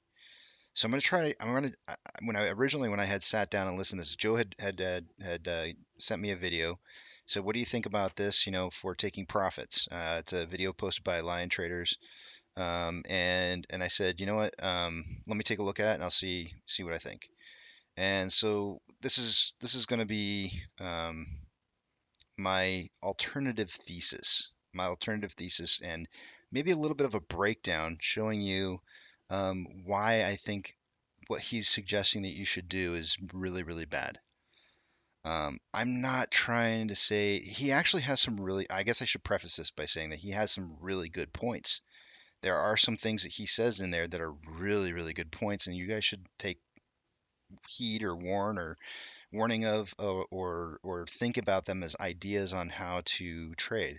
but I think it's a 9-minute video that he has, and I think we're going to sit down and we're going to go through that video together. I'm going to cover everything that he talks about in there about taking profits, and I'm going to give you my side of why I think what it is that he's saying is kind of a bad idea. And you can take it and leave it. We don't have to agree. We absolutely do not have to agree. That's not why we're here. We're here for something else entirely. So whether or not you agree with me does not make a difference.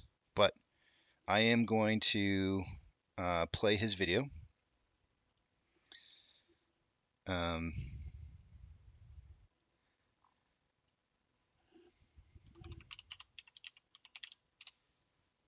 And give my rebuttal.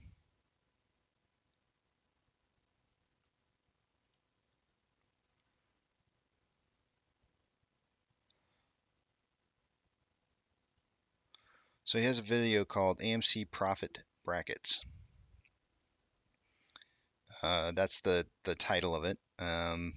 If you guys want to see the video yourselves, I'm going to go ahead and copy and paste it and link it, because I definitely am not trying to take away. I'm not trying to take away from his content.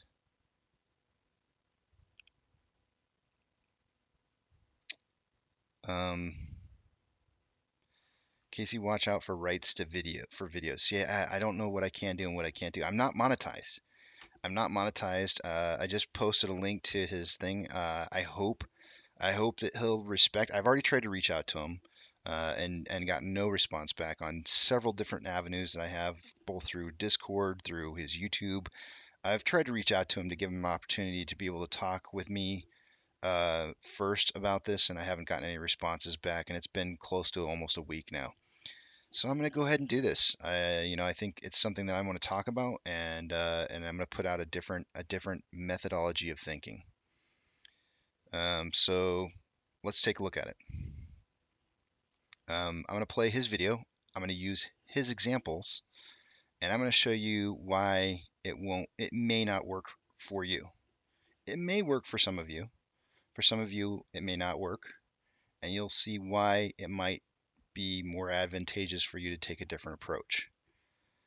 And I would say that when you walk away from this, what you'll probably be left with is an idea is that there may be something in between what I'm suggesting and something in between what he's suggesting that might be good alternatives. And it's for you to decide what you think you should do. So I'm going to go ahead and put his video up over here, I think. Come on. And it's going to be small. I'm gonna kind of keep his stuff small for a minute, but I will make it larger when there's certain key points that I want to touch on. And then that way you can see like the big picture of what it is. But I'll zoom in on this a little bit here. But I do want to keep up our price movement so you guys can see what's going on there.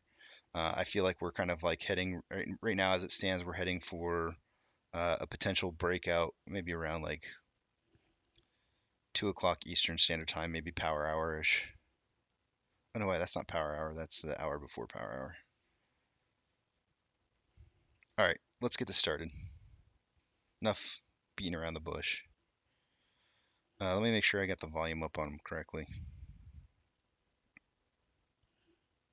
What's going on, guys? This is Leo.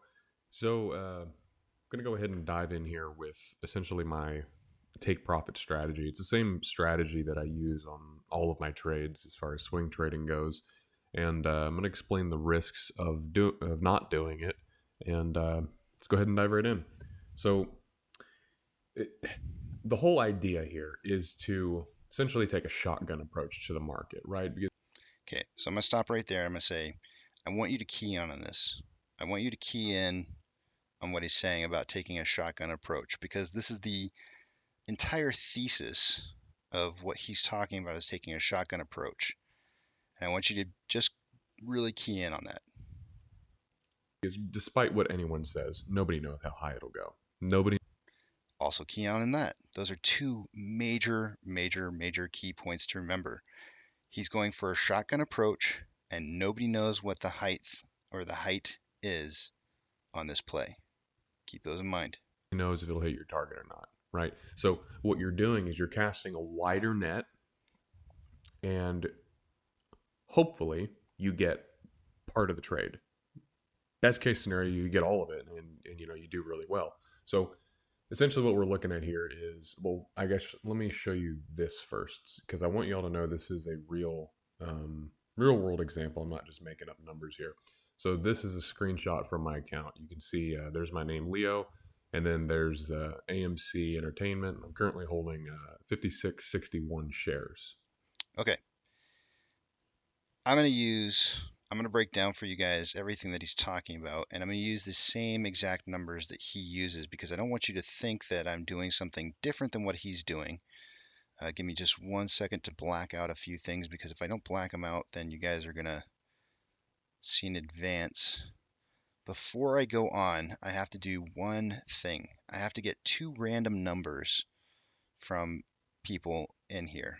And so before we go any further with this, I'm going to ask for you guys to just shout out some random numbers, and I'm looking specifically for 2 random numbers that anybody wants to shout out in between 4,000 and 5,000. And I'll go into, you'll see why that is a little bit later, but I want this to come from you guys because I just want them to be random numbers.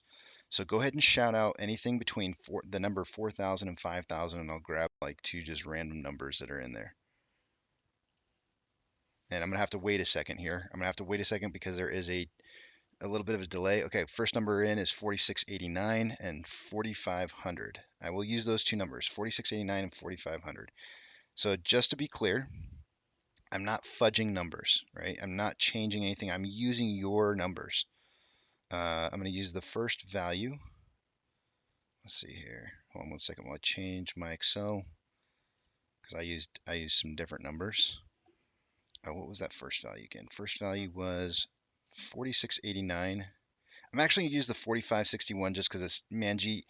I'm going to suggest that we're never going to want to make sell orders like on round numbers. Like, you don't want to make sell orders on round numbers. So I'm going to actually use the 4561 because I think it's a little more authentic. You know, like I think somebody would really you should be making trades on kind of odd numbers, not rounded numbers. And actually, Leo is going to talk about that in this video, and that's one of the great points that he brings up in this video, and I totally agree with him on. I mean, I don't want to just be completely negative about his video. He brings up some great points. So 4689,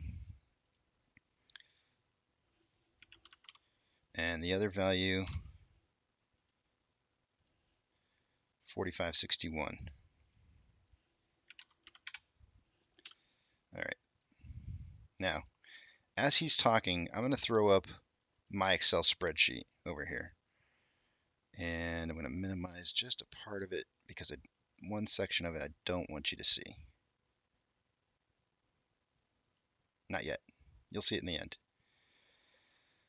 So what you're going to find is I'm going to take my stuff off the screen here. I'm going to make his screen a little bit bigger. I'm going to rewind just a hair here.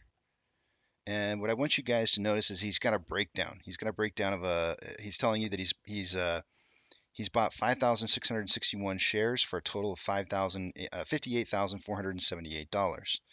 I've got a breakdown of that over here. I've got 5,661 shares. The total price is $58,478, which gives him an average price per share of $10.33. Good job, Leo. You got in at a pretty decent price. Good job.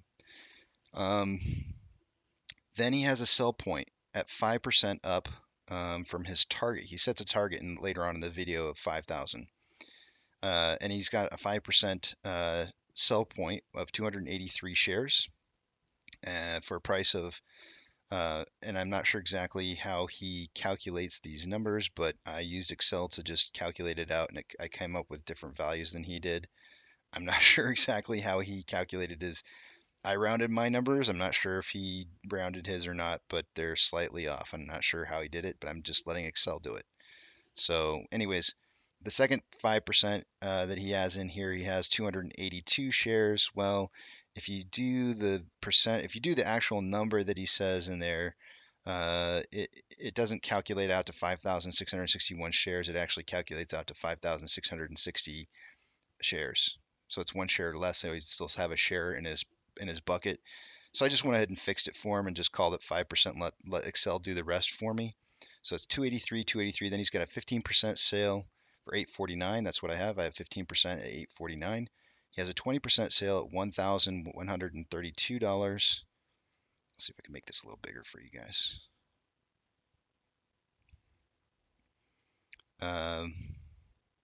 Or I'm sorry, he has 1,132 shares sold. I've got that at 2,897. And what I did is I looked over here on the side. You can see where his sell points are on the side of the screen. You can see each one of the sell points. So I put the same amount of shares in and the same amount of price points that he's going to sell at, and giving a grand total of $19,024 or 19,000. Sorry, what am I saying? $19,024,753. His total profit that he says that he makes is $19,079,860, but I subtracted his original investment from my value, and I think if you add it back in, it'll be there. The numbers are much closer, much closer. So, anyways, I've got Leo's plan in here. This is Leo's plan, and this is how it would work out for him. And I'll go ahead and let him continue to talk as he explains what it is he's going to do here. Let me show you this first, because I want y'all to know this is a real world example. I'm not just making up numbers here. So this is a screenshot from my account. You can see there's my name, Leo, and then there's AMC Entertainment. I'm currently holding 5661 shares. So this is a real world example. So I will be taking off 5% of my position at $287. And the reason that I'm a little bit in front of it is that something can happen in trading where, well, first of all, markets as a general rule, they don't like round numbers. And that's typically because people will have orders right at $300 and then they'll have them stacked just in front of it. And the reason that you want to be just in front of it is because you want to guarantee your fill. What you don't want to happen is, and this has happened to me a lot, and it's just part of trading, but price will continue running, and it will touch, because it has to trade through the price to guarantee a fill, but it will touch your target and then move off, and you don't get a fill. And the reason for that is a lot of times what it is, it's first in, first out. So whoever gets their orders in first.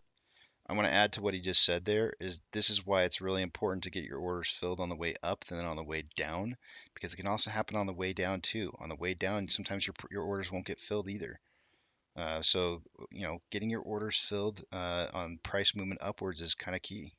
First, whenever the price gets there, those are the ones that are going to be filled first. So the way you work around that is if you front run just a little bit, you're more likely to get your fill. So I'll be taking off 5% of my position here. And what that does is that puts me at a risk neutral. And that's very important at trading because it takes off a lot of the stress, because my original investment, you could see here, was $58,000. So taking off 5% of my position gives me an $81,000 profit. So now I'm... Okay, so he's right. He's absolutely right. 283 shares at $287 yields $81,235.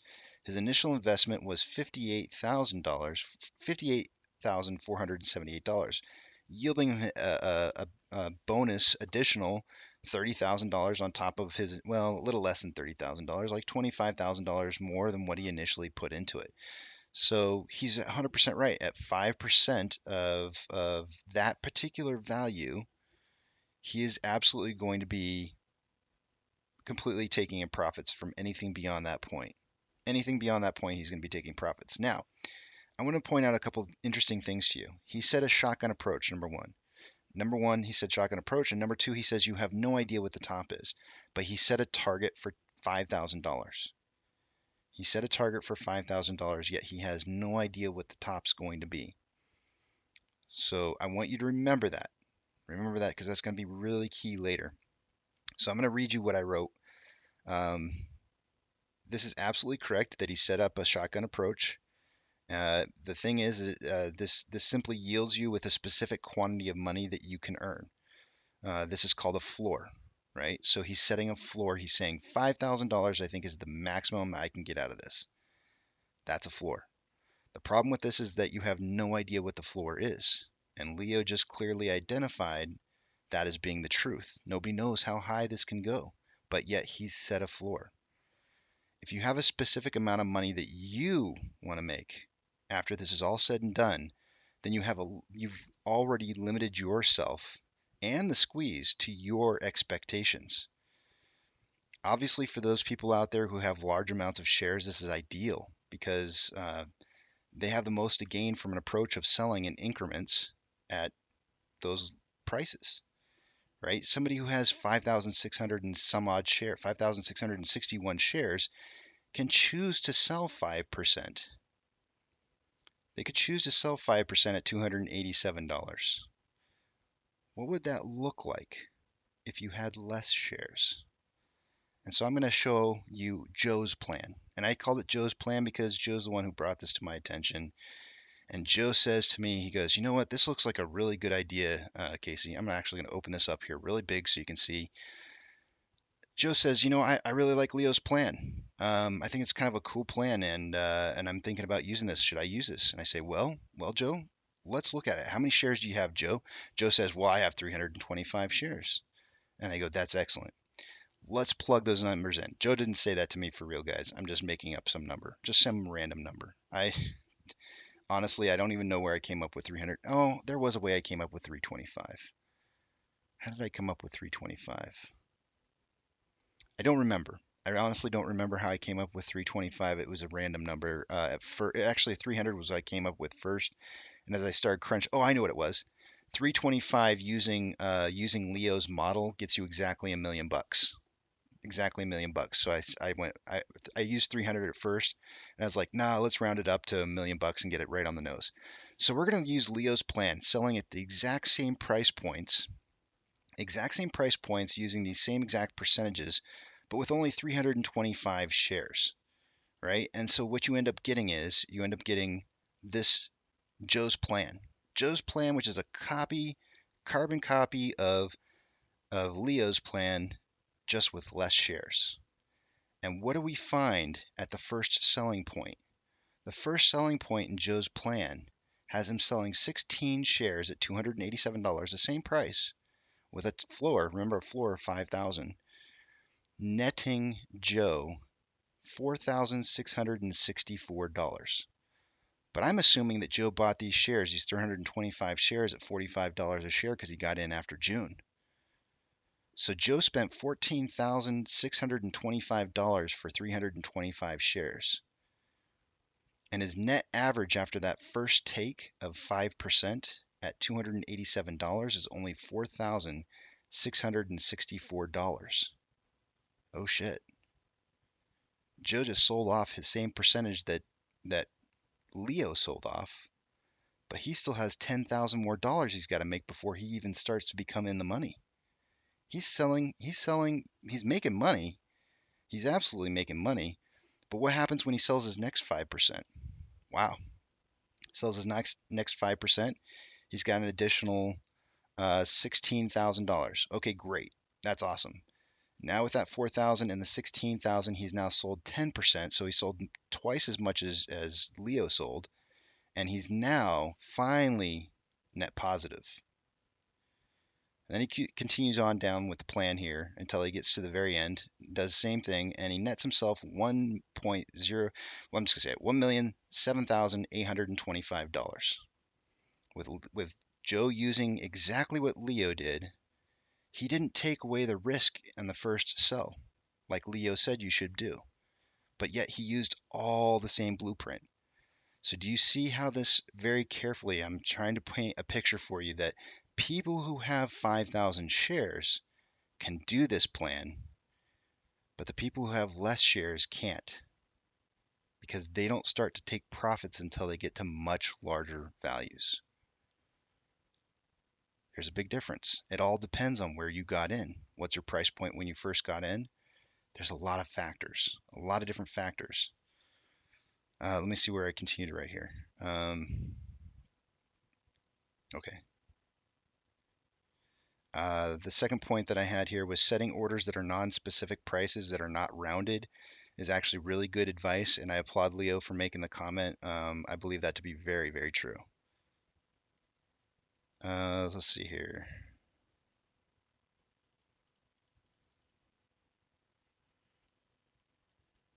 So I said, let's take a look at Leo's first share dump. Wow, he's managed to recoup his initial investment and made some additional spending cash. I wonder how Joe fared. Well, we saw. Joe was still not net positive after his first sale. Would you look at that? Joe recouped less than 1/3 of his initial investment. Oh no, Joe, what happened? Leo did not say to necessarily use his price targets. He does say that. He says that in the video. Don't use my price targets. Use ones that are going to work for you. Okay. All right. Let's change up Leo's plan a little. Let's change up Leo's plan. Let's make this work for Joe. So Joe comes up with a new plan. And Joe says, I need to take profits on my first sale. I need to take profits on my first sale. Remember the floor. We're setting a floor of $5,000, guys. We're pretending that $5,000 is the floor because we don't know what the floor is, but we're going to go based off of what Leo said. Leo said the floor is 5,000. Remember that. So Joe says, I got a new plan. I'm not going to base my numbers, I'm not going to base my values off of what Leo said. I'm going to base them off of what I need to make in order for me to be profitable the same way that he was. And so in order to do that, I'm at my first sale, instead of being at $287 like Leo's, I'm going to sell my first batch at $1,287. That's $1,000 more, guys. It's $1,000 more before Joe's new plan actually starts to net him a profit. $1,000.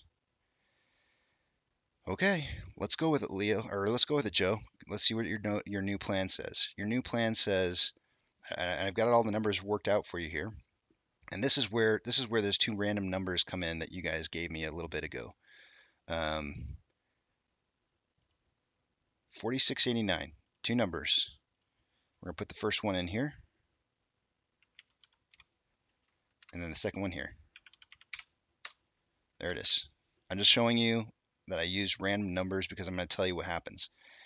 Joe's using his plan. He sells his first 5% at 1,287. He sells his next 5% at 2,287.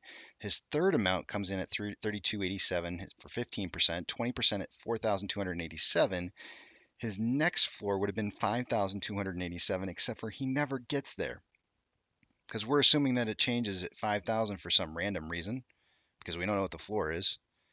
But it comes back down. It hits 5,000, starts coming back down, and Joe's like, oh shit. I still have a 25% sale order and a 30% sell order that I got to make. I got to get rid of these. Price is coming down quick. So Joe's new plan now has to be altered because he can't sell at 5,287 because the price is going down. So what does he sell for? Two random numbers you guys gave me. 46.89, 25% of it goes into at 46.89. Price continues to come down. Joe says, yep, I'm out of this. The remaining 30% he sells at 4,561.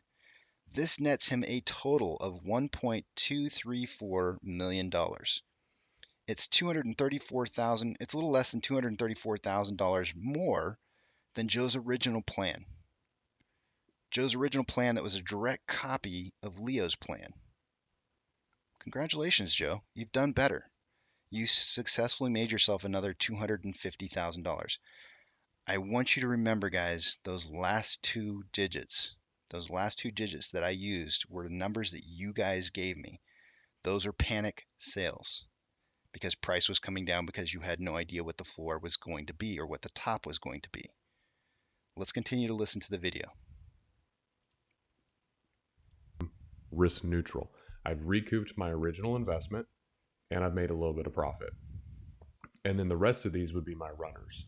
So I'll take another 5% at 987, 279,000, 15% at 1897 for 1.6 million, 20% at 2897 for another 3.279 million, 25% of my position at 38.97, which would give a $5.5 million profit. And then finally, my last one would be 30% at 48.97 for an additional $8.3 million profit.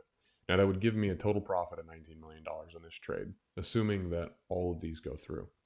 Now, I'm not saying for you to necessarily take these exact price targets that I'm using. Choose what. See? He said it.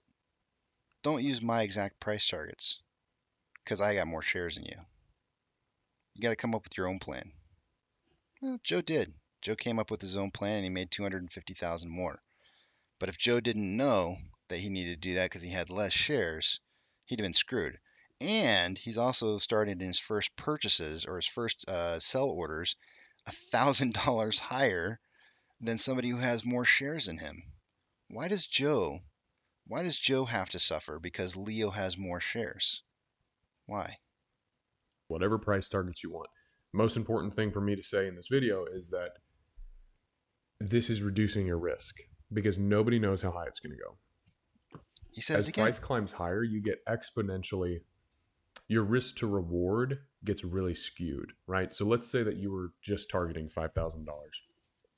So price is running, and you haven't taken any profit yet. And you're targeting that $5,000 and you're going to do an all in, all out approach. So meaning that hits 5,000, you close your trade. The problem with that is that what happens if it goes to 4,500 and then it starts turning down? I love what he does here. I love what he does because he's setting you up. Leo is setting you up to believe that this floor is no longer going to be $5,000. What if the floor is really $4,500 now? How low does he want to go with this? Why didn't he say it the other way? What if the floor was $10,000 and you've already sold off all your position by $5,000? Think about that. He's setting you up right here. He's setting you up to believe that you may not make 5,000, so it's better to take profit early because you don't know where the target is or the floor. So how do you know when to sell? How do you know what price limits to set up, Leo? How do you know? Let's continue to listen and see if he talks about it. And it just keeps going down, going down, going down. Now, you haven't taken any profits. You got really close to your target, and now it's moving away. Now you feel sick to your stomach because you had all of this money in your account, right? Because if you took profit at 5,000, you'd have 28 million, right? In this same scenario, or I would. But now it's moving away, right? So that's the problem with an all-in, all-out approach. I'm going to state right now, guys, that I think an all-in, all-out approach is a ridiculous approach. I agree. I truly and honestly agree with that completely. I do think that you should have a shotgun approach. I'll cover that, though. For risk, let's say you want it to go to $10,000, right? So now you're at 5,000, right? And you haven't taken any profits. And now you're risking the 28 million you've already. Oh, he's talking about the upside now. Wait. Let's go back just a little bit and see how he presents this one more time. He's talking about the upside. Listen to this one more time, how he presents the upside. You've made it to $5,000 without selling a single share, he says, and then the top ends up being 10,000. Listen to how he presents this. So that's the problem with an all-in, all-out approach. Also, your risk, let's say you want it to go to $10,000, right? So now you're at 5,000, right? And you haven't taken any profits. And now you're risking the 28 million you already have to gain an additional 28 million. Okay, so what are the odds that it's going to go another $5,000? The whole premise of the trade to begin with is that, you can make a small investment and see exponentially large return. But whenever you get up there and you haven't taken any profits, right? So now your risk, your unrealized profit and loss of 30 million, all of that's at risk because you haven't taken any profits yet. You haven't locked in your original investment. You haven't actually gained anything. So, it's a big problem. Risk. What is it? What is risk? Are we at risk right now? Why haven't we taken profit now? Why didn't we take profit at 60 or 70? Making the claim that you're at risk because you have not taken profit at any value is the same idea that makes a stock difficult to squeeze every time it makes money because people sell shares to collect profits. Another way to look at this is locking in my profit at $14,625 a share any different than locking in my profit at $46 a share? Is it any different? Is the risk any different at all? At what price is locking in profit most profitable if you don't know what the top is? Psychological stress is when you try to place an expectation on a theoretical goal. Has anyone in here ever had a company goal or metric that you needed to hit that was unrealistic or theoretically impossible and never was achieved? How did it make you feel? We're at risk right now. We're always at risk. And you need to keep that in mind because not taking profits at $5,000 is the same risk as not taking profits right now. It's the same risk as not taking profits at $10,000, and it's the same risk at not taking profits at any other value. The risk is always there. Period. Absolutely. 100%. Telling somebody that they need to have a floor or a top or a target is telling them that they need to mitigate their risk so that they can collect money on the way up. I'm going to let him continue to talk.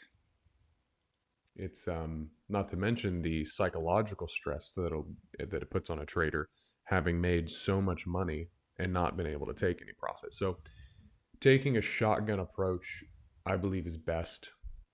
Casts a wider net.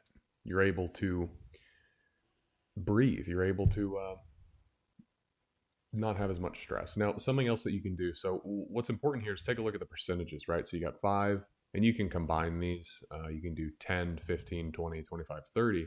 But what you can do if you want to reduce your risk even further is that in between each of these brackets, you could take those same percentages and put them in between there, right? So let's say between $300 and $1,000, right? You take those bracket breakdowns and you start stacking them going up to your $1,000 target. So that the 282 shares would be broken up in those percentages leading up to the $1,000 target, right? So now you have even smaller bracket to hit your larger bracket, right? So you don't have to, hit the bullseye, It's like throwing a dart at a dartboard and you have to hit the bullseye in order to win. Well, just pull up your shotgun and shoot the board. You're going to hit it, I love what he just said right there. You just pull out your shotgun and you shoot the board and you hit it. It's that easy. Shotguns shoot buckshot and birdshot, guys. If you don't know what that is, buckshot's a single slug. Birdshot is pellets, BBs, whatever you want to call it, that shoots out many and gets you target prices all over the place, right? That's the difference, or it's not target prices. When you're shooting, it gets you a spread of different things. You're hitting a lot of things. I'm going to give you an example here. In this case, Leo is talking about birdshot. He's not talking about a slug. He's talking about birdshot. What if Leo is shooting birdshot at a target at the bottom of the Empire State Building at ground floor? How much of that birdshot is going to hit the entire building? He has no idea, because he has no idea how big the building really is. All he knows is that he's standing at ground floor, shooting at a simple target in front of him, but he never bothered to look up to see how high the building is, which is the real target. The real target is the entire building. And he's shooting at a target at ground floor. And he's telling you that you should take your shotgun out and just shoot. I have a better plan. And I'm going to show you. Actually, I'm going to let him finish. I don't want you to think that I left anything out. He's got a minute more talking here. I'm going to let him finish. You know, that's what I like about this approach. I think that's pretty much it. There's really not a whole lot else to talk about as far as the strategy goes. I just wanted to lay this out there. Again, I'm not here to argue about targets and how high it can go. This is just what I'm willing to risk on the trade. This profit, I mean, I am extremely happy with, and I'm not willing to risk $20 million to hope that it goes to 10,000 or 15,000 or 20,000, because the higher it goes, the more risky it becomes, the more unknowns. Are they going to run out of money? A lot of people in the trade like to pretend like there's an infinite amount of money out there to buy back these shares, but there simply isn't. It's you know, it's $19 million. That's a lot of money, and I'm happy with it. So okay, so there you have it, guys. You can make $19 million only if you have 5,600 and some odd shares, according to Lion Trader. Leo. I hope you guys have 5,600 and some odd shares, because that's what he's suggesting to you that you need in order to make $19 million. I'm telling you that I think that you could make more. I'm gonna use in my example that I'm going to present to you guys, I'm going to use the same values that he uses, because I think it's only fair. I think it's only fair that I limit myself to the same things that he limited himself to. But I'm going to show you a difference. I'm going to show you a little bit of a difference here, and how you may be able to make some more money. I went ahead and put the information up on the screen for you for short interest. It's at 19.29% JP. I'm going to take it off here, though, for the rest of this presentation.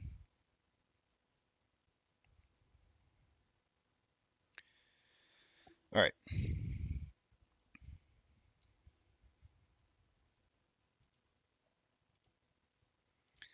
This is Joe's Angry Bird plan. This is Joe's Angry Bird plan. I love it. I was trying to think, I was racking my brain for hours trying to think of an idea on how I could describe this to you guys. But what if I told you that the Empire State Building that Leo was shooting at on ground floor with the target on was actually one of those pesky Angry Birds pig shacks with a pile of TNT sitting at 75 to 85% of the way at the top of the building? What if I told you that? Are you going to take a shot at that target down at the bottom, that little piggy that's sitting down at the ground floor? Hell no, you're not. You're going for the TNT. You're going for the TNT because you can take down the whole building if you do.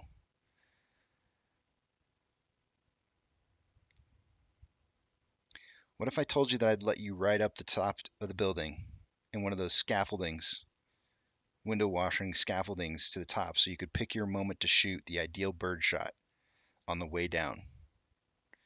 What if I told you you could ride that scaffolding to the very top and you could see exactly what window that TNT was laying in, and then I would take you back down the building, and as you were moving back down, I'd raise you back up and give you one last final chance of knowing where that TNT was, and then laying your shotgun shot in and getting your spread in at within 75 to 85% of the top.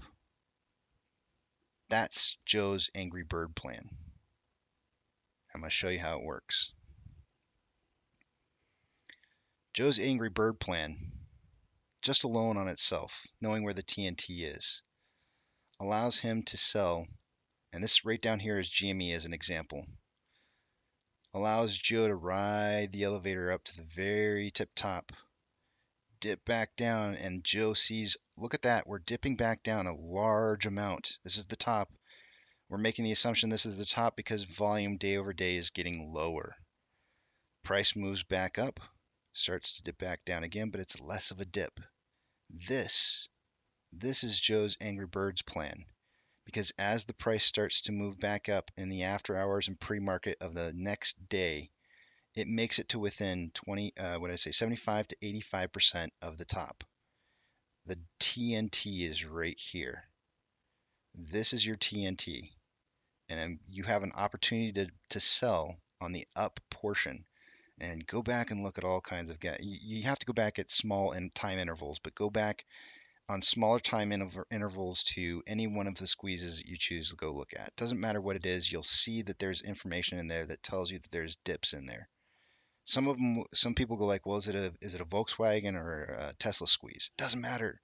They still have dips like this. You just don't see it because you're looking at it from a daily interval.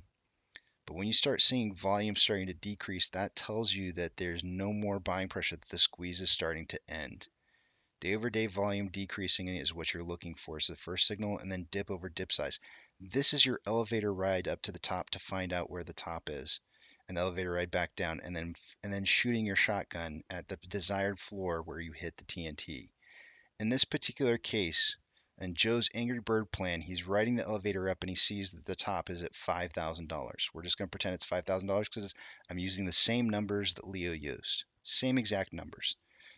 Now what happens is that Joe gets to decide on the way back up. He's selling on an uptick here, not some risky downtick after you've already hit the ceiling, and you're hoping to get some of these prices with 25 and 30% of your total over what is that, 55% of your total amount selling on a downswing because you've hit the top already and you're panic selling.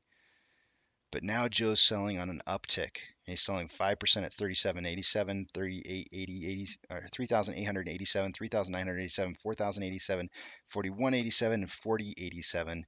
And the reason that I said 40.87 was because there was actually probably some kind of top around there, so I just kind of gave myself a little bit of a disability. But you really could probably hit a little bit higher than this. But this Joe's Angry Bird plan nets Joe $1,235,650. It's very fractionally higher than Joe's new plan that he set up. But guess what? He didn't have to sell shares back here. He didn't have to sell shares at really low amounts. And the risk is it's always the same. It doesn't matter where you're selling at. The risk is always the same because you're missing out on top and bottom. What if I could sweeten this deal? What if I could sweeten this deal just a tad bit more?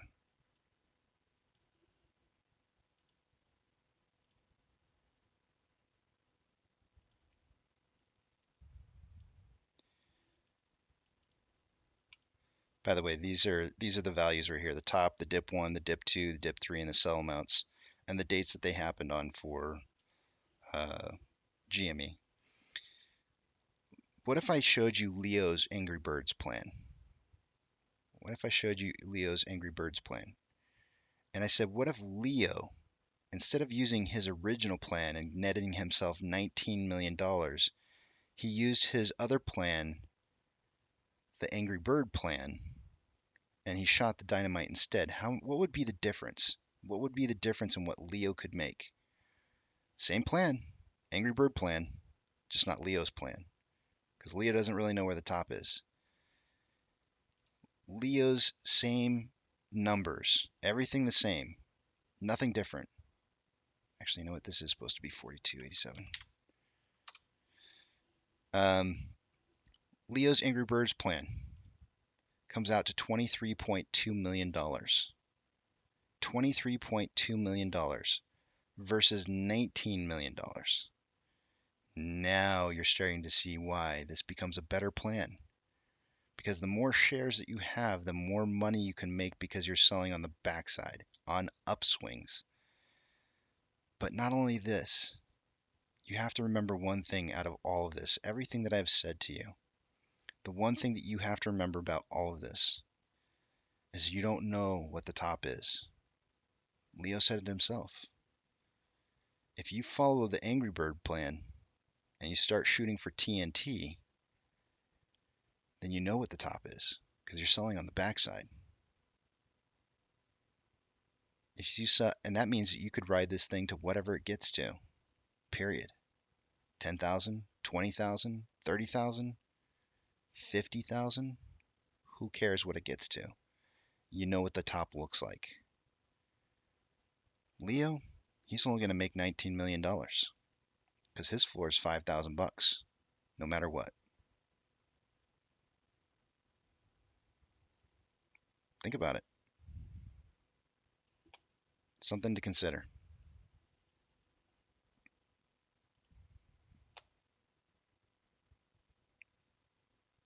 9 minutes after the hour, guys.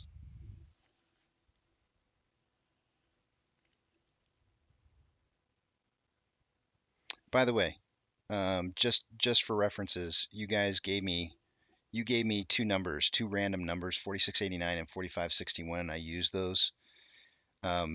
This Joe's new plan, where he doesn't get to make money until it hits $1,287, and he doesn't know where the top really is, even though we're assuming it's 5,000. If those numbers had been lower, if you guys had picked something like in the 4,300 range or 4,200 range or something like that, some panic sell numbers, maybe they expected it to go up higher and it never ends up going higher and they sell it like 3,500.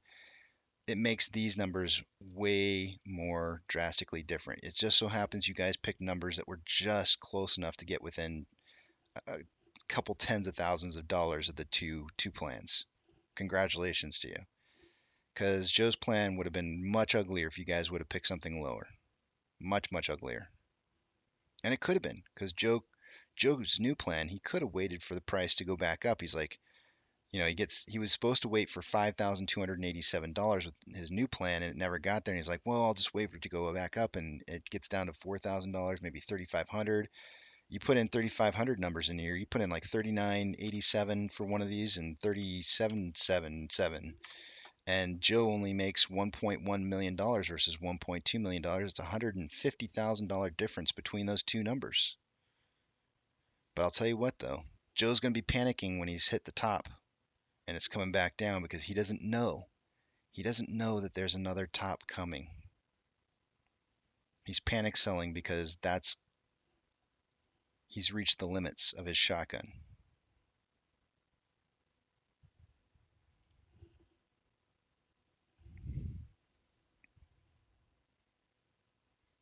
Yes, Joe, 100%. 100%. This exactly tells you why you need a broker that can do pre-market and aftermarket hours. 100%. I've been stressing this to you guys as a golden rule from day one. From day one, I've been stressing this to you as a golden rule. Some of the biggest price movements, if you go back and look at GME, were during that period of time.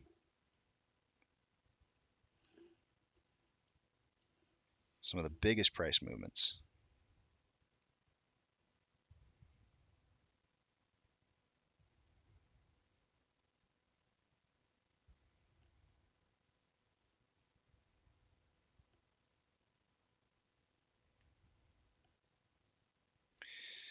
Joe says, what if your broker can't do that, and does it always go up a second time? So based on everything that I can see, it does go up a second time. There are multiple ups.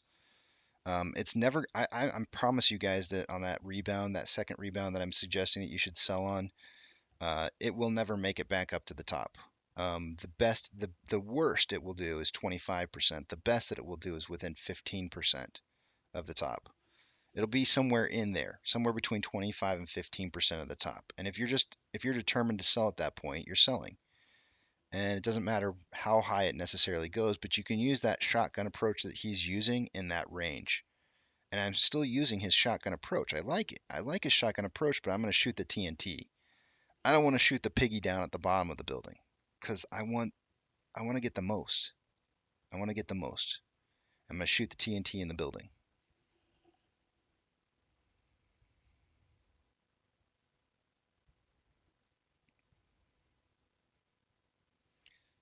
So then he says, then does it always go up the second time? Can't they close the positions the first time?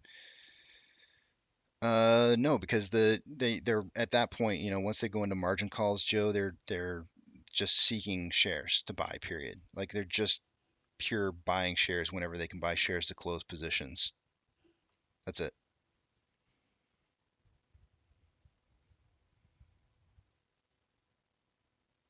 Exactly. Exactly, Otto.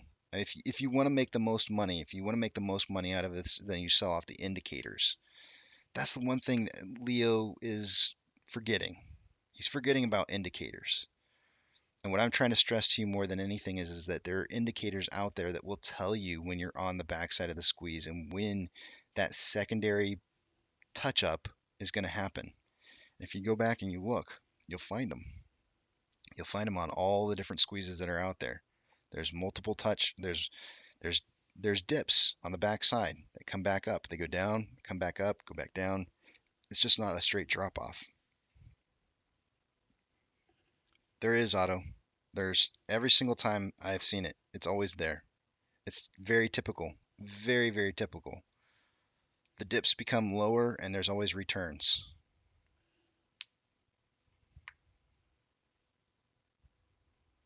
Go research it. You'll see. You have to have low time intervals because if you just have it set on the daily, you're not going to see the price movements during the day. So you have to have like 5 minutes or less. 5 minutes or less if you can. If you can do hours, like if you're going to go back really far in history on TradingView, sometimes you have to go like an hour time interval. I wouldn't go too much more than that, and I would hover over each one of the candlesticks with your mouse and see what the high and the low is in there. Because I guarantee you, if it was actually playing out in real time, you would have seen a dip in there. But you have to remember that's an hour period of time. So you know it gets a little trickier when you get into the higher time intervals, but it's definitely doable.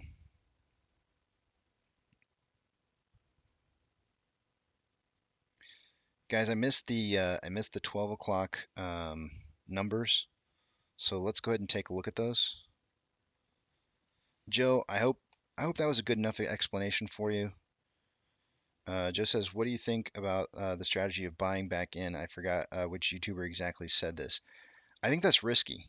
I think it's really risky. It's also partially it's risky. Well, I don't know how often you've bought or you sold, but you risk tax problems as well. You know, you get wash sales. So when you buy in and then sell out and then buy back in, you're getting wash sales, and that's gonna hurt you on taxes. So I wouldn't recommend that. That's not my recommendation. Whether or not you want to have a side piece of action to open up puts on the way down, you know, because you know it's going to go down. That would be something that you would have to do on your own, and I'm not even going to talk on it because I think it's just more once I'm done with this, I'm done. I'm not going to be risking any other monies. So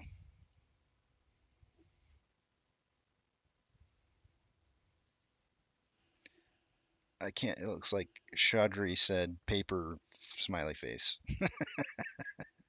I don't know what that means, but cool.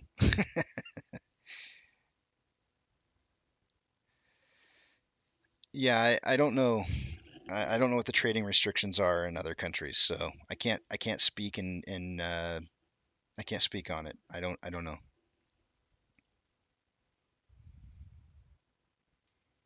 Side piece of action. Let me update Fidelity before you guys completely derail me. But I want you guys to think about that though. Like think about what it is that he's talking. I used a number of 325 shares, and I remembered now why it was. It was because it made $1 million. I actually used 300 as just a random number, but I decided to go with 325 because it made $1 million using his plan. But if you think about people out there who are holding with like 100 shares or 50 shares or 90 shares, like, would you legitimately tell them that they should do a shotgun approach like that? Like, it just doesn't make any sense. They're going to want to make the most money they can off those shares. And if they can get an elevator ride to the very top of the building and see where that TNT box is, and then have that elevator drop down a little bit and then come back up, and they get that one last chance at shooting the TNT box, man, they don't need a gun that has 5,000 rounds in it. They only need 100 or 75 or 50. It doesn't matter. They're making the most out of their money that they possibly can. And that's what matters.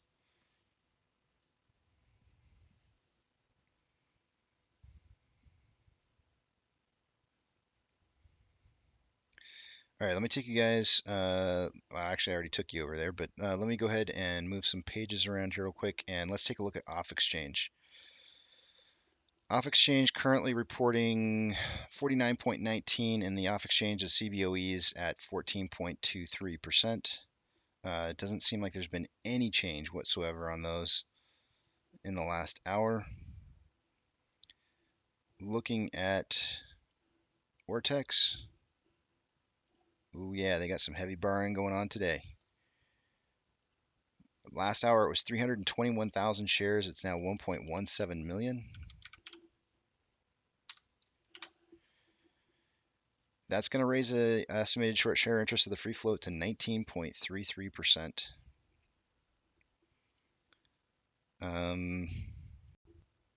Options.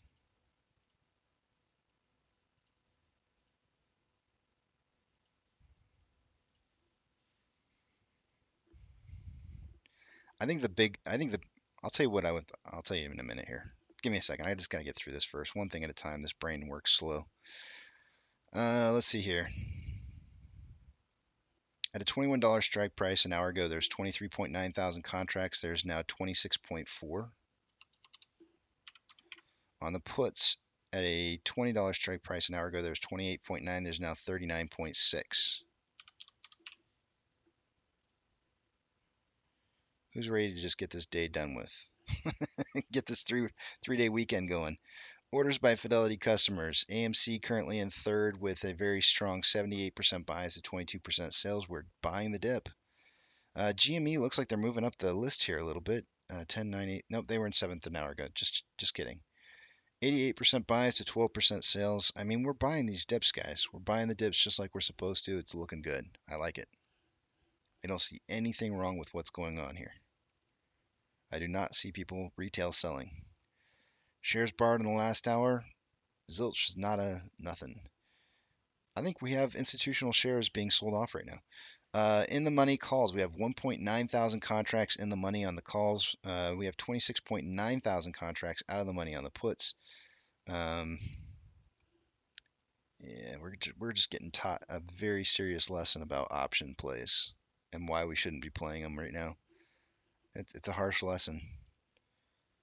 It's a harsh lesson, but until we learn it, we're not going to move up. The Nasdaq is down 0.61. The Dow Jones is down 1.24. S&P 500 is down 0.88.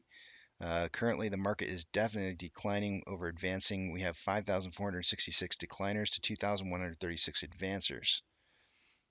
The VIX is up 3.15. IWM is down 1.49. Tesla is down 0.66. The market's taking a hit. Amazon is down 0.6. Cinemark is down 0.55. Doge is up 8.44. Used to be up like 13 earlier today. Bitcoin is up 0.51. GME is down 7.56. AMC is, sorry, I said up. Am I saying up? I meant down. GME is down 7.56 and AMC is down 4.26. Total inflow versus outflow is a 15-point spread. Yep, that's right. 15-point spread with pretty good volume. Pretty good volume still. We're going to break past my 30 to 50 million share prediction.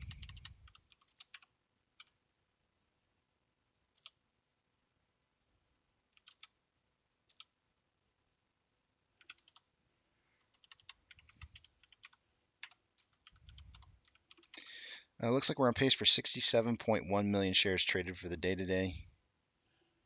We obviously had a breakout of this wedge here a lot earlier than I would have anticipated, and it was going down.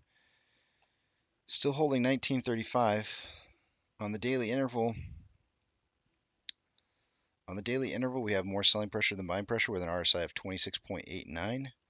On the hour, we have more selling pressure than buying pressure with an RSI of 25.62, taking a double dip into the oversold region. And on a 30-minute interval, we have more selling pressure than buying pressure than with an RSI of 30.40, which is almost signaling oversold. On a 5-minute interval, more buying pressure than selling pressure with an RSI of 28.7.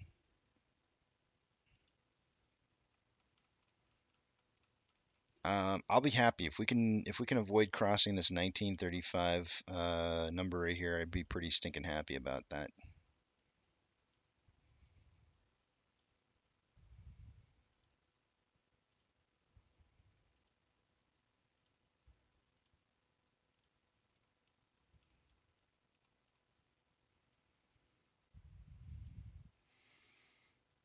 If we can get a return on this going upwards, if we can get a correction going back up, I'll probably draw another wedge out here. It'll probably be something that ends us out in the end of the day, somewhere around right around 20 bucks, finishing the day out.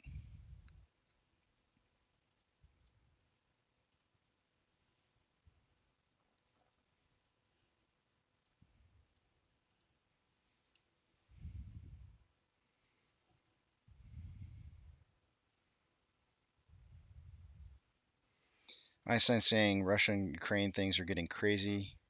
Bobby says, I haven't seen my account, but I'm pretty sure it looks ugly. Fishkiller says, I understand why you say serious lesson on options. I don't play options, but isn't options putting pressure on them to attack price, i.e. borrow, create synthetic share? No, I don't believe so. Not right now. Right now, I think that the institutional longs are in control of the price, and I think that they're trying to generate the most amount of money from closing the market as close to as possible or on the short side of max pain.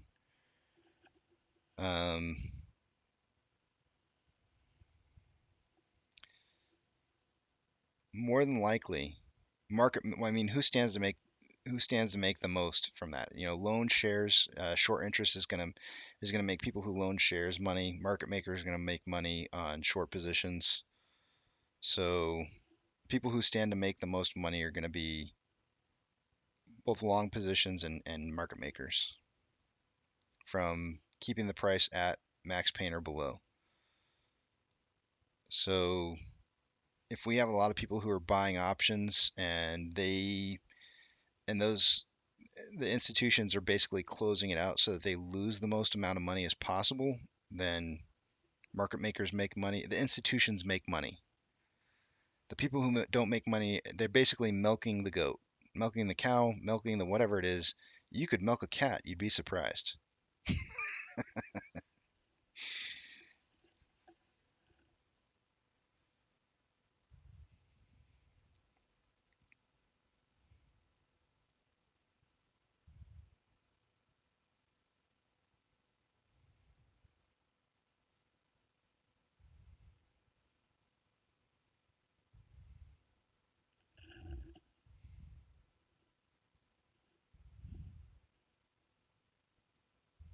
But can you milk a man? You got to call me Fokker. You got to call me Fokker, Björk. Yes, you can milk a man.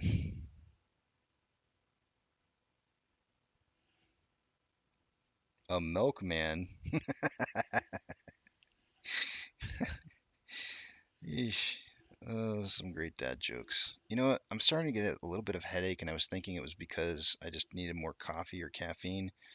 But I realized that I haven't worn my glasses in like 2 days, and it's probably because my eyes are strained looking at the computer. And I kind of was thinking the other day, like, one of my favorite things about Mr. Rogers, this is like so random. One of my favorite things about Mr. Rogers was every single freaking day he would walk through that door and he'd say, "It's a good feeling to know you're alive." Right? He'd sing that song.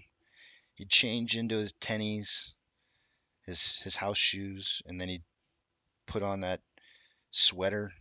He'd change out of his jacket and into a sweater, and he'd do the same thing every single doggone day. And you know why? Because kids feel comfortable about repetition. You know what makes adults comfortable? Repetition. Believe it or not, we do like repetition. We are suckers for doing the same thing over and over and over. And I thought, you know what? I should start cleaning my glasses at the beginning of every show. And I didn't do it for 2 days.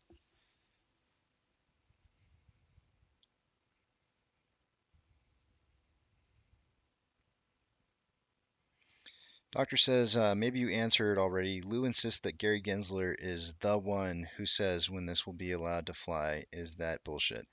I don't know, man. I do think that the SEC has some control over this. You know, they don't want the market to crash. Their whole job, their whole premise is to make sure that everything flows smoothly.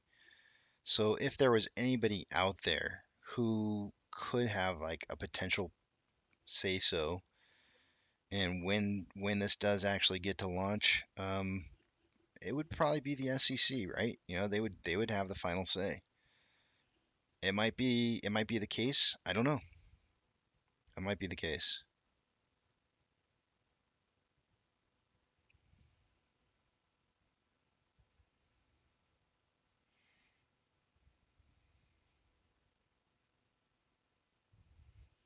Tim, I think 1935 is kind of like the number, the magic number that I'm looking for to hold support right now.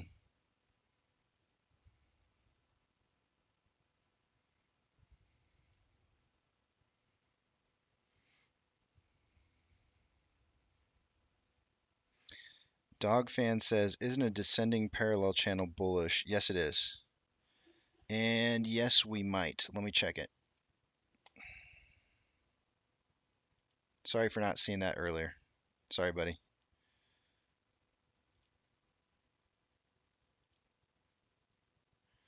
I'm not seeing it. Let me try it from the other side.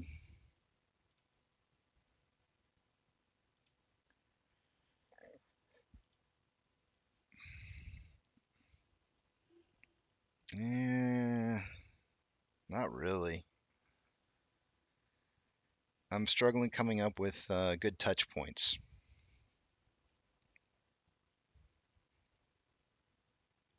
Let me try something else.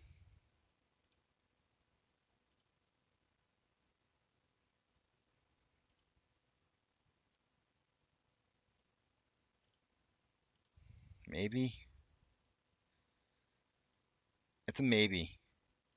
I don't like what's going on back here, but if I just count these as the touch points up here and these are the touch points down here, I don't like it. It's kind of sloppy, but I mean, maybe. It's certainly jumping right now like it's going to jump out of a descending parallel channel. I don't know if I really like this channel, but eh.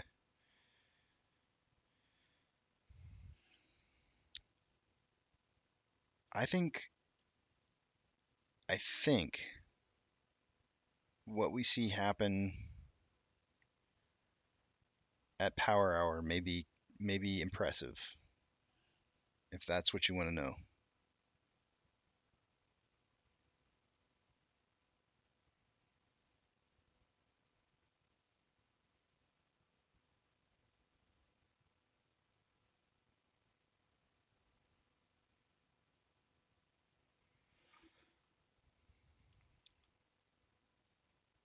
I'm really looking for this. This is what I'm really looking for, dog. D-O-double-G.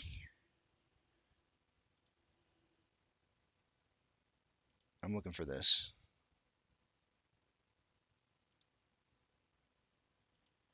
I really think that they're going to try and finish this day out somewhere inside this wedge.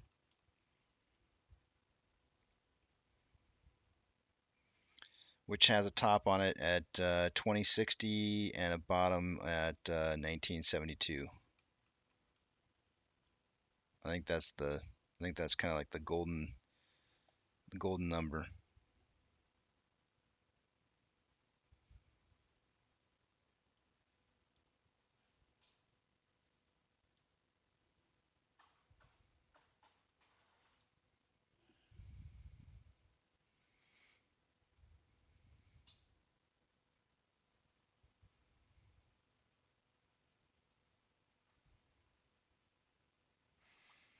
I think the best thing to say, Dr.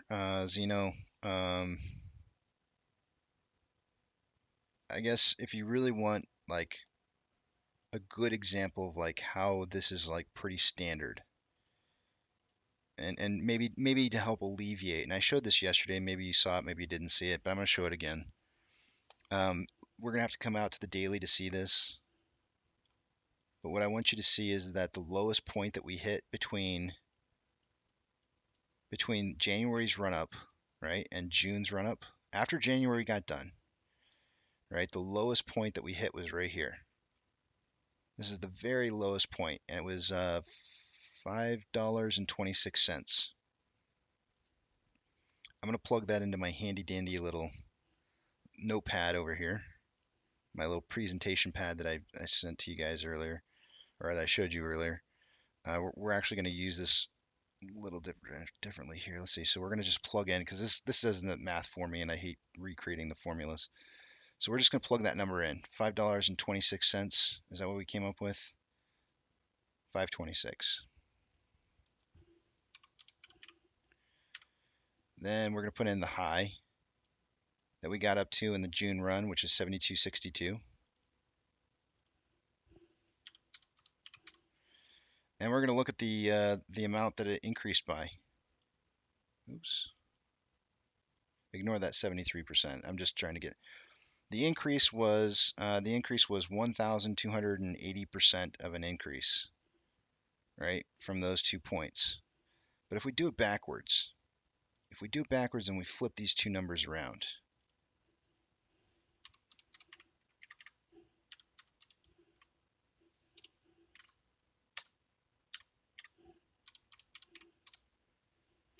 you'll see that it's a 92.8% drop from this value all the way down, right?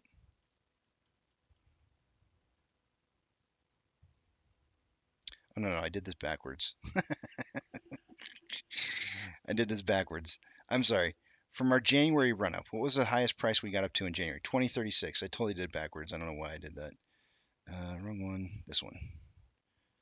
Okay. 2036 to our low of 526. There we go. 74.2% down. That was how much we dropped. That was the total amount that we dropped to the lowest point that we got to before we ran up again. Was 72. What did I just say? 72. 74.2. Now I'm going to plug in the highest point that we got to over here, 72.62.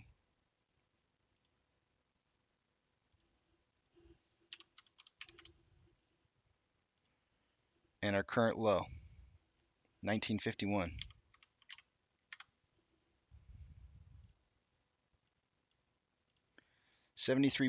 %. We have not decreased. We still have not decreased the same amount. The pain has not been the same amount as the jump from the highest point of this run up to the bottom, from this highest run up to its bottom. We still haven't seen it yet. It's off by about 1%. It's off by about 1%. So if I told you that we had to get to 74.2 before we started launching, what would that value be?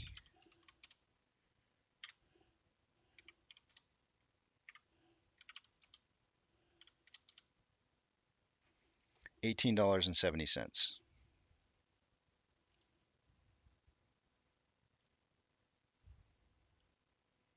Comparing apples to apples.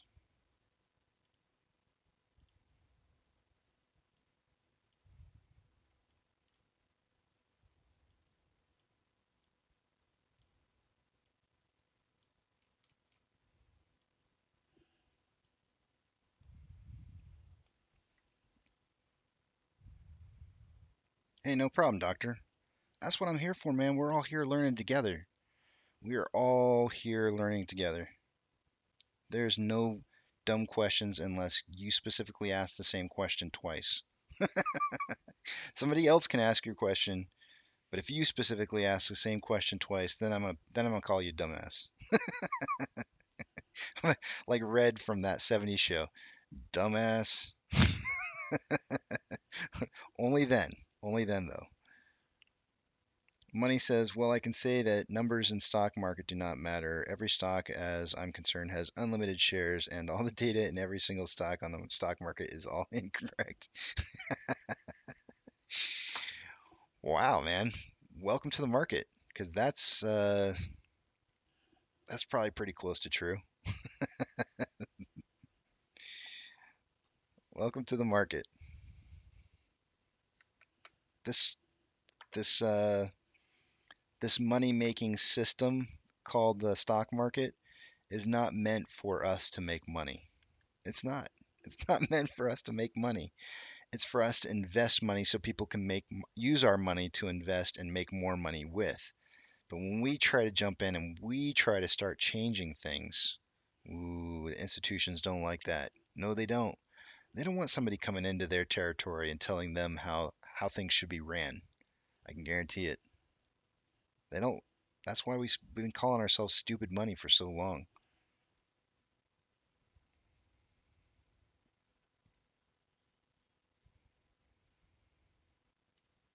Yeah, we got a better group of people over here, buddy. Don't you worry, doctor. None of that's gonna happen here, I promise. Not under my turf. There is no dumb questions here. I may not give the best answers though. Go ahead, ask me a question about options. You want to catch me off guard on something? Start asking me hard questions on options. I don't know. I don't know, guys. Like, I really haven't played options other than one time. One time, and it's been within this year. Within this year. I'm not an options guy. I'm not an options expert. I want to bring in somebody to talk about options, but I feel like if I do that, that's like me trying to promote that you should do options, and I'm really kind of highly against them right now. So I'm torn. I'm torn because I want to provide that, but I don't.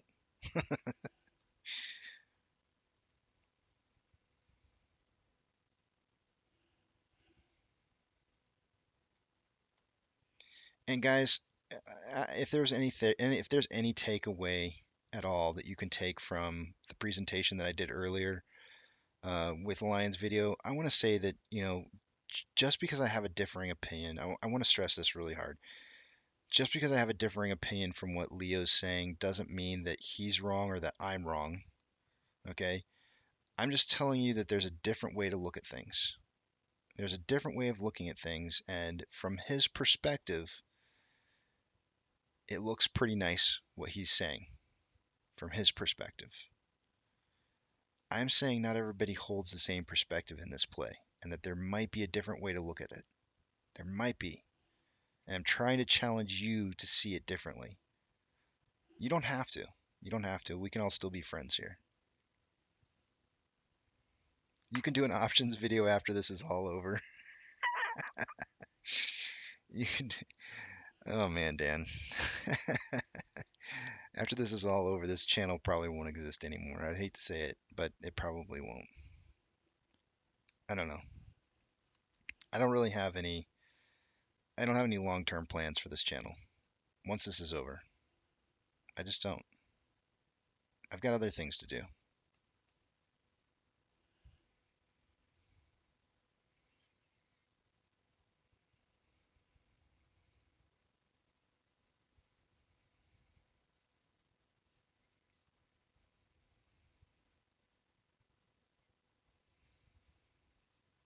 I agree, Doctor. I totally agree.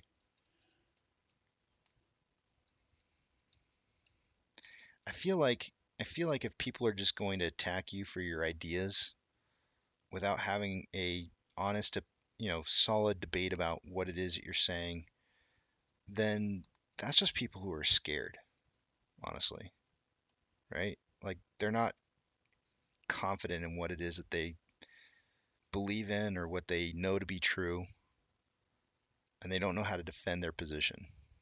That's scared. And it's okay to be scared. Not everybody's an expert. I'm not an expert. I'm not even an expert, and I get asked questions that I get scared about, but I don't try to shoot it down. I try to learn. I try to learn from it.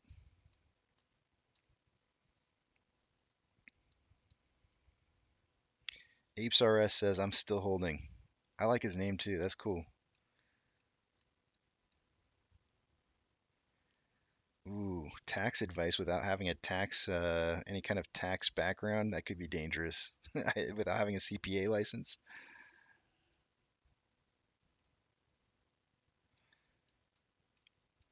I'll tell you what though, ABC, I set up an interview to get somebody who prepares taxes to come on and onto the channel to do an interview, and it kind of flopped. It kind of flopped because it was close to tax time.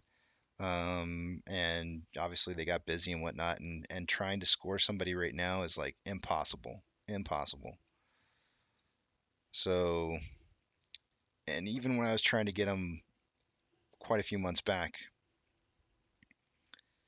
like I'm always met with like, well, if you'd like to sign up for our program for your taxes, we'll let you speak to our representative or whatever. And it's like, I don't, yeah.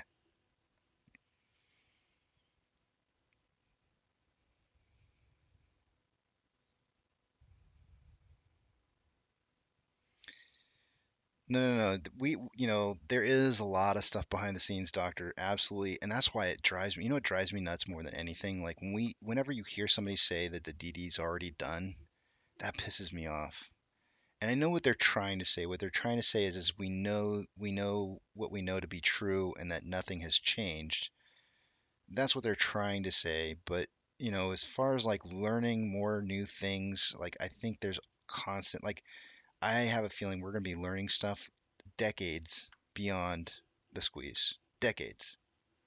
There's going to be kids our children are going to be going to college trying to get their master's in economics or something, and they'll do their thesis on, the GME and AMC squeeze. And they'll be learning stuff then. I'm confident of it. They'll be learning things then.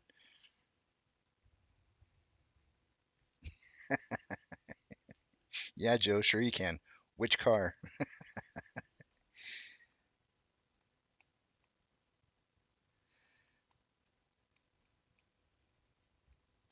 I do, Joe. I absolutely do think it's going to be that big. Um, I don't know why you wouldn't. I don't know why you wouldn't.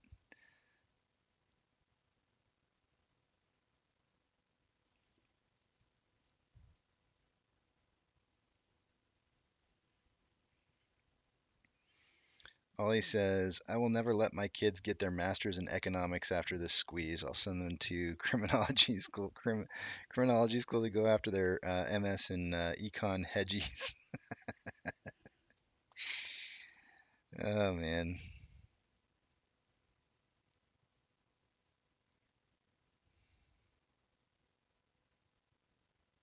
flat, flat brain, huh, Joe? Yeah, ain't nothing wrong with that. Sounds like makes you a good ape.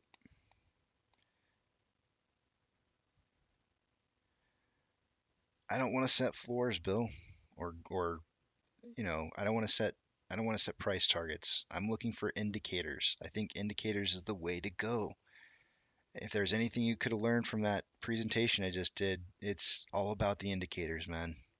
All about the indicators. They're going to tell you when the selling is slowing down. It's going to tell you, when the most amount of paper hands occurred. One of the biggest volume days, guys. Let me tell you this. One of the biggest volume days that we will have will be when the most amount of people sold shares. That will be one of the largest volume traded days that we have. And if you go back and you look at the history of volume that was traded with AMC, you can go back to, I think it was the 18th of January or 28th of January. No, it was the 27th. 1.2 billion, not million, 1.2 billion shares. 1.2 billion. Let that sink in, man.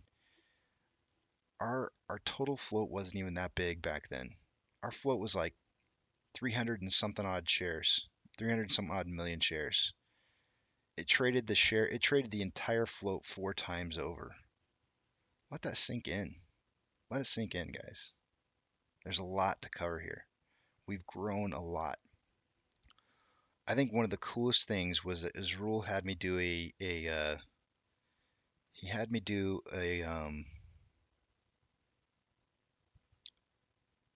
poll.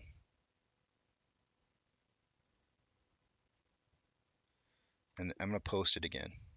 The results. Probably one of the largest polls that I've had so far. There's the results. And the key thing that I purposely put this in there because I felt like we could take away something from this. What I want you to see in there, the number one thing that I want you to see is that it says, did you vote in the Say Technologies survey? And 15% of you said, I was not a share owner at the time. That was in June. 15% of the people who were of 183 people who voted said I wasn't a shareholder at the time. 183. What is that, 25 people? 27 people. 27 people on this channel were not shareholders during the Say Technologies vote. Think about how much more massive this has become. Take some time to sit down and think about these things, guys. These are the kind of things that should help you to have conviction in what it is that you're doing and what you're involved in. Because those are the little tiny signs. Those are the little tiny signs that tells you and gives you confirmation about what it is that's happening here.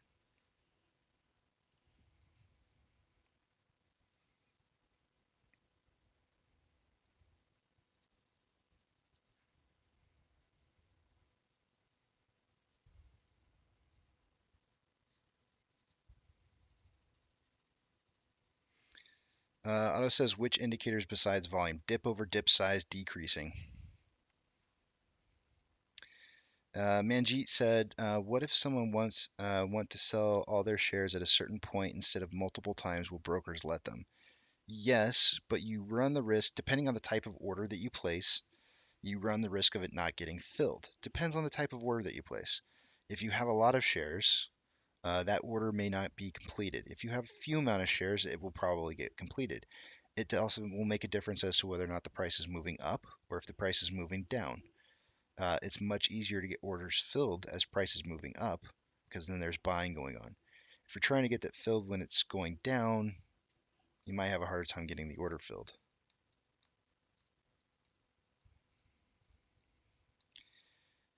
Joe said, my brokerage didn't allow me to vote. Yeah, I know. A lot of people who are overseas did not get the opportunity to vote. And it sucks, and I'm sorry. If I could change that, I would.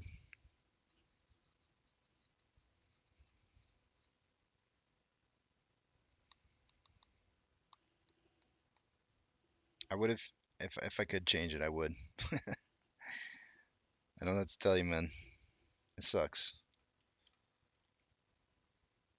But on the other hand, you said you don't have tax liabilities. So, yeah, maybe there's some bonuses. You have things I don't have, and I have things you don't have.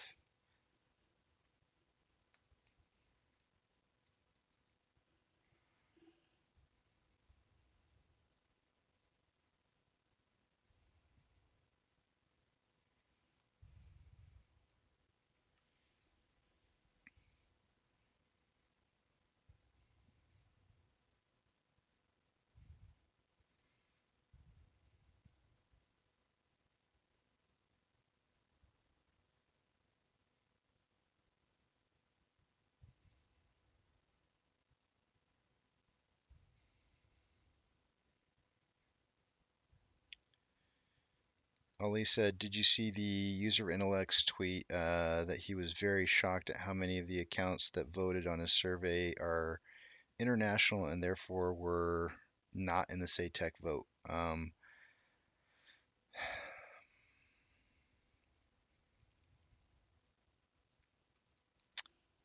I didn't see that, but I knew that was going to be the case.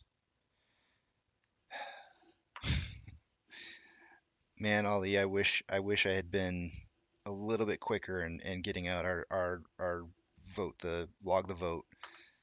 I really wish we could have got. I think I think we could have had a little more success, but he collected a lot of valuable information. He collected a lot of valuable information. I think that's information that I'm hoping we use to strengthen our convictions and what it is that we see that's going on.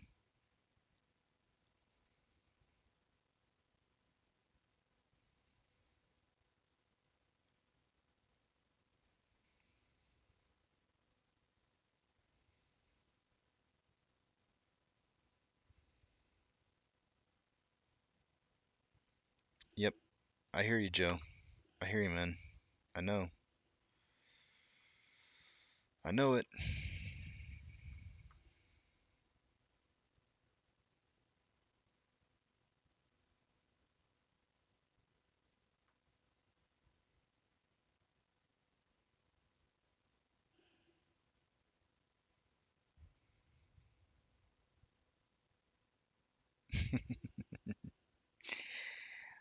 I'm gonna say that it's like 100%. I have no idea what the over/under is.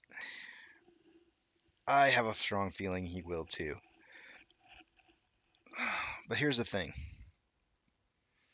If he does ask it and we're in the middle of the MOASS, I would probably approve it. I would probably approve it because he wouldn't create the new shares until after the MOASS was more than likely over. It would have to depend. It would depend on how fast the MOASS was moving. But I'll tell you what, just a hypothetical scenario. Hypothetical scenario. Let's say that tomorrow, this after this weekend, next week we start heading upwards in price. And then 2 or 3 weeks later goes by, and we're still like just absolutely skyrocketing in price. Maybe we're at like I don't know, $1,000 a share. Adam Aaron asks for, I don't know, let's just say something reasonable like 50 million shares. I would consider it. I would consider it, but I would have to think about the timing. I would be very, very careful about the timing.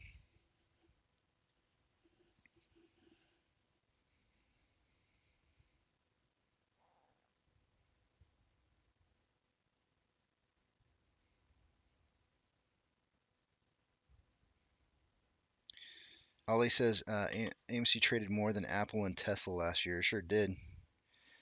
Boris says Lou says this play is going to happen. It takes all the worries away. Well, I'm glad that works for you, Boris. I'm glad that works for you. Ape Star says I wouldn't approve middle of MOASS. That would give hedgies hope and a second breath of air. If margin call, I'm talking about actual margin calls, apes.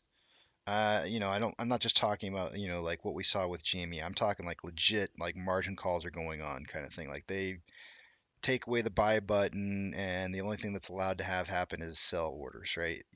I'm specifically talking about shit's over. I would consider it, and the only reason I would consider it is because of the fact that I know that Adam Air would want those shares to be able to um, be able to maintain control of the company, and I think that would be huge, absolutely huge. But I would I would wait. I would wait to see how that looks. We'll tackle it when it happens. We'll tackle it when it happens.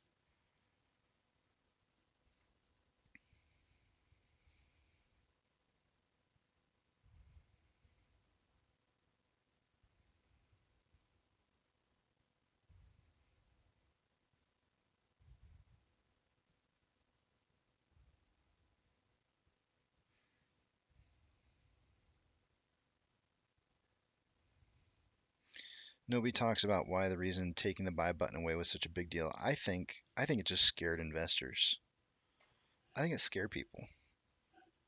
They saw the buy button being taken away, and I think they saw that as a, like if we don't start selling, we may not have a chance to sell. Because if they're going to take away the buy button, what's next? Right? I'll tell you what, if they take away the buy button on me on this is me personally, but if they take away the buy button on us, it didn't scare me any. That's gonna make me hold harder. You just go right on ahead and take away that buy button, because that means I'm onto something big, really big. So you just go. I'm telling them right now. I'm putting this out there for all the hedge funds to hear. Please take away the buy button. Please. My conviction will only become that much stronger. Take it away.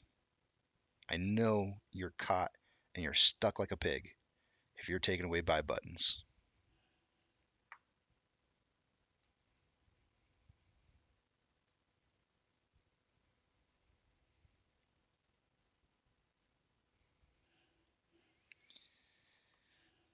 I'm not going to worry, Dan, about what I think, right? Because my thoughts are only going to be my enemy.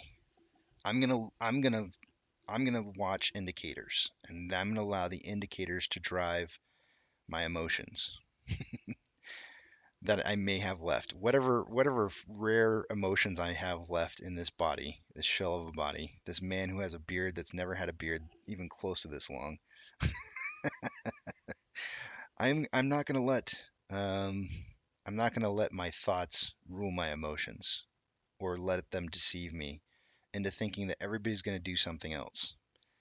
I'm gonna watch and I'm gonna see and I'm gonna prove what's happening because I don't want to make knee-jerk reactions on a life-changing event based off of my emotions. It's the wrong way to approach it.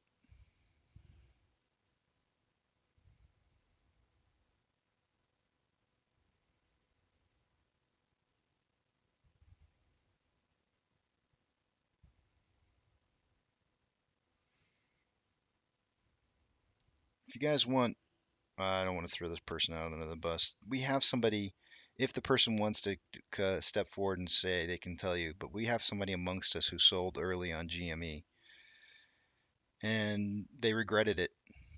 They regretted it deeply, and they're seeing AMC as a second chance. And I can almost guarantee you they won't see it the same way the second time. I don't know. I'd be curious to know.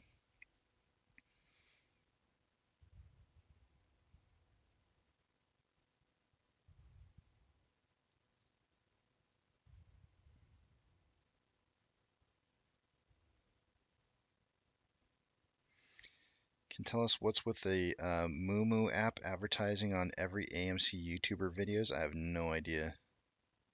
Am I getting ads? I shouldn't. I'm not monetized. I don't know how I could be getting. Well, I guess maybe YouTube does ads anyways. I don't know how that works.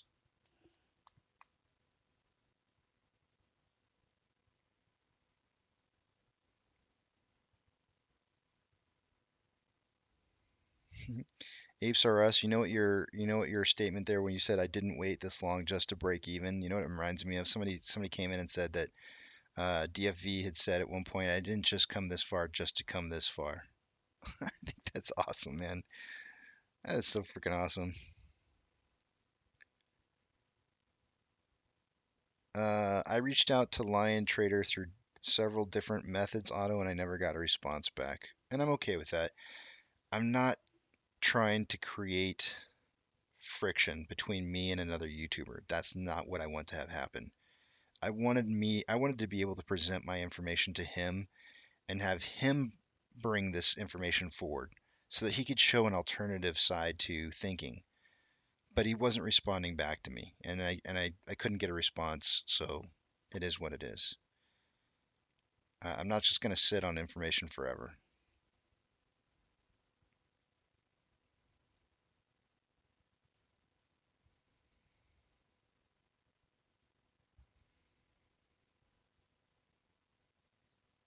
It's not me, bad back.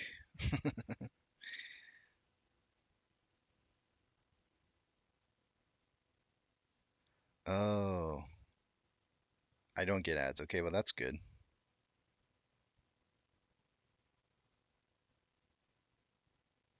Well, I just put my information out today, Otto. I don't even expect he'll ever even see it. I don't I don't think he'll ever even see it. Probably not even hear about it. I don't think he'll ever even hear about it.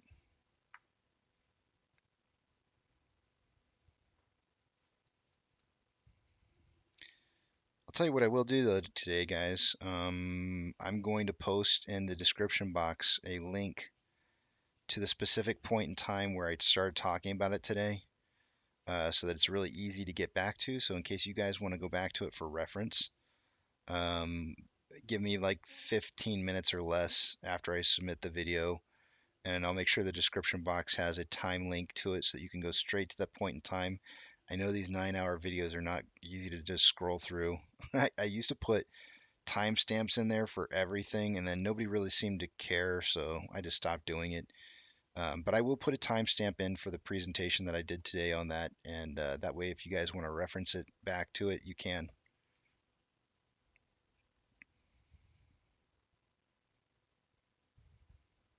Congratulations, Jana.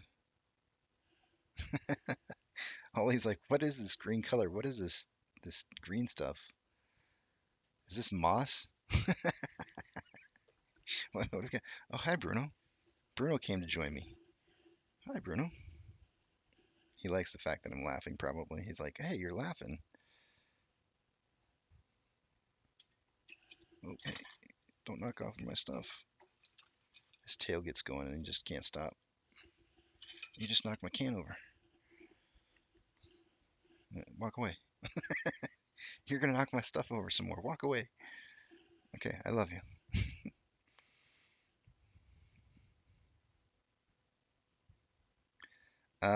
Show you Bruno. All right, he's a big guy. He's a big guy. Come here. Come here. Come on. Come here. Come on. Up. Come on. He doesn't want to jump up here. Come on. Oh, there he is. Look over there. Look over here. What's that over there? Oh, he's a big guy. Oh, yeah. Oh, you're a big boy. Huh. Huh.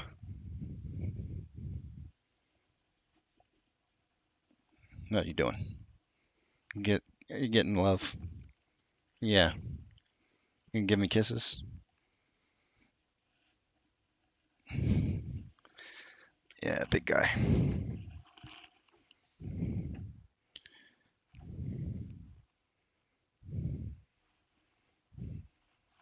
Yeah, he's a good dog. He's really good. He's protective of the family, good with kids.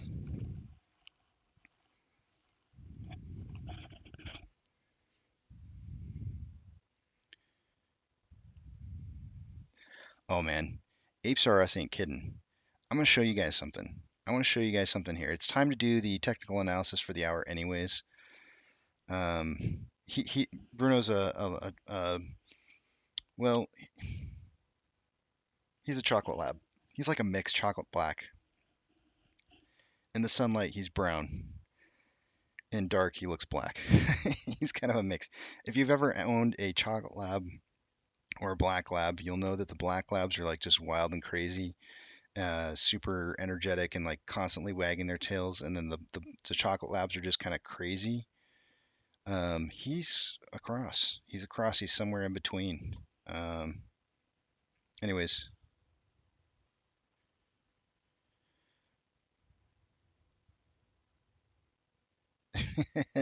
No, no bad back. It is not. Let me take you guys to the other page real quick here. Let me refresh fidelity.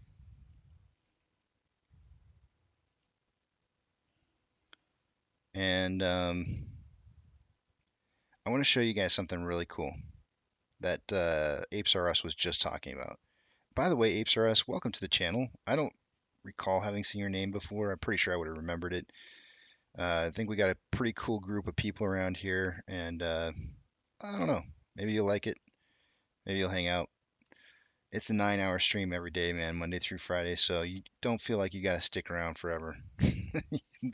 Life still goes on. Life still goes on, but there's some really cool people here. And it's kind of a nice little kept secret.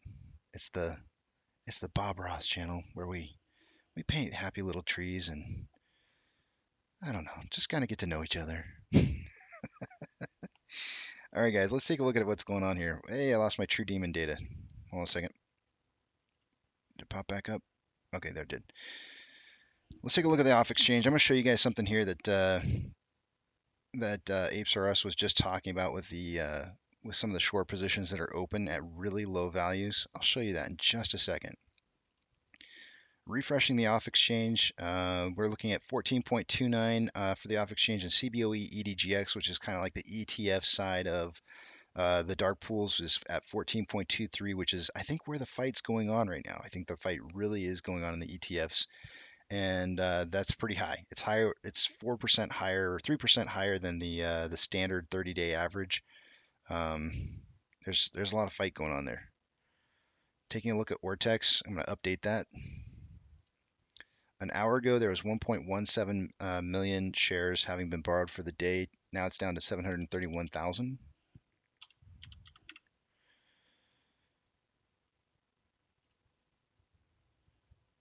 updating options. Now this is where I'm going to show you guys. Let me update this real quick and I'll show you what we got going on. I want to show you what's going on for next week because I think these are the leaps that are kind of out there that are going to be expiring. I think early next week. But look at this. I don't know if you guys can see this on your screen or not. But at a half of a dollar, there's 24.5 thousand contracts in open interest in puts. 24.4. That's massive, guys. Absolutely massive. Work your way down this list. Strike price of half a dollar, a dollar and a half, two, 2.5, 3, 3.5, 4, 4.5, 5, 5.5, 7, 8, 9. There's 42,000 contracts at $10. These are still out of the money. Still out of the money, and these contracts will continue to remain out of the money so long as price stays above that. So there's still lots and lots of open interest that's out of the money out there. But it just keeps on going. It just keeps on going.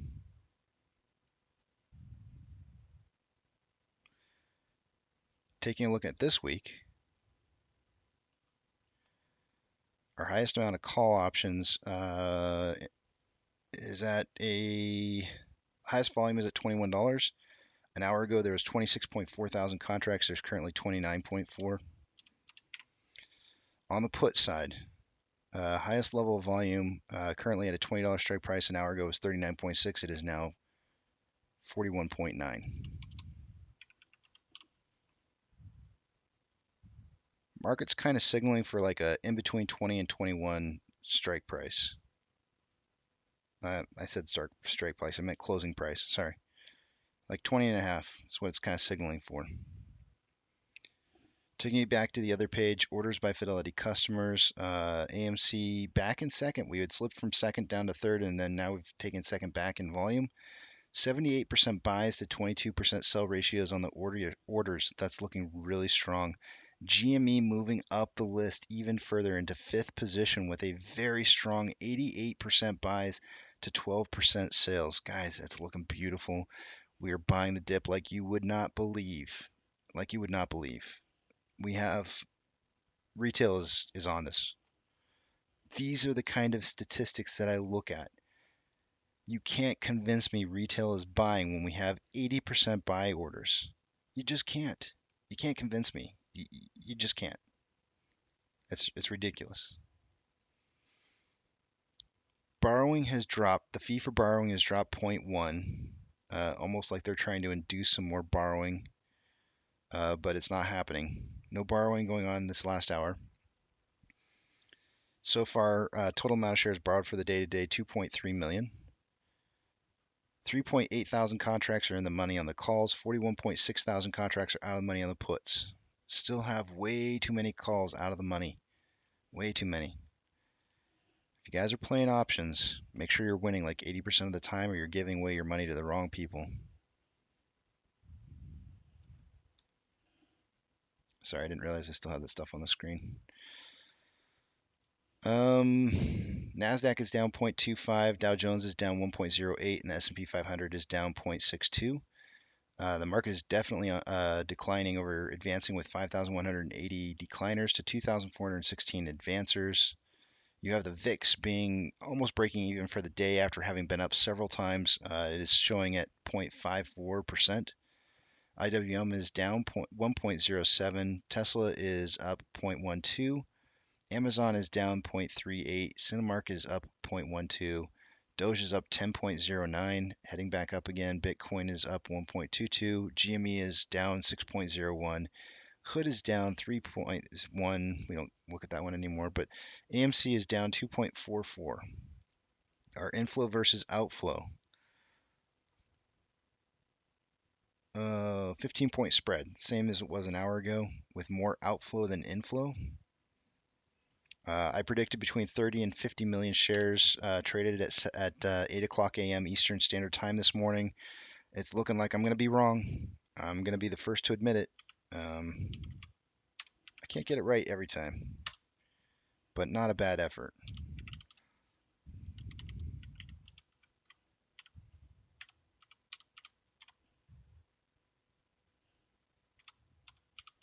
Looks like we're on pace for 64.1 million shares. That'll drop a little bit. Maybe I'm off by maybe 10 million shares. I don't know. Just no mistakes. Just maybe happy little trees. I don't know. We'll see. I am hoping for a late run in the day today. On the daily interval, looking at my vortex indicator in here, which I prefer over MACD, I see more selling pressure than buying pressure with an RSI of 27.63. On the hourly interval, more buying pressure than selling pressure with an RSI of 35.18. On a 30-minute interval, more buying pressure than selling pressure with an RSI of 41.42.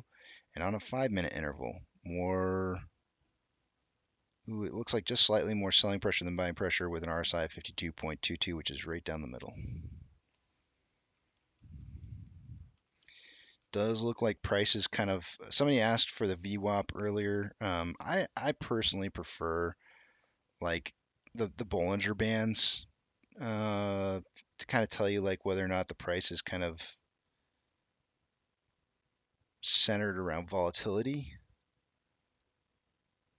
And I wouldn't really necessarily, I don't know, I guess VWAP and Bollinger is different, but I don't know. I prefer to watch volatility than I do volume weighted. I don't know. That's just me. Look how it looks like a sine wave though. The simple moving average versus the VWAP. Kind of interesting.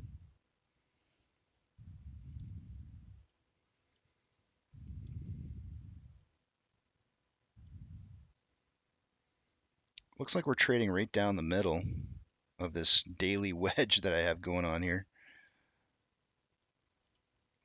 Let's look at a trend channel on this. This is pointing down. This trend channel is pointing down, and volumes. It's hard to say. I mean, it's kind of decreasing. It's bimodal.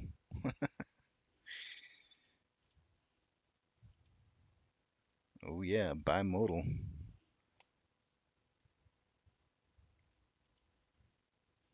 Oops. I wasn't trying to click on you, Bitcoin.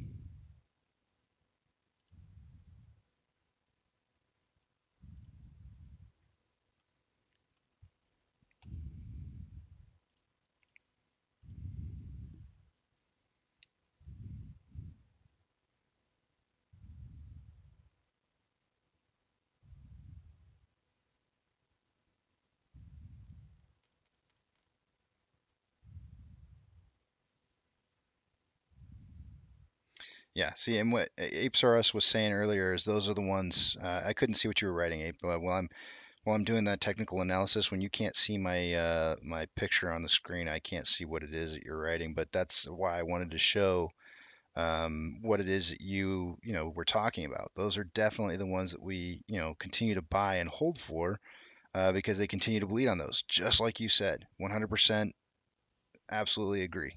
100%. so, so when we get people who come in and they say like, "Hey, Lou said don't buy anymore," I go like, "Ah, that's a dumb idea. Dumb. Don't do that." We gotta try and maintain price pressure. If we don't maintain price pressure, then the price is gonna drop. And then when somebody says something like, "What's the worst that could happen if price drops to $7?" I go like, "Well, you see all those options out there that are out of the money, they become in the money, and then they get closed, and then we have price valued shares at whatever you see a price at, $7 with no squeeze potential any longer." So yeah, not a good idea.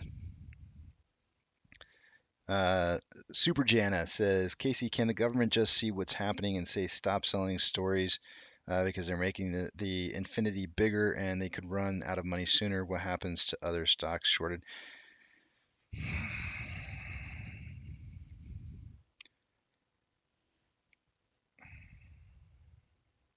I think the government can see what's happening. I think the DTCC knows exactly how many shares have been issued, how many synthetic shares have been issued. 100% think that they can tell that. I don't think that they can really do anything about it. The loopholes were in existence already, and all they can do is close the loopholes. And that's what they've been trying to do with all these NSCC and DTCC rulings that they've been changing the rules for.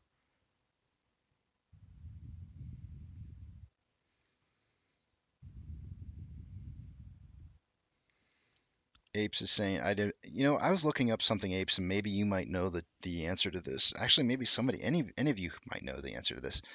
I was looking into something on IWM. I don't see any way to be able to figure out how much the institutions own in IWM. I mean, it tells you how much it's. Take that back. You can see how much is owned, but you don't know what the free float is. Let me go back and show you. This would probably just be easier to show you than say it. So if we go to IWM and we pull down over here and we try to see what the float is or how many shares are in existence, you can't find that information. It doesn't really exist, but you can find out how much institutions own. It says total assets is 69 billion, right? Nice. Gotta love that number. But what does that mean? Out of how much? Like, how much can be bought on this? Is there a limit? These are things I don't know the answers to. And I'm trying to figure it out because I feel like it could play an impact onto understanding what's happening in the ETFs. But I don't know the answer.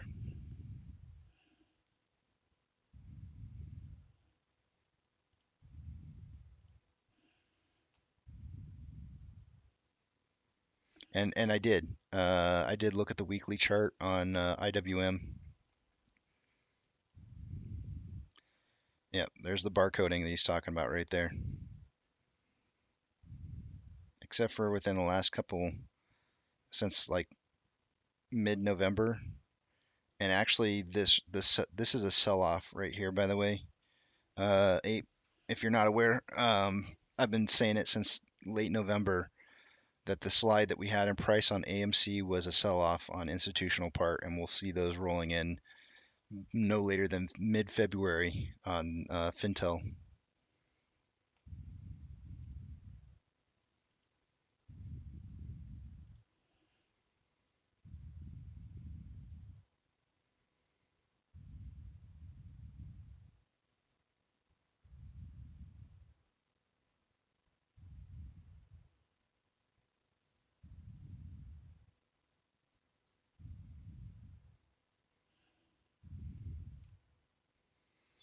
Oh, Bad Back, you're delivering more presents. It's so cute. Backstreet's back, alright.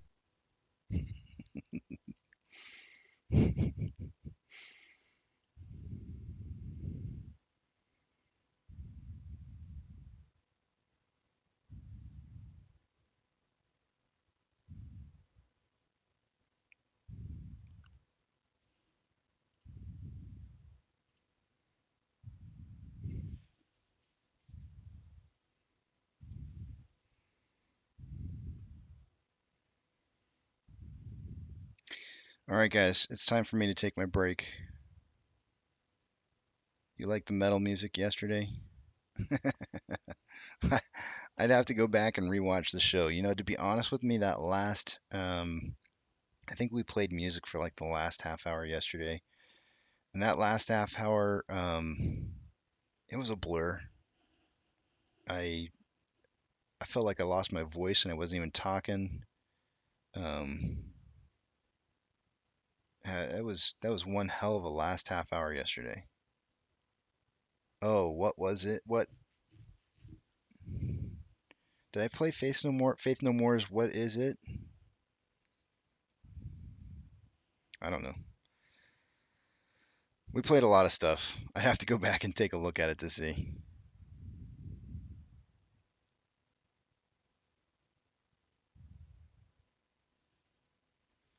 Now, Jana, if you want to know what's going to happen, just go back and look at the past. go back and look at the past of what happened to GME.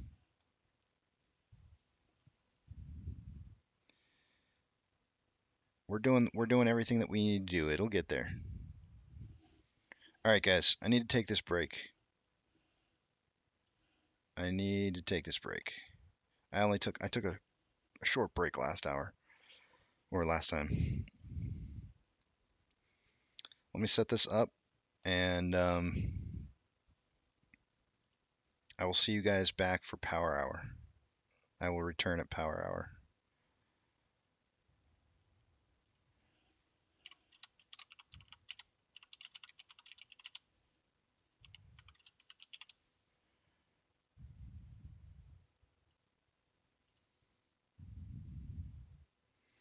Yeah, there was a lot of good music yesterday. A lot of good music.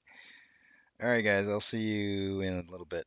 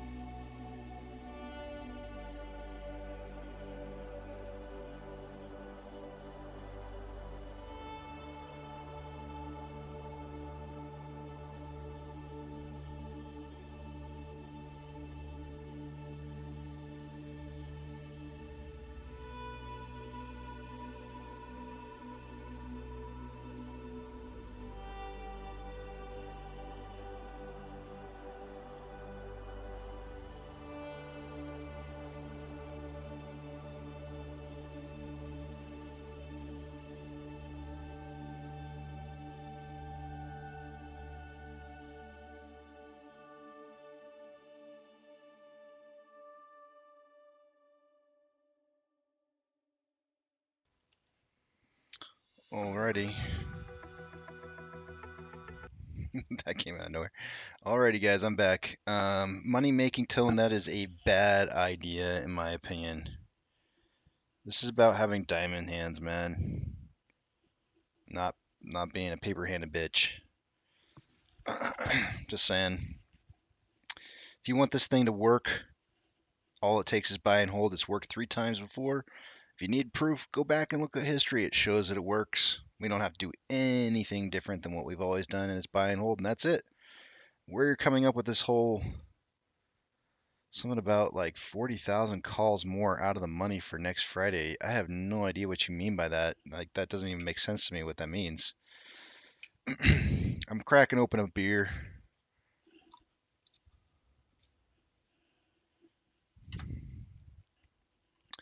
Cracking open a beer, and let's see, I got some irritation in my eye going on here.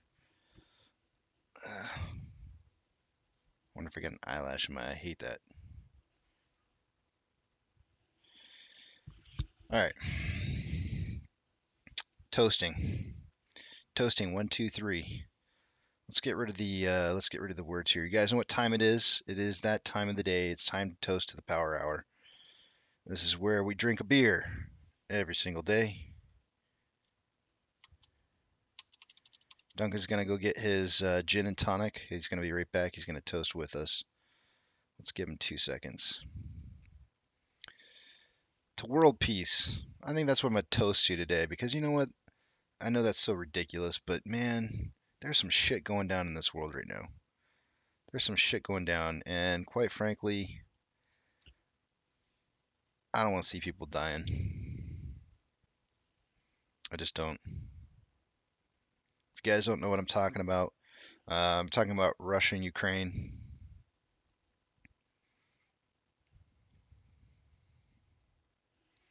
Let's wait for I don't know if Duncan's back or not yet.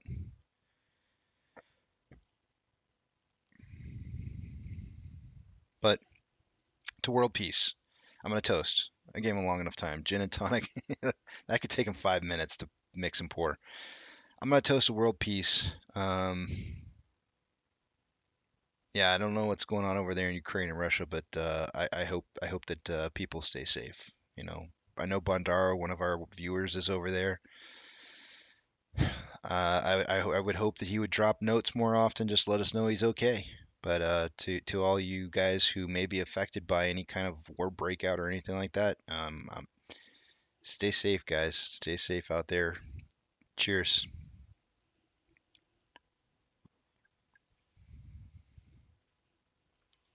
We got some crazy stuff going on. Crazy stuff.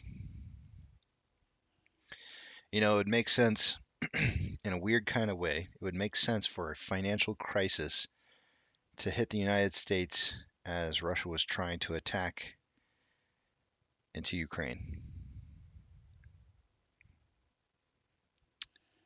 Would make a little bit of sense, wouldn't it?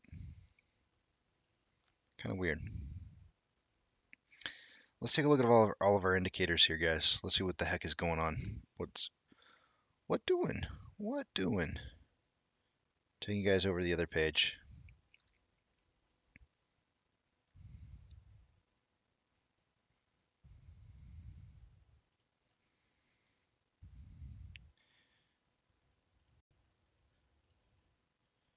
Updating Stonko tracker, Fidelity,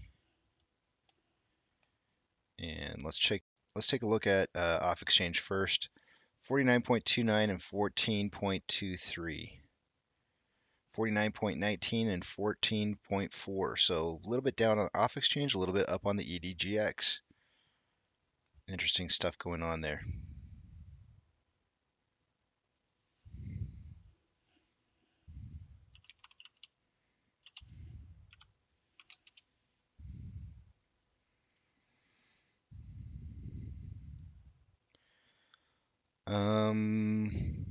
Let's see, what else? Moving down to Ortex. Borrow change.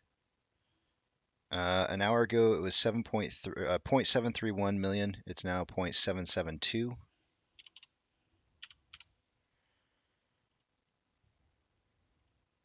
That's going to increase the estimated current short share interest of the free float to 19.26. Taking a look at the options, refresh those.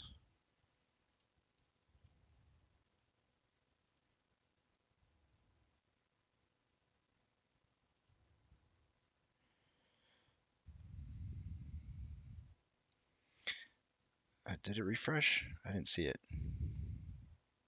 I looked away. Looks like we have the highest amount of call options at a $21 strike price, with a total of 32,000 contracts. It went from 29.4 to 32. On the put side, highest amount of put options at a $20 strike price. It was 41.9. It's now 43.4. I guess the fight's for 20, guys.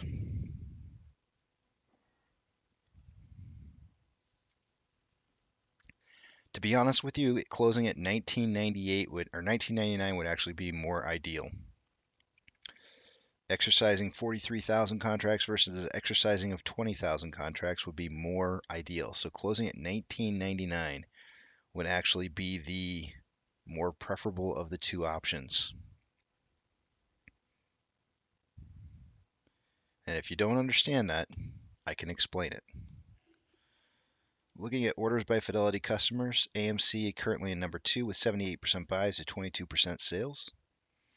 GME coming in at 5th in highest most volume traded trades on Fidelity. It's 88% buys to 12% sales. GME's not looking too shabby.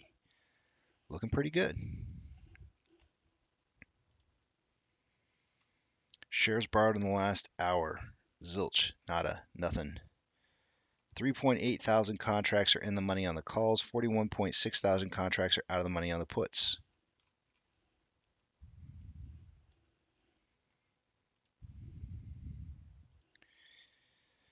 The Nasdaq is breaking even. The Dow Jones is down 0.98. The S&P 500 is down 0.41. We currently have more decliners than advancers, with 4,719 decliners to 2,873 advancers.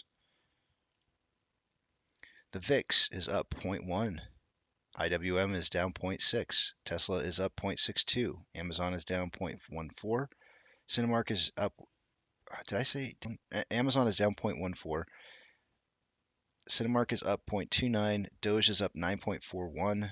Bitcoin is up 1.22. GME is down 5.22, and AMC is down 1.5. Inflow versus outflow. Holy Toledo, that took forever. 19-point spread. It was 15 the last 2 hours. 19 more points worth of outflow than inflow. Those points equate to $1 million a piece. So 19 more dollars in outflow. Institutions have sold today, guys. They sold today. We're seeing consistent buying on the retail side. This tells me the institutions sold because there's a greater amount of outflow.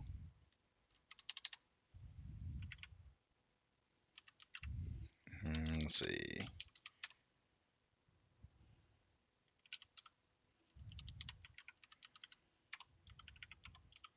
We're on pace for 58.6 million shares traded for the day today.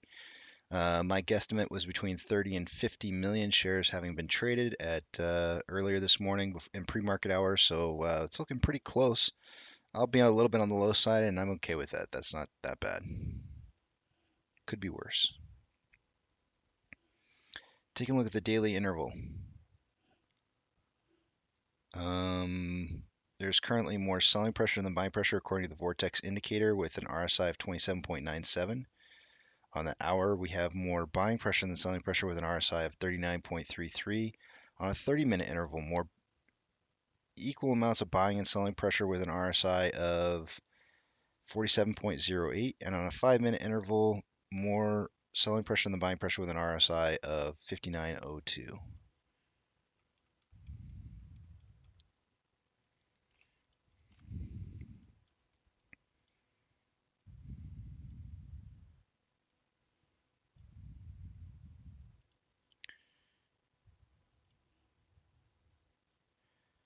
Guys, when people come in here, I'm just going to throw this out there.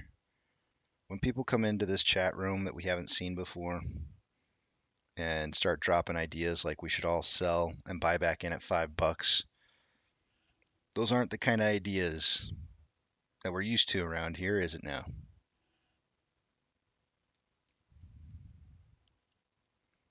So I'm just going to tell you, think about it. Think about what it is that they're telling you to do. Why are they telling you to do that? What could they possibly have to gain from that? What could the entire play have to gain from this? There's a lot of people out of the money. That would be asking people to take major losses. It's kind of ridiculous.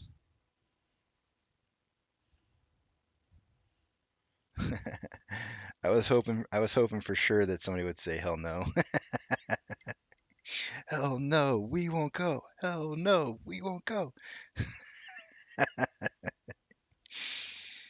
uh,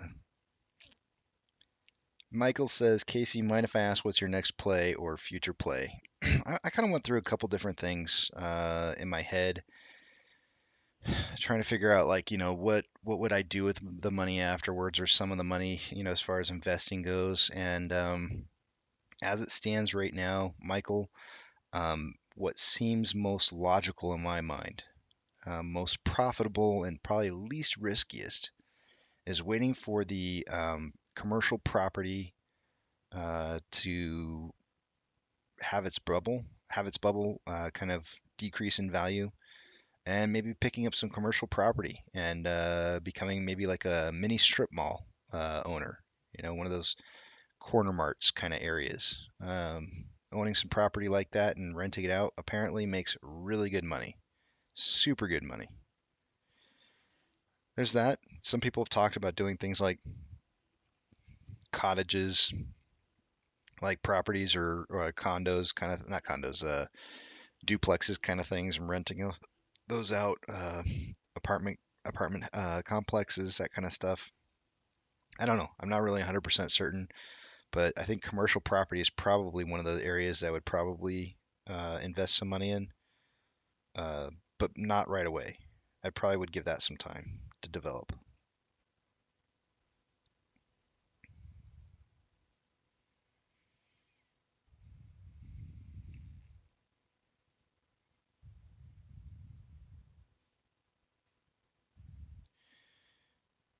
Derek says, Dan says, better plan is to buy and hold and play options if you're good at it. And yeah, I would say if. Not a whole lot of people are great at it, so I wouldn't say good. I would say great. I would say great at it. Derek says, be like jumping off a train, might not get back on. Ooh, man, can you imagine having your T+2? You sell your shares all off, and then come Tuesday, you're waiting for your settlement funds, and everything just starts blowing up through the roof. You're like, see ya, guys. Say hi to your dad. I don't know, man. That would suck. That would really suck. Coin Research saying, considering the job that Brandon is doing to start a hot war with Brandon. Brandon is doing to start a hot war with Russia or a civil war in the U.S. How viable is the stock market even? I only ask because I have very little hope for the future in many aspects. I don't, man. I for the stock market, I don't know. I mean, one of the very first things I had thought about doing after the stock, after this was all said and done, was to potentially buy stocks that had high yielding dividends. I don't think that's the way to go. It's just my opinion, though. I think the stock market's going to be extremely volatile. But we might even be in a bearish decline or bearish run for several years afterwards. And not a whole lot of people tend to make money in those kind of markets. Only those who have a lot of experience.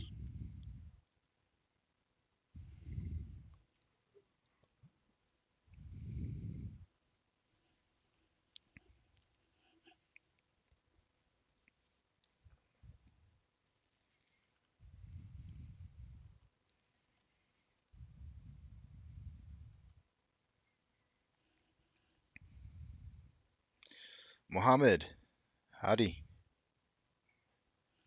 Good to see you. All right, guys. I was hoping for a power hour run up.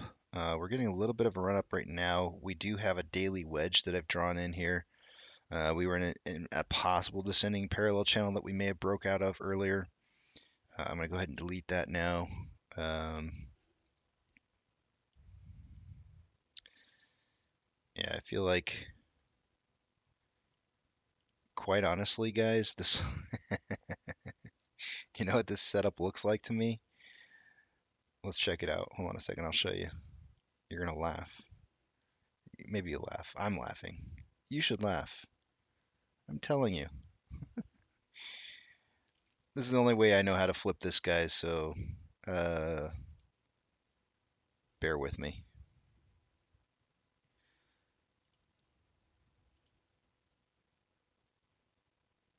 Do you guys see it?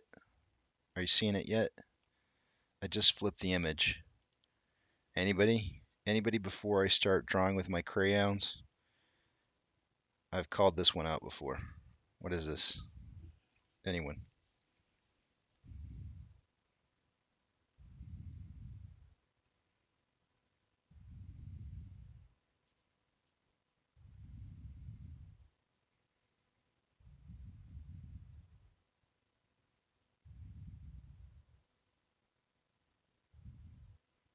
Nope. I mean that this is just the daily pattern here. Ooh, dog said it. Dog said angry kitten. Exploding kittens. Explode. Do you see the exploding kitten?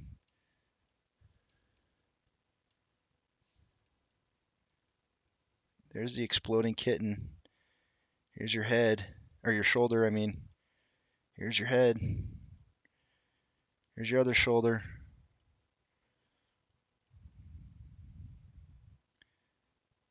Oh, I love that pretty blue crayon. I want to eat it. I want to eat it. Inverse head and shoulders followed by an exploding kitten followed by an inverse head and shoulders. Boom. There you have it.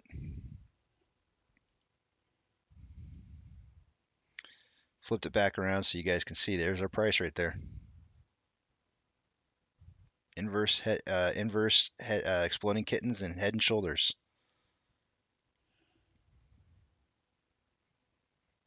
We've seen this pattern so many times, it's not even funny. Not even funny.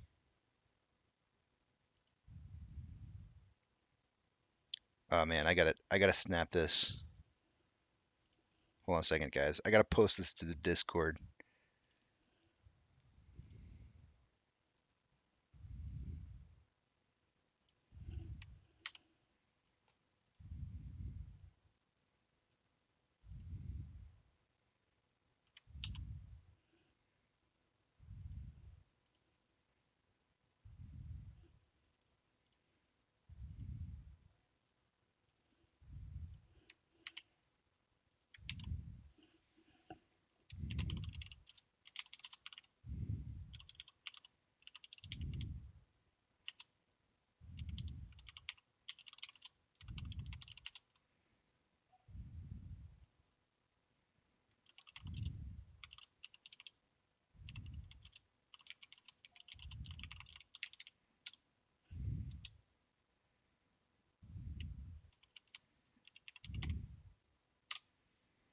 Had to post that one to the.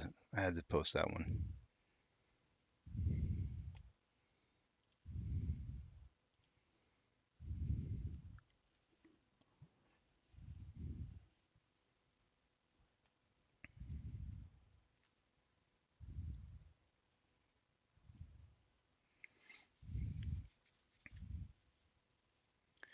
Let's see what you guys are writing. Cheers to the world peace.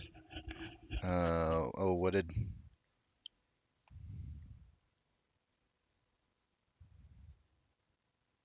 If you look closely, it looks like a hedgie needs to be punched in the neck.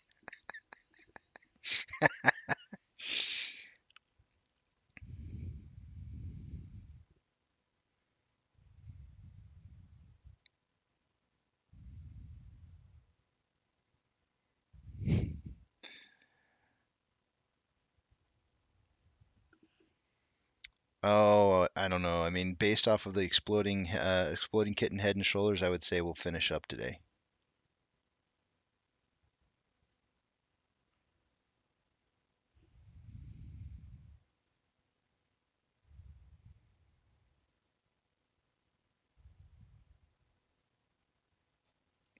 Sorry, Joe. Sorry, man.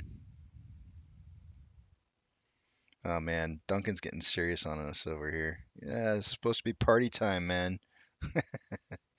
Russia sees no reason. Oh, wait, what? Except cookies. I don't want cookies. Russia sees no reason to restart talks on Ukraine crisis, threatens action after dead end. Yeesh.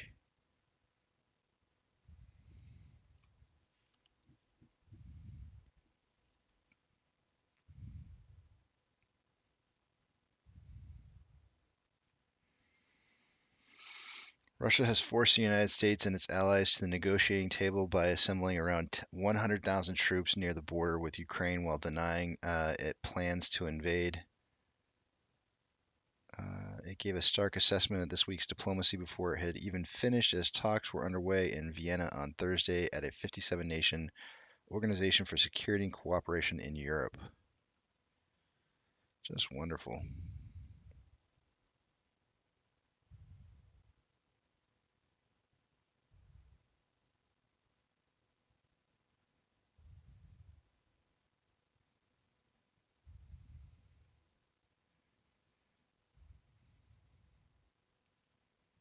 Hmm.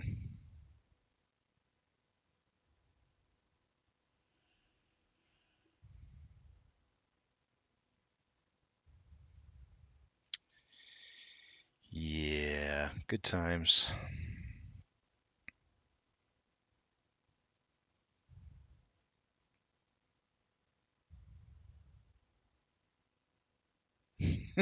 Am I breathing heavy? I got serious. Quit breathing so loud. Slow your breath. Calm down. Ukraine and where we stand. Let's see.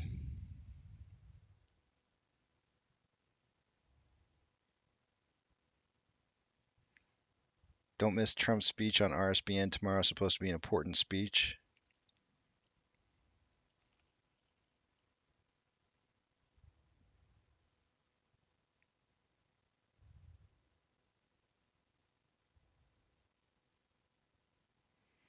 Doctor, all utilization is a representation of how many shares are on loan versus how many shares are available to loan. If the availability dries up, the utilization spikes. If the loaning goes up, utilization spikes. It doesn't take very much for utilization to spike up really quick. So I don't look at utilization as a factor. I don't look at short share interest of the free float as being a factor. Those are things that can spike overnight instantly because they're estimations. Well, the free float's the short interest of the free float's an estimation, but the utilization isn't. But that's something that can definitely spike overnight.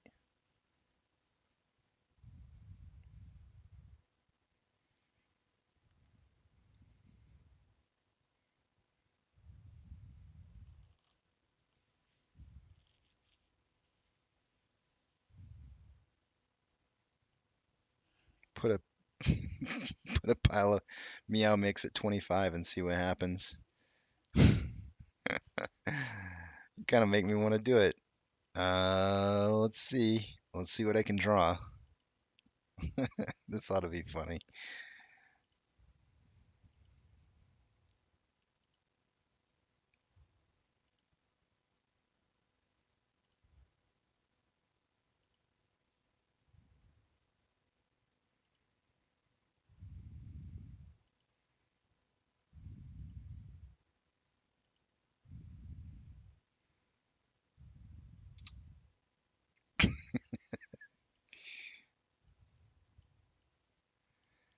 Okay, there's my bowl. This isn't 25 though. I'd have to go much higher. I want 2243. So we got our meow mix in here.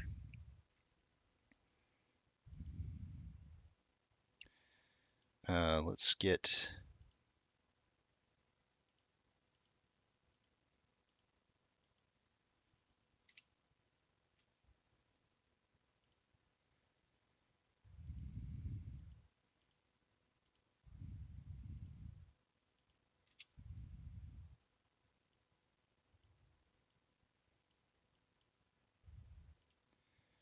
kibbles and bits and bits and bits.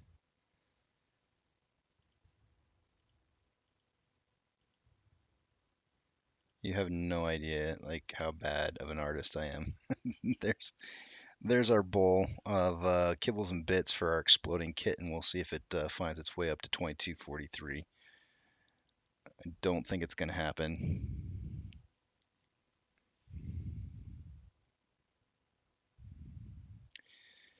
Coin, I'm telling you, man, I'm just going to have to keep repeating this over and over and over, but I don't have a price target. I would love to get to some amazing a number. Some kind of just atrociously high number would be spectacular and epic. But I'm not going to set some kind of number that I'm going to hold to. I'm going to watch and I'm going to trade off of indicators and I'm going to see what everybody else is doing.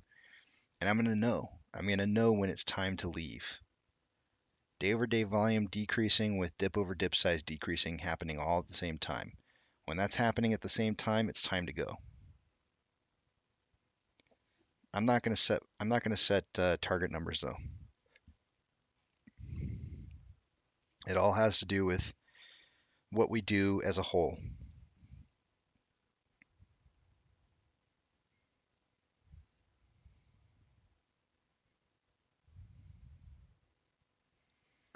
Dog says, knowing your trampolines never work, not feeling confident on Meow Mix. I know. I know, man. I'm telling you. Yes, it does, Master Splinter, and I've tried to look up some information on there, and I couldn't find. There's specific information on IWM, like for example, it does show failure to delivers. I think 3.4 was the last amount that was showing up on there. But specifically, what I was trying to look for on IWM was how many shares are available, like how much can be purchased, and there doesn't appear to be a limit. There's 69 billion assets, 69 billion in assets, and it doesn't look like there's a top on it.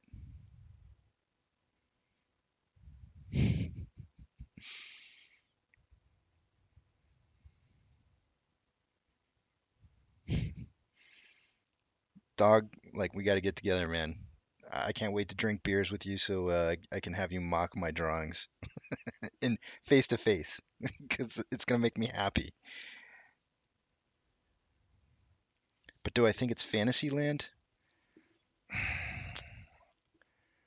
No, I don't think it's Fantasyland. Can I give you an example of something that's that high? Sure. Berkshire Hathaway. Hey, what's Berk A at now? I haven't looked at it recently. $485,000 a share. Look at their order book. That cracks me up. There's no orders. There's no orders on the Berkshire Hathaway A, right? Like nobody sells, nobody buys. It just sits there. Where's the price action? Let me pull up the time and sales stamp in here. Oh, look, one share trades. Ooh, somebody had 2 shares worth of this. Holy moly. As soon as those things hit the market, it's like buy, sell, gone. It just trades hands.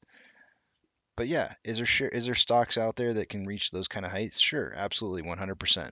Can AMC? I don't know. It really depends on whether or not people hold for as long as they possibly can. You know, if people sell early, then maybe not so much.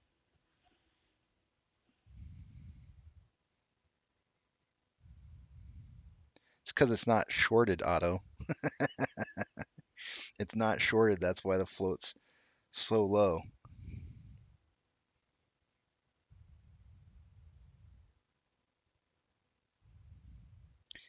That's not the point, Coin. That's not the point that I'm trying to say.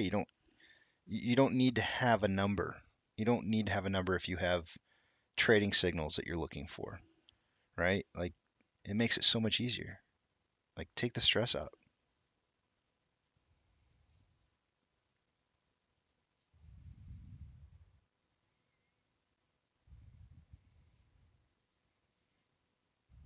Yesterday was pretty amazing. I was I got off the show and I walked up to my eyes and I'm spent. I'm s- I'm spent because I'm baked. I'm totally baked out right now. I was emotionally drained at the end of yesterday. Emotionally drained. It was good. It was a good, I mean, it was a good emotional drain, but I was drained.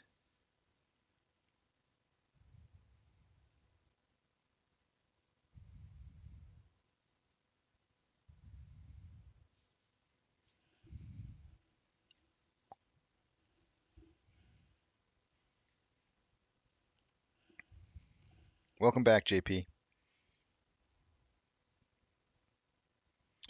It was. I played music for like the entire last half hour, JP.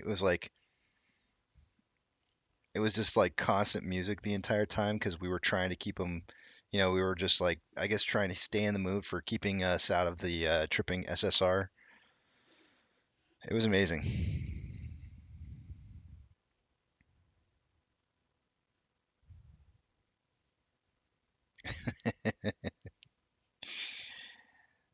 Maybe I have, dog. Maybe I have. No, I haven't done baked.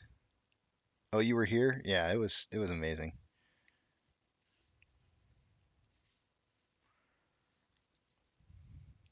Coin says I'm going to start my cannabis and goat farm and stay away from people. See, here's a funny thing though, Coin, and I get you, man, because I'm with you. I'm kind of a hermit myself. Um, but to some extent, you need human contact, you need human interaction, you need community, and you don't want to live that lifestyle. Like there'll become some point where you become lonely. And you don't want that. You don't want to be lonely.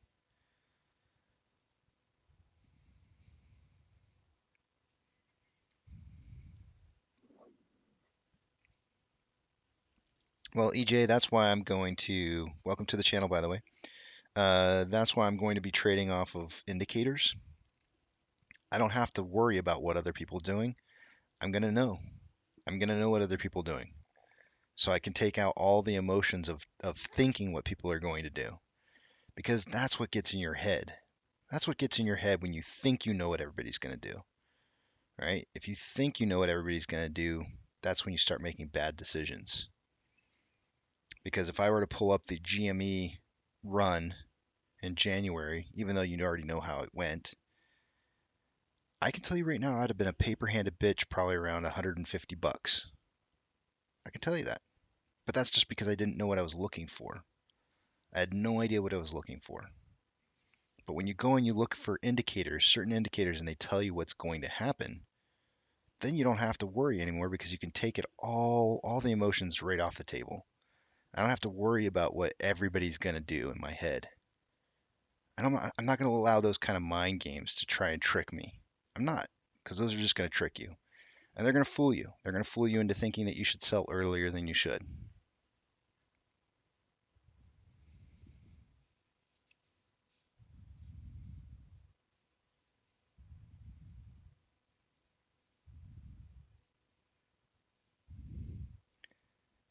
What?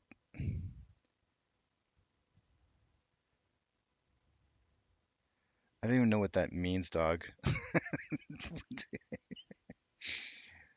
I know what BBQ is, but I don't know what the rest of that is.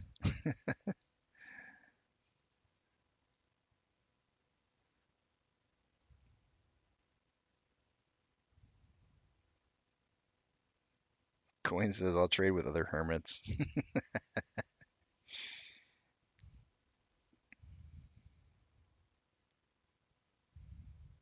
Ah, okay. Yeah, I don't. Yeah, pass.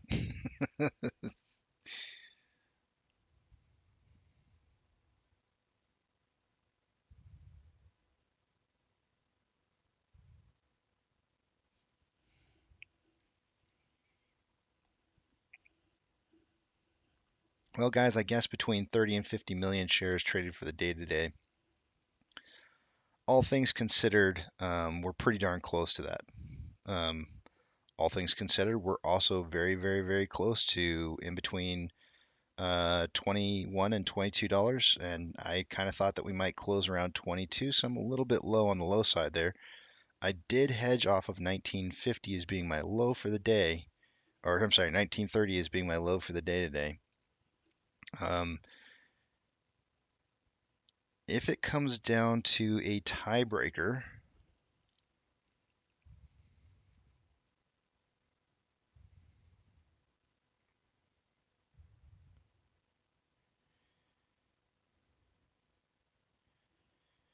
Monty would have 2025. Hold on a second, let me just put it in here. Monty would have 2025. Eric would have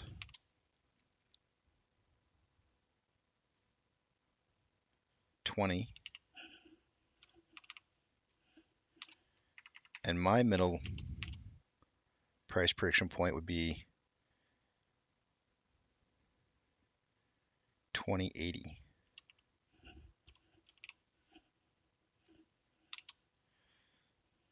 So it's more than likely going to come down to who's going to win between the week for price prediction points is going to come down to between me and Monty. Monty's got 2025 as a middle point, and I have 2080.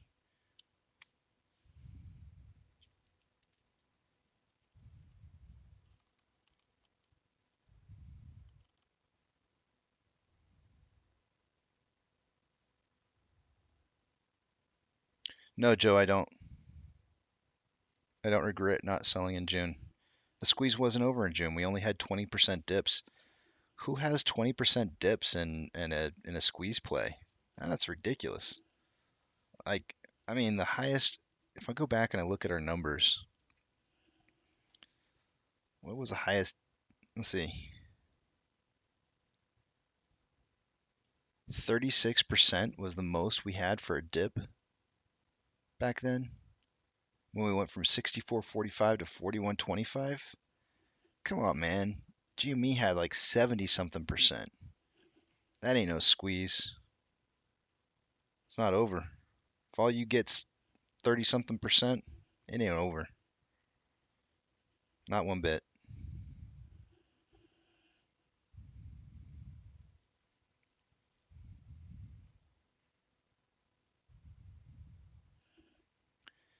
Yeah, me too, dog. Me too. Safe place, man. Safe place.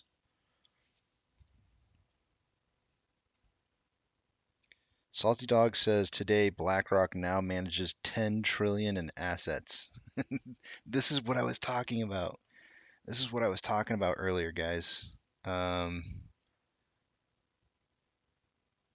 This is about trillions of dollars. People aren't going to just give you trillions of dollars. They're not going to just give up trillions. That's not how it works. We have to fight for this. Fortunately for us, time is the only way that we have to fight. All we have to do is buy and hold, and time is on our side. So we just have to avoid the mental blocks.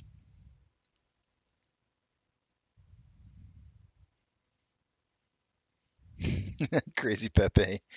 What's up, fam? What's up, fam? New to the channel. Do you talk about anything else other than AMC? No.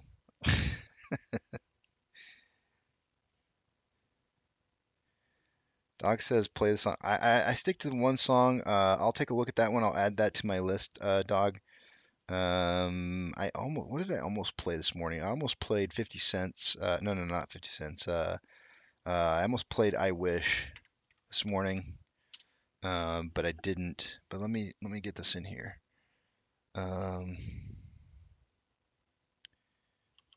Freak Nasty today.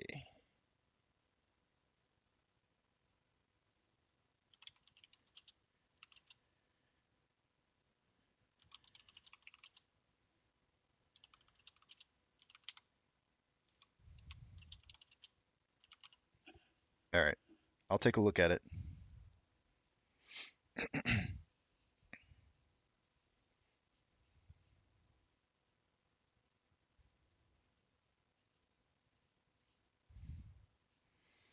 What is stopping them from bringing this down more and then covering? Would it still squeeze? If we start hitting prices like, I don't know, like less than $7 a share, then I'd start kind of going like, dang, this really sucks. But I know more short positions would open as price was going down, and so if the numbers were showing like we were getting a lot of open short interest as we were heading down to numbers like that, then I would still consider holding. If we didn't see more short interest stacking up as we were moving down and it looked like they were going to be able to close their positions, then I would probably sell. But again, it still comes down to, and yes, I think we fully could come down to prices like that and still have a squeeze.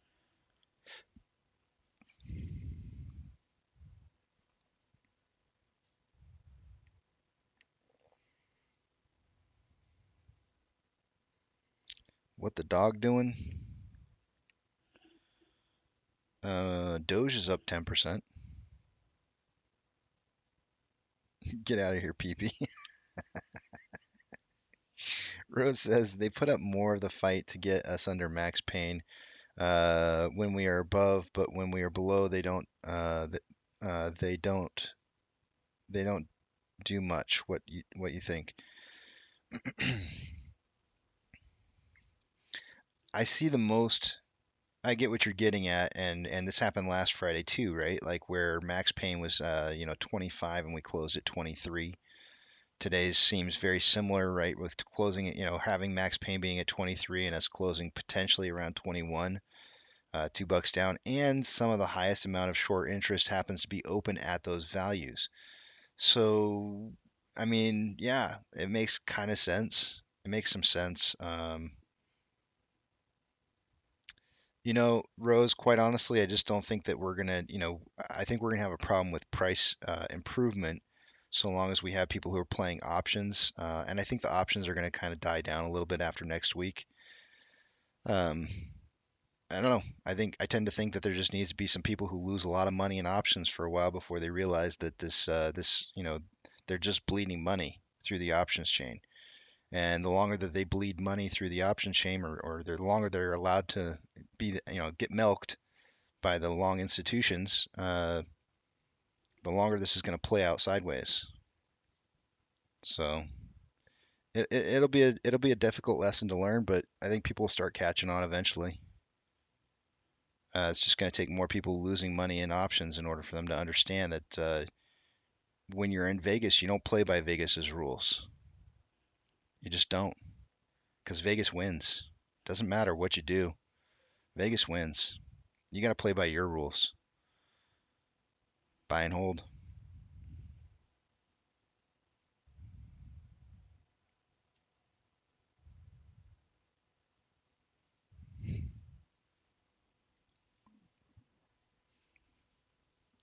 Crazy peepee, cheers.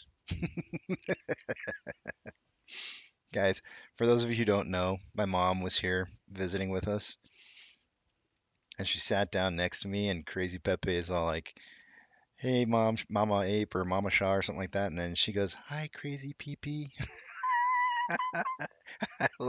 I laughed so hard. I thought, oh, I laughed so hard, man. It was so funny. I thought that was hilarious.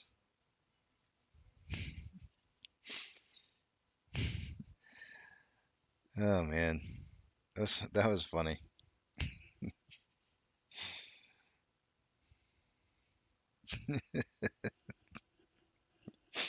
Yeah. Did you hear it when she said it, or did it take me repeating it before you heard it? Because I'm gonna have to go back in the video and rewatch that. I will clip that out. I will clip that out, and I'll probably put it at some random point in time. I don't know when. Some just random clip will pop up one day. Hi, Crazy Peepee. It's be like it'll be so random. It'll just be so random. That's my humor.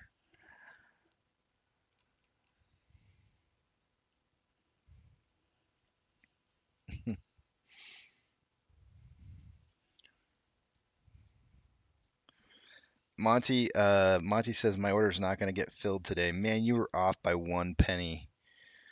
Oh, you were off by 1 penny too. That's the hard part, Monty. That's the hard part. It was so close. It was so close, man.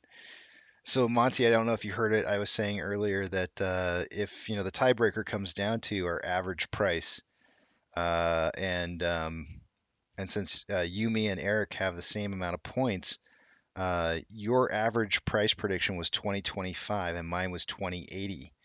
So it's really going to come down to is who can get the closest to that value for the close. So it's actually kind of, let's see, 25. You're 30 cents off, and I'm 25 right now. I'm 25 cents off. What would be the break even point? I think it would be 50 and 51, right?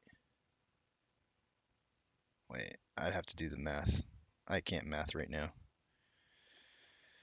Uh,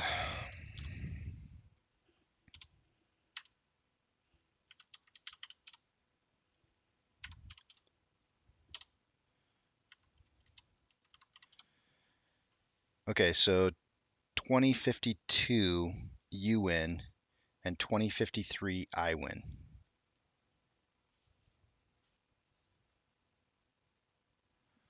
So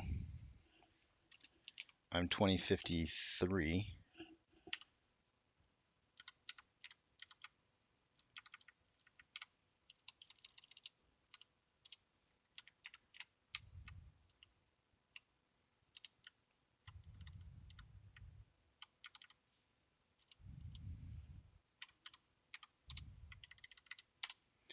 Okay, I got brackets around it now, so I know who wins at what price. It's gonna be a nail biter. It's gonna be a nail biter, man.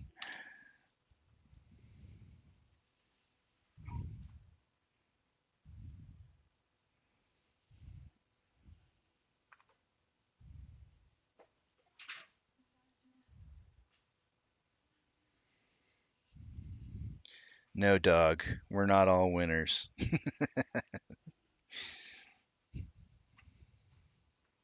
This is a competition. It means something.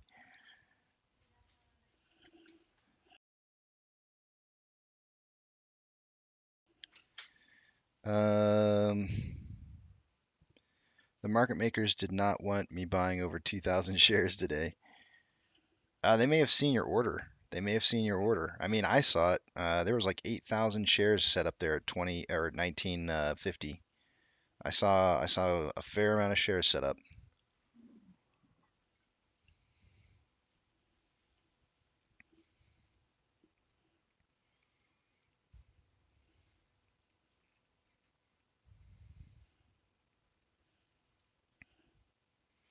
She really does kind of want to break through there a little bit, dog, doesn't she? She's like creeping up on the top side of this daily wedge that I've got drawn out here. I mean, it's just like, I mean, how do you it really does look like it just wants to break out going up here. We got at least a single touch, maybe a double, triple touch, maybe. It really wants to jump out of this thing right here.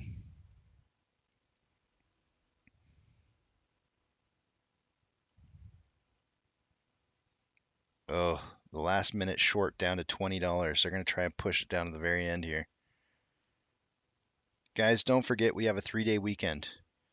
Do not ask where I'm at on Monday. Because I won't be here. I won't be here, but maybe I'll post something up. I don't know. It'd be nice to have a nice little extra weekend, though. Maybe I'll go shooting or something. I don't know.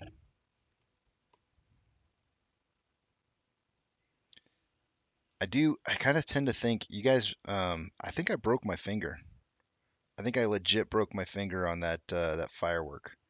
I can still bend it. It doesn't really hurt. It's maybe just like a hairline fracture or something, but it's definitely still sore to the touch. And we're like 2 full weeks past New Year's.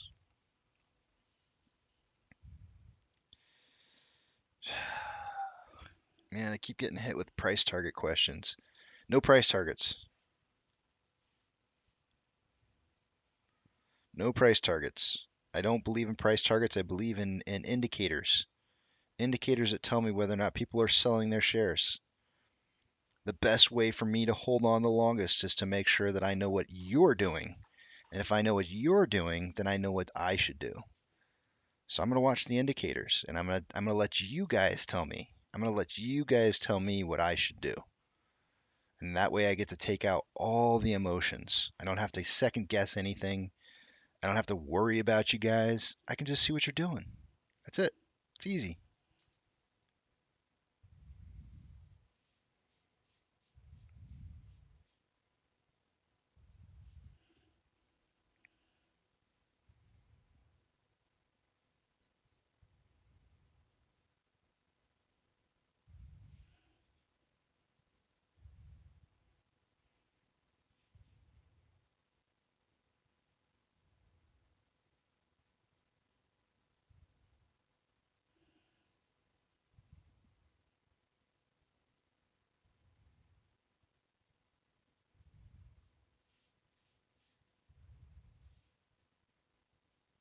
Oh, okay. It sounded like you were saying what's my thoughts on Boss Blunt's price target, so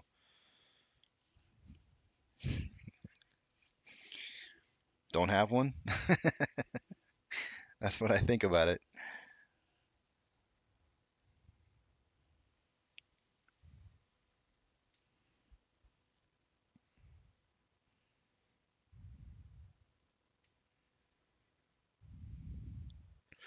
I'll tell you what it is, Hayden. I'll tell you what it is.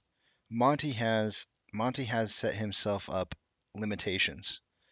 He's got limit. He's respecting limitations, right? And if his limitation is saying that he thinks that he's going to get or catch this price target, he's going to be willing to catch that price target, irregardless of whether it's 1 penny above or $2 above. He wants that price target of $19.50, which is okay.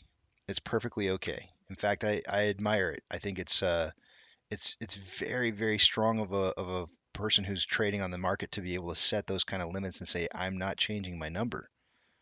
Very, very strong. Those are the guys who set up those buy walls that allow the price. I mean, everybody says slap that ask, but there's got to be some people out there that set up buy walls too, right? Like looking at 7,801 shares at 2051 right now. That may be the only thing that keeps the price from going underneath $20.51 right at this moment. We need people like that too. I applaud it. I applaud it just as much as I applaud the person who does slap that ask. So it is what it is. It's still just buying and holding. Everything after buying and holding is levels of participation. And you don't have to participate at higher levels. It's your money. You can decide.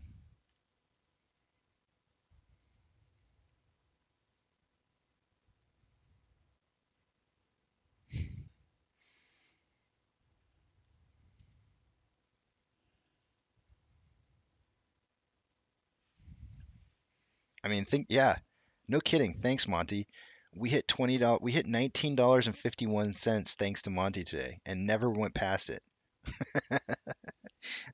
And never went past it, not once. Thank you, Monty. Thank you, Monty, for setting up that wall. I appreciate it, man. Although some people would have liked to have seen it gone past. They would have loved to have bought some more cheaper.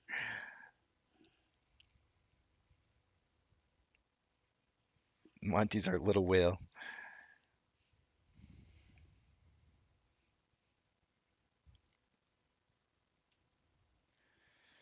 Man, it's going to come down to a nail biter, Monty, on who's going to win this one. It is really going to come down to a nail biter. All right, guys. You know what time of the day it is. I'm not even done with this beer yet, but it is what it is. Eat, sleep, drink. Get plenty of rest over the weekend, guys. We have 3 days off. Spend time with your family. Spend time with your kids. Spend time with your friends, your pets, whatever. Go beat up kids on a computer game on the internet. But whatever you do, don't have a good weekend. Have a great weekend.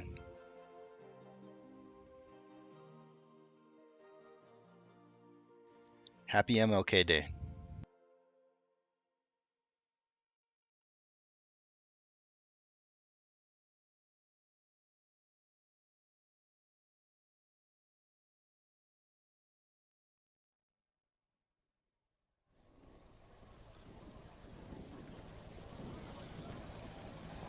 T-minus 90 seconds and counting. All systems are go. We're about 90 seconds from the launch of Space Shuttle Discovery.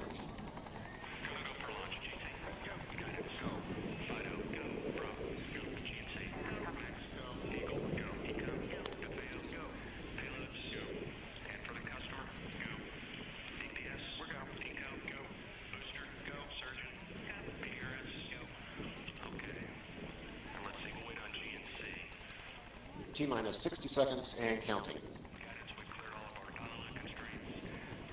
We are transferring to orbiter internal power at this time. Discovery is now running off its 3 onboard fuel cells.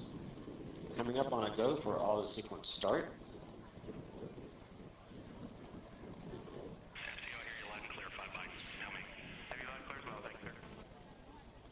Go for auto sequence start. And we have a go for auto sequence start. Discovery's onboard computers have primary control of all the vehicle's critical functions. T-minus 17 seconds and counting. 15, 12, 11, 10, 9, 8, 7, 6, start, 2, 1, booster ignition, and liftoff of the Space Shuttle Discovery, returning to the space station, paving the way for future missions beyond.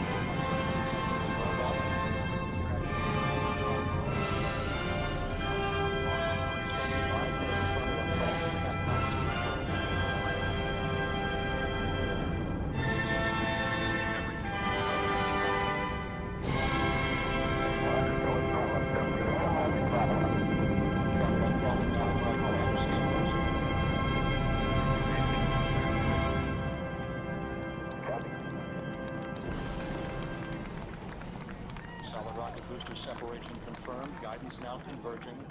Discovery's onboard computers commanding the main engine nozzles to swivel, aiming the shuttle for its precise target in space for main engine cutoff. Should have a good forward leg now and then. Dan, you sound good.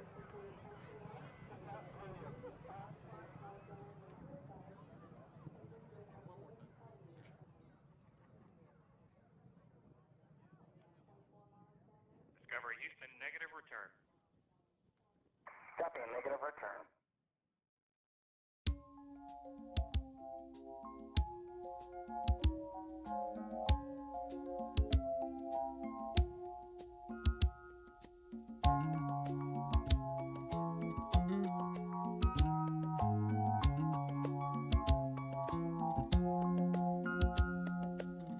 I see the crystal raindrops fall, and the beauty of it all is when the sun comes shining through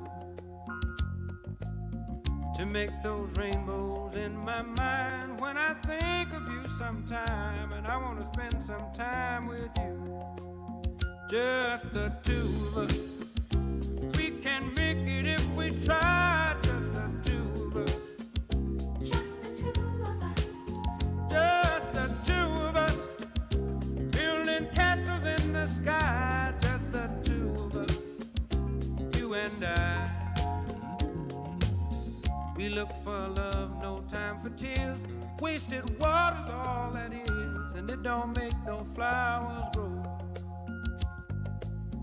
Good things might come to those who wait, but not for those who wait too late. We gotta go for all we know. Just the two of us. We can make it if we try. Just the two of us. Just the two of us. Just the two of us. Building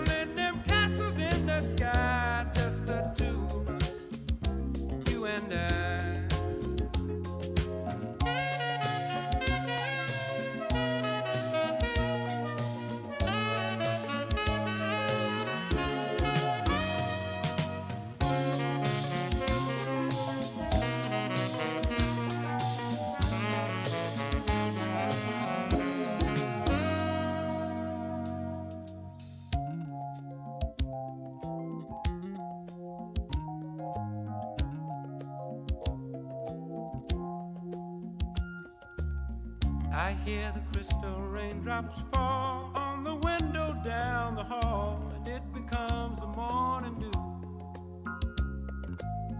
And darling, when the morning comes and I see the morning sun, I wanna be the one with you, just the two of us.